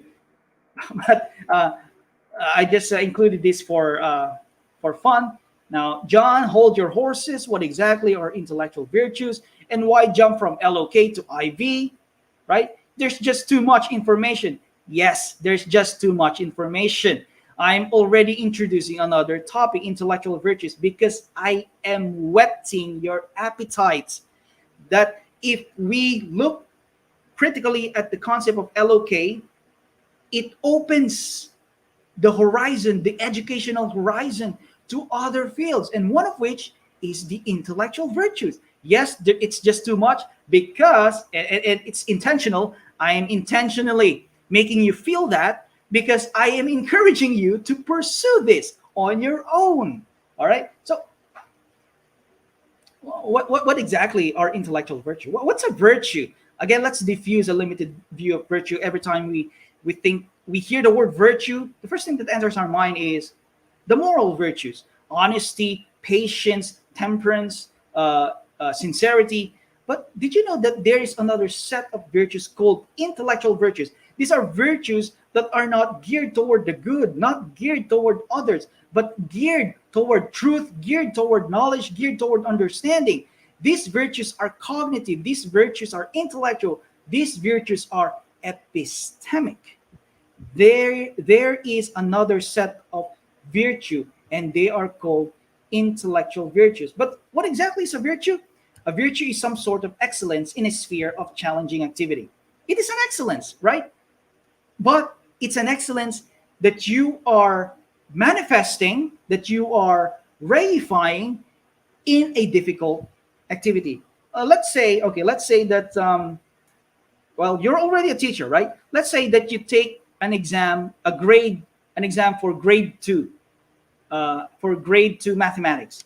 Because it's a grade two mathematics, you easily excelled it. You get 100 points, right? If it's even possible to make it higher, you would get 101. But yeah, because it's a grade two exam on mathematics, you easily excel it. You get 100 points. That's excellent. That's excellence, right? 100 points. But are you being intellectually virtuous because you get 100 points? No, not at all. Because it's not a challenging activity. It's not a challenging activity. For you to be able to manifest virtue, you have to manifest excellence in a challenging situation. The two are connected. So, what are intellectual virtues? These are intellectual excellences in a sphere of an intellectually challenging activity. All right. So, again, these are just books that you can consult. We have a lot, actually. And again, just imagine with me here. What if Jerome is being educated in an educational system that is not only concerned with a myopic view of knowledge? Let's forget Bloom. With with our proposed view of knowledge, and let's just say that Jerome is being educated in an educational system that explicitly focuses on the intellectual virtues. What do you think would be the kind of citizen? What do you think would be the kind of student that our educational system is producing? Well, I will be amazed. And this is something that we can really be hopeful for, my dear teachers. That's why I am whetting your appetite for intellectual virtues.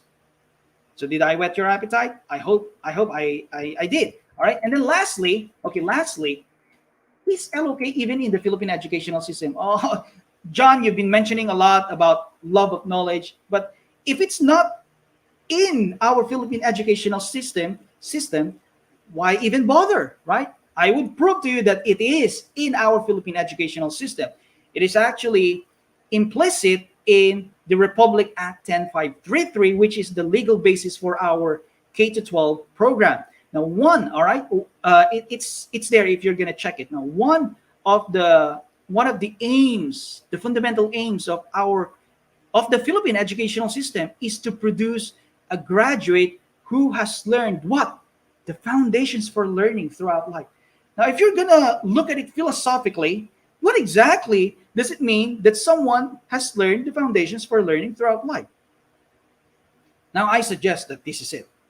Someone who possesses the five characteristics of LOK, they are the same. So if you're convinced, okay, if you're convinced that these five characteristics are actually present in the foundations for learning throughout life, then I'm able to convince you that LOK is even present in our Philippine educational system. So these are the three additional remarks. LOK is not not only an ability, it's a disposition. It serves as a prerequisite for the advent of intellectual virtues, and the cultivation of LOK is explicitly present in our system. That is in the foundations for learning throughout life. Okay, all right. I don't have time anymore, so really quickly. I'm sorry, really quickly. So I'm done with the theoretical aspect. Okay, so just take note. The thesis statement is genuine lovers of reading are first and foremost genuine lovers of knowledge.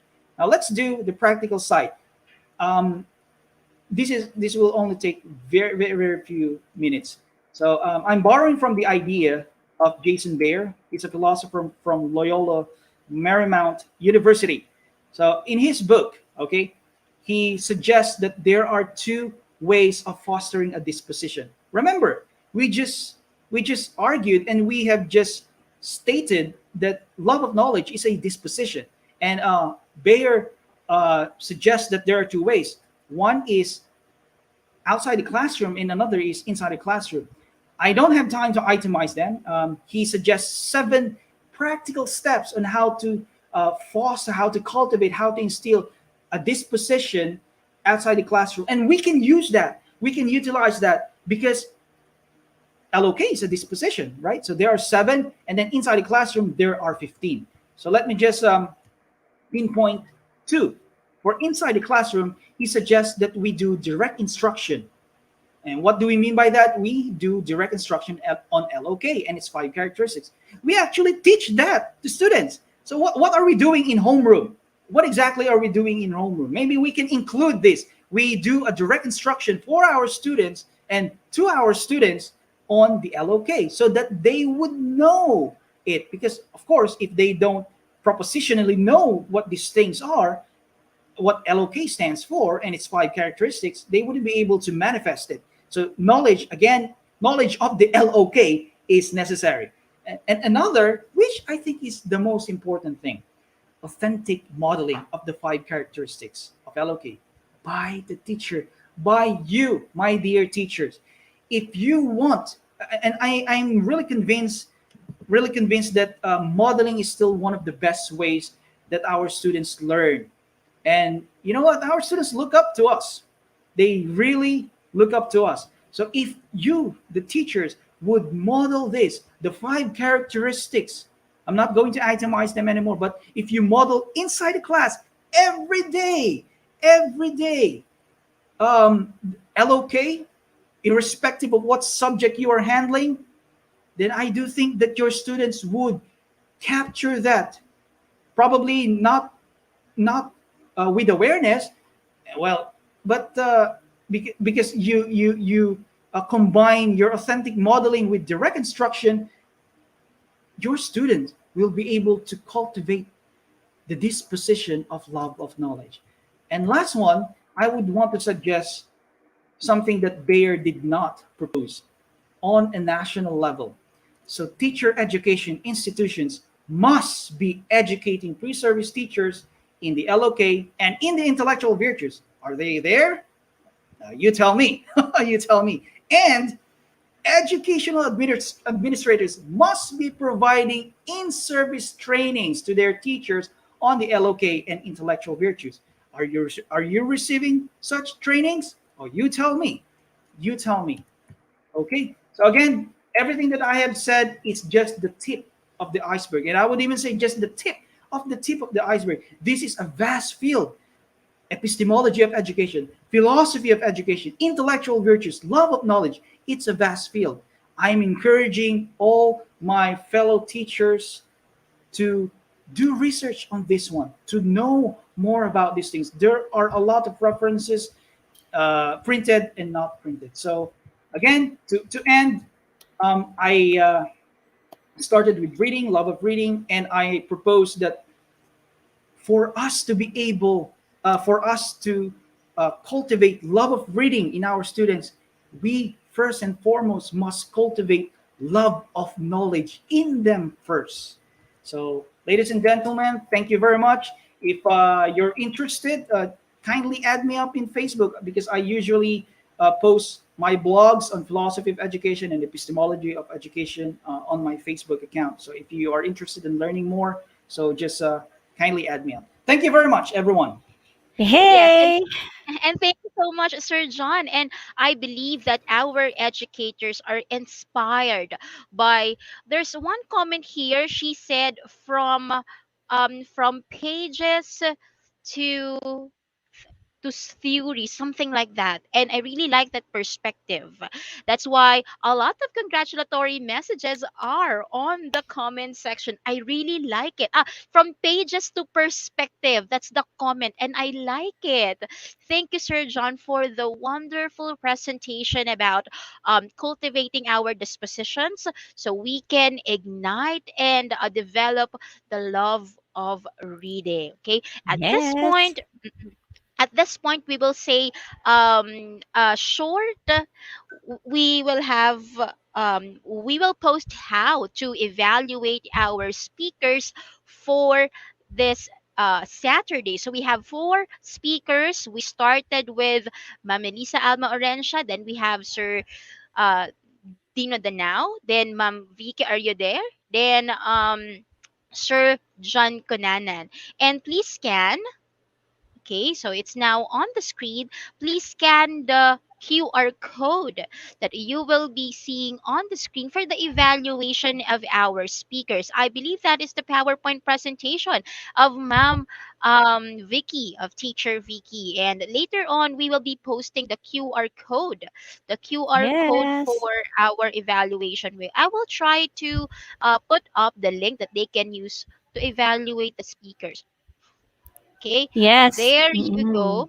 There. So as we are waiting for the QR code, I think it's here already. While we are waiting for the QR code to be presented on the screen, dear participants, you can use the URL that you can see on the ticker. The one that is running on your screen. A while ago, we have some issue with that with the evaluation form because it's only exclusive for those who are using DepEd email addresses. But Mm-mm. now you can also do evaluation using your personal image. Okay, so before we award the certificates of recognition to our dear speakers for today, let me call on to our virtual stage the head of the Department of Educational Technology Unit, because this event will not come into fruition without his presence, Sir Mark Anthony CC.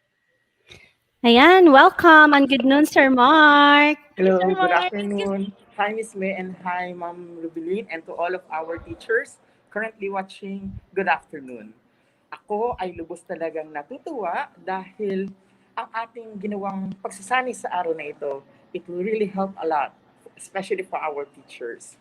Because when we consider the love for reading, it should not be at the upper level. Nagsisimula talaga yan sa lower level. And I personally handled kinder students, grade 1 students. Mm. Yun nga lang, ito Wow. po ay nasa private school.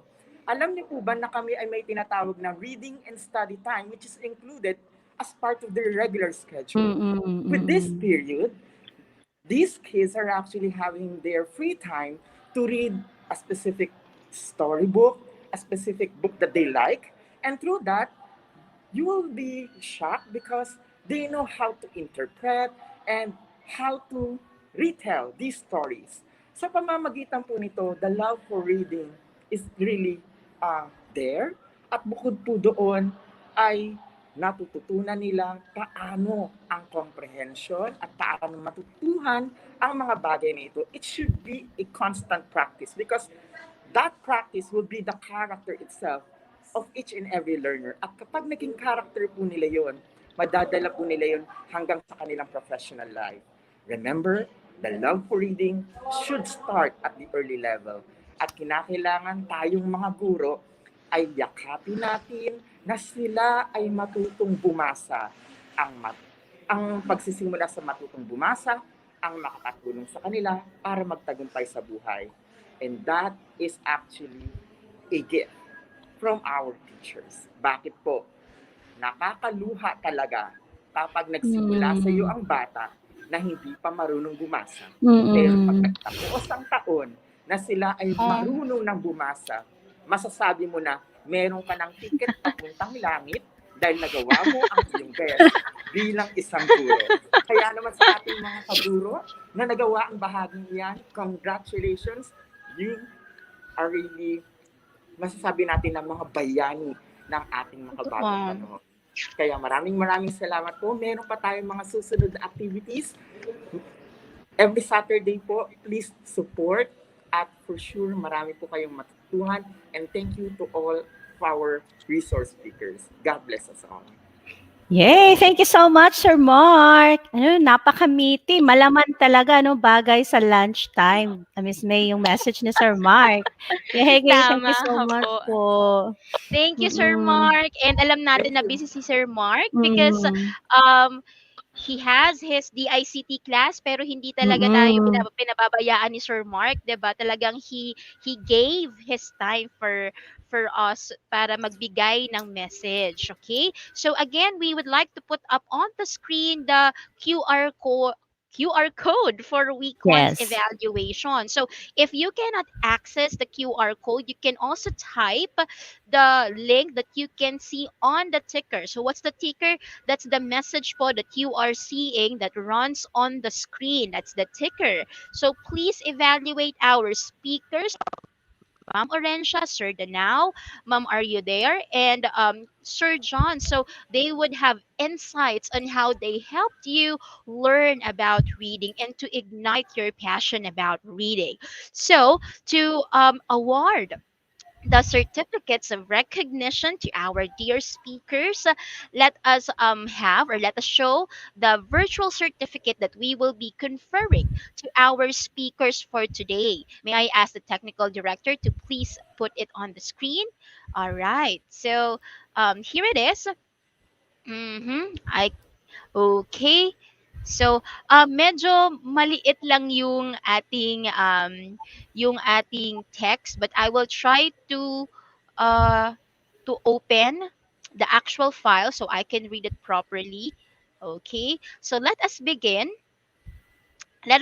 with the certificate of recognition awarded to Miss Melissa Alma R. Orensia for sharing her knowledge for sharing her invaluable knowledge and expertise as resource speaker on the topic entitled Teaching Reading Comprehension in the Digital Age on November 6, 2021 during the National Reading and Book Month webinar series. Her inputs assist in retooling, reskilling, and upskilling of educators on current trends in reading, literacy, and pedagogy, streamlined to the emerging technologies in cultivating the critical thinking skills of learners towards responsible citizenry.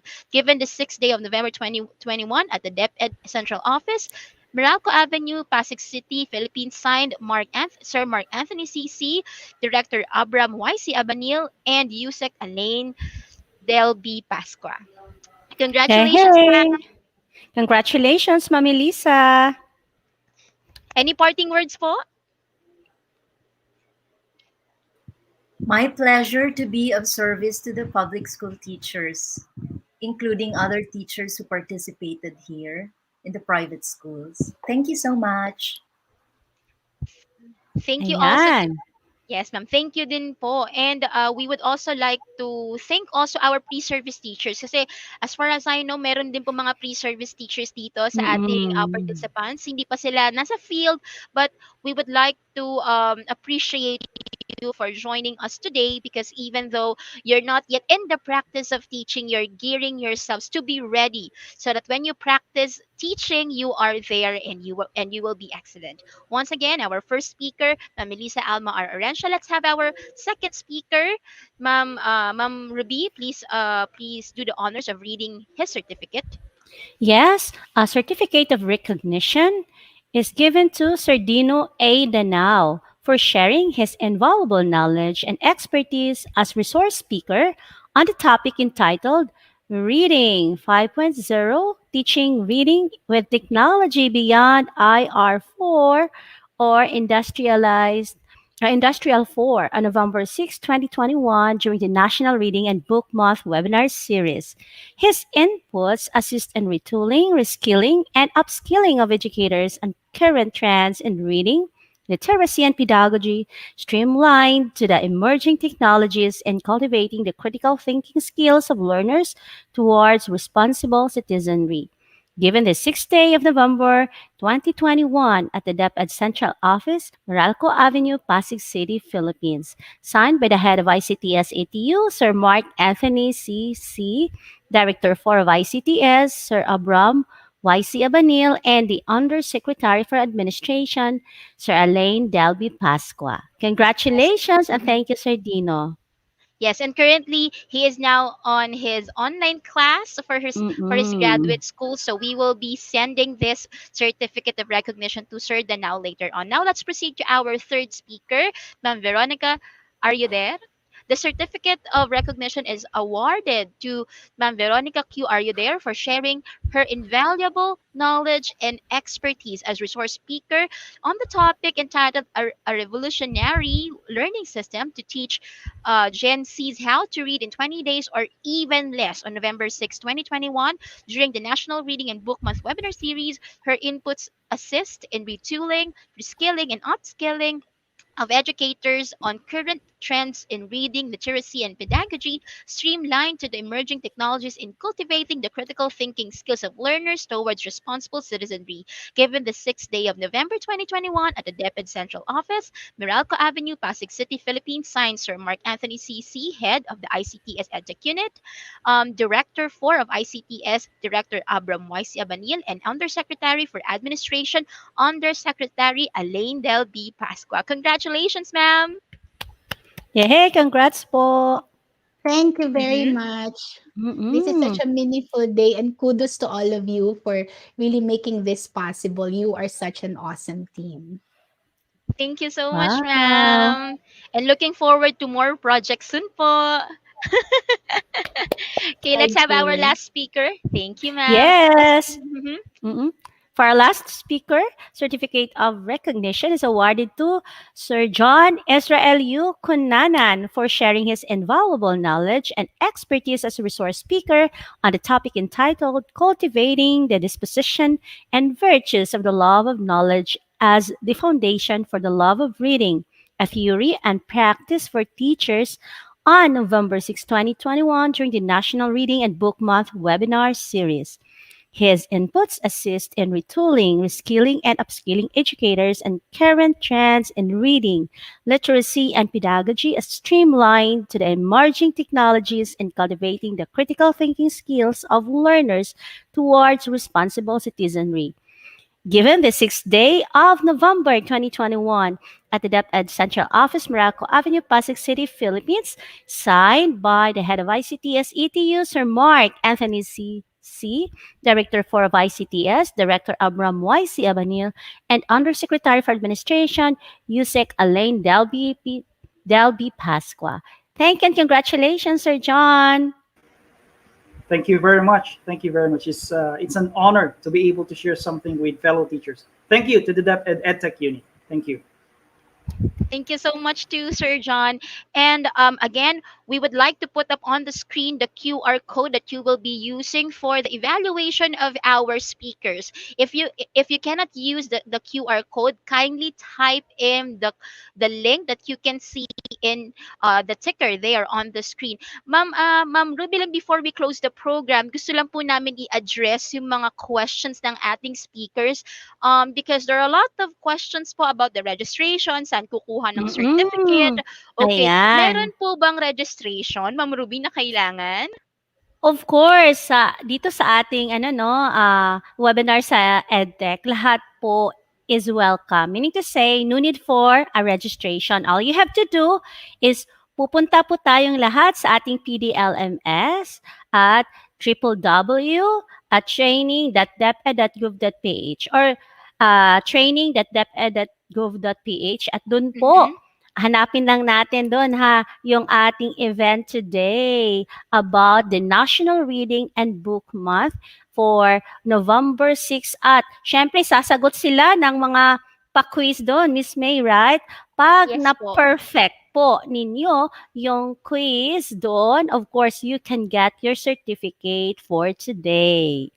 Yes po. Yes. And our evaluation po will be based dun po sa mga nasabi po or about sa topic ng ating mga speakers. Now, para po sa mga concerns ninyo doon sa ating sa paggamit ng PDLMS, scroll down lang po kayo dun sa website and there is an email there that you can contact or send an email to para po sa mga concerns ninyo with your account, kasi yung iba parang Yes. parang nagkakaproblema po ata sa sa pag-validate, sa pagko-confirm ng kanilang email.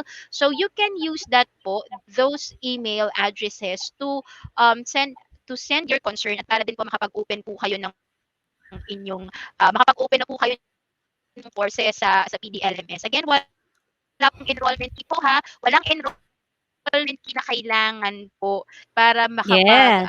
makapag-enroll. Yes, since meron tayong mga participants, Teacher May, na hindi taga DepEd, no? Mhm. So, dapat ipaliwanag natin that you need to sign up po.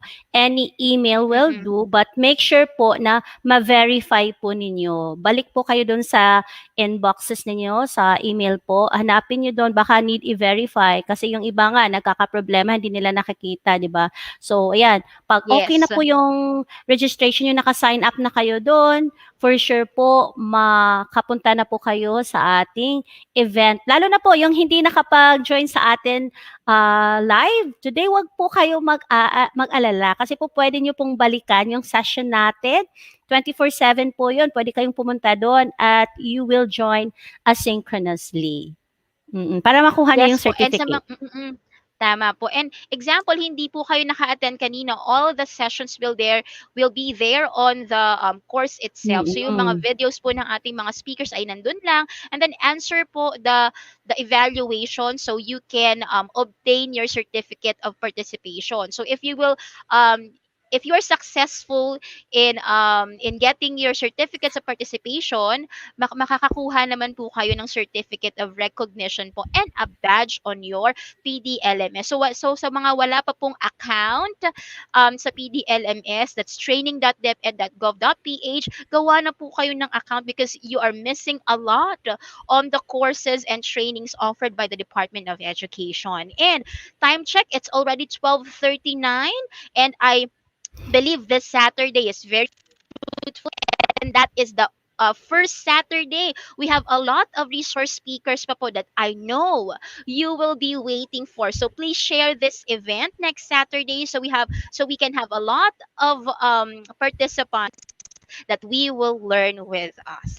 This has been Teacher May, And I'm Teacher Rubilin. and we will see each other next Sunday. Bye. See you next Saturday. God bless everyone. Shout out po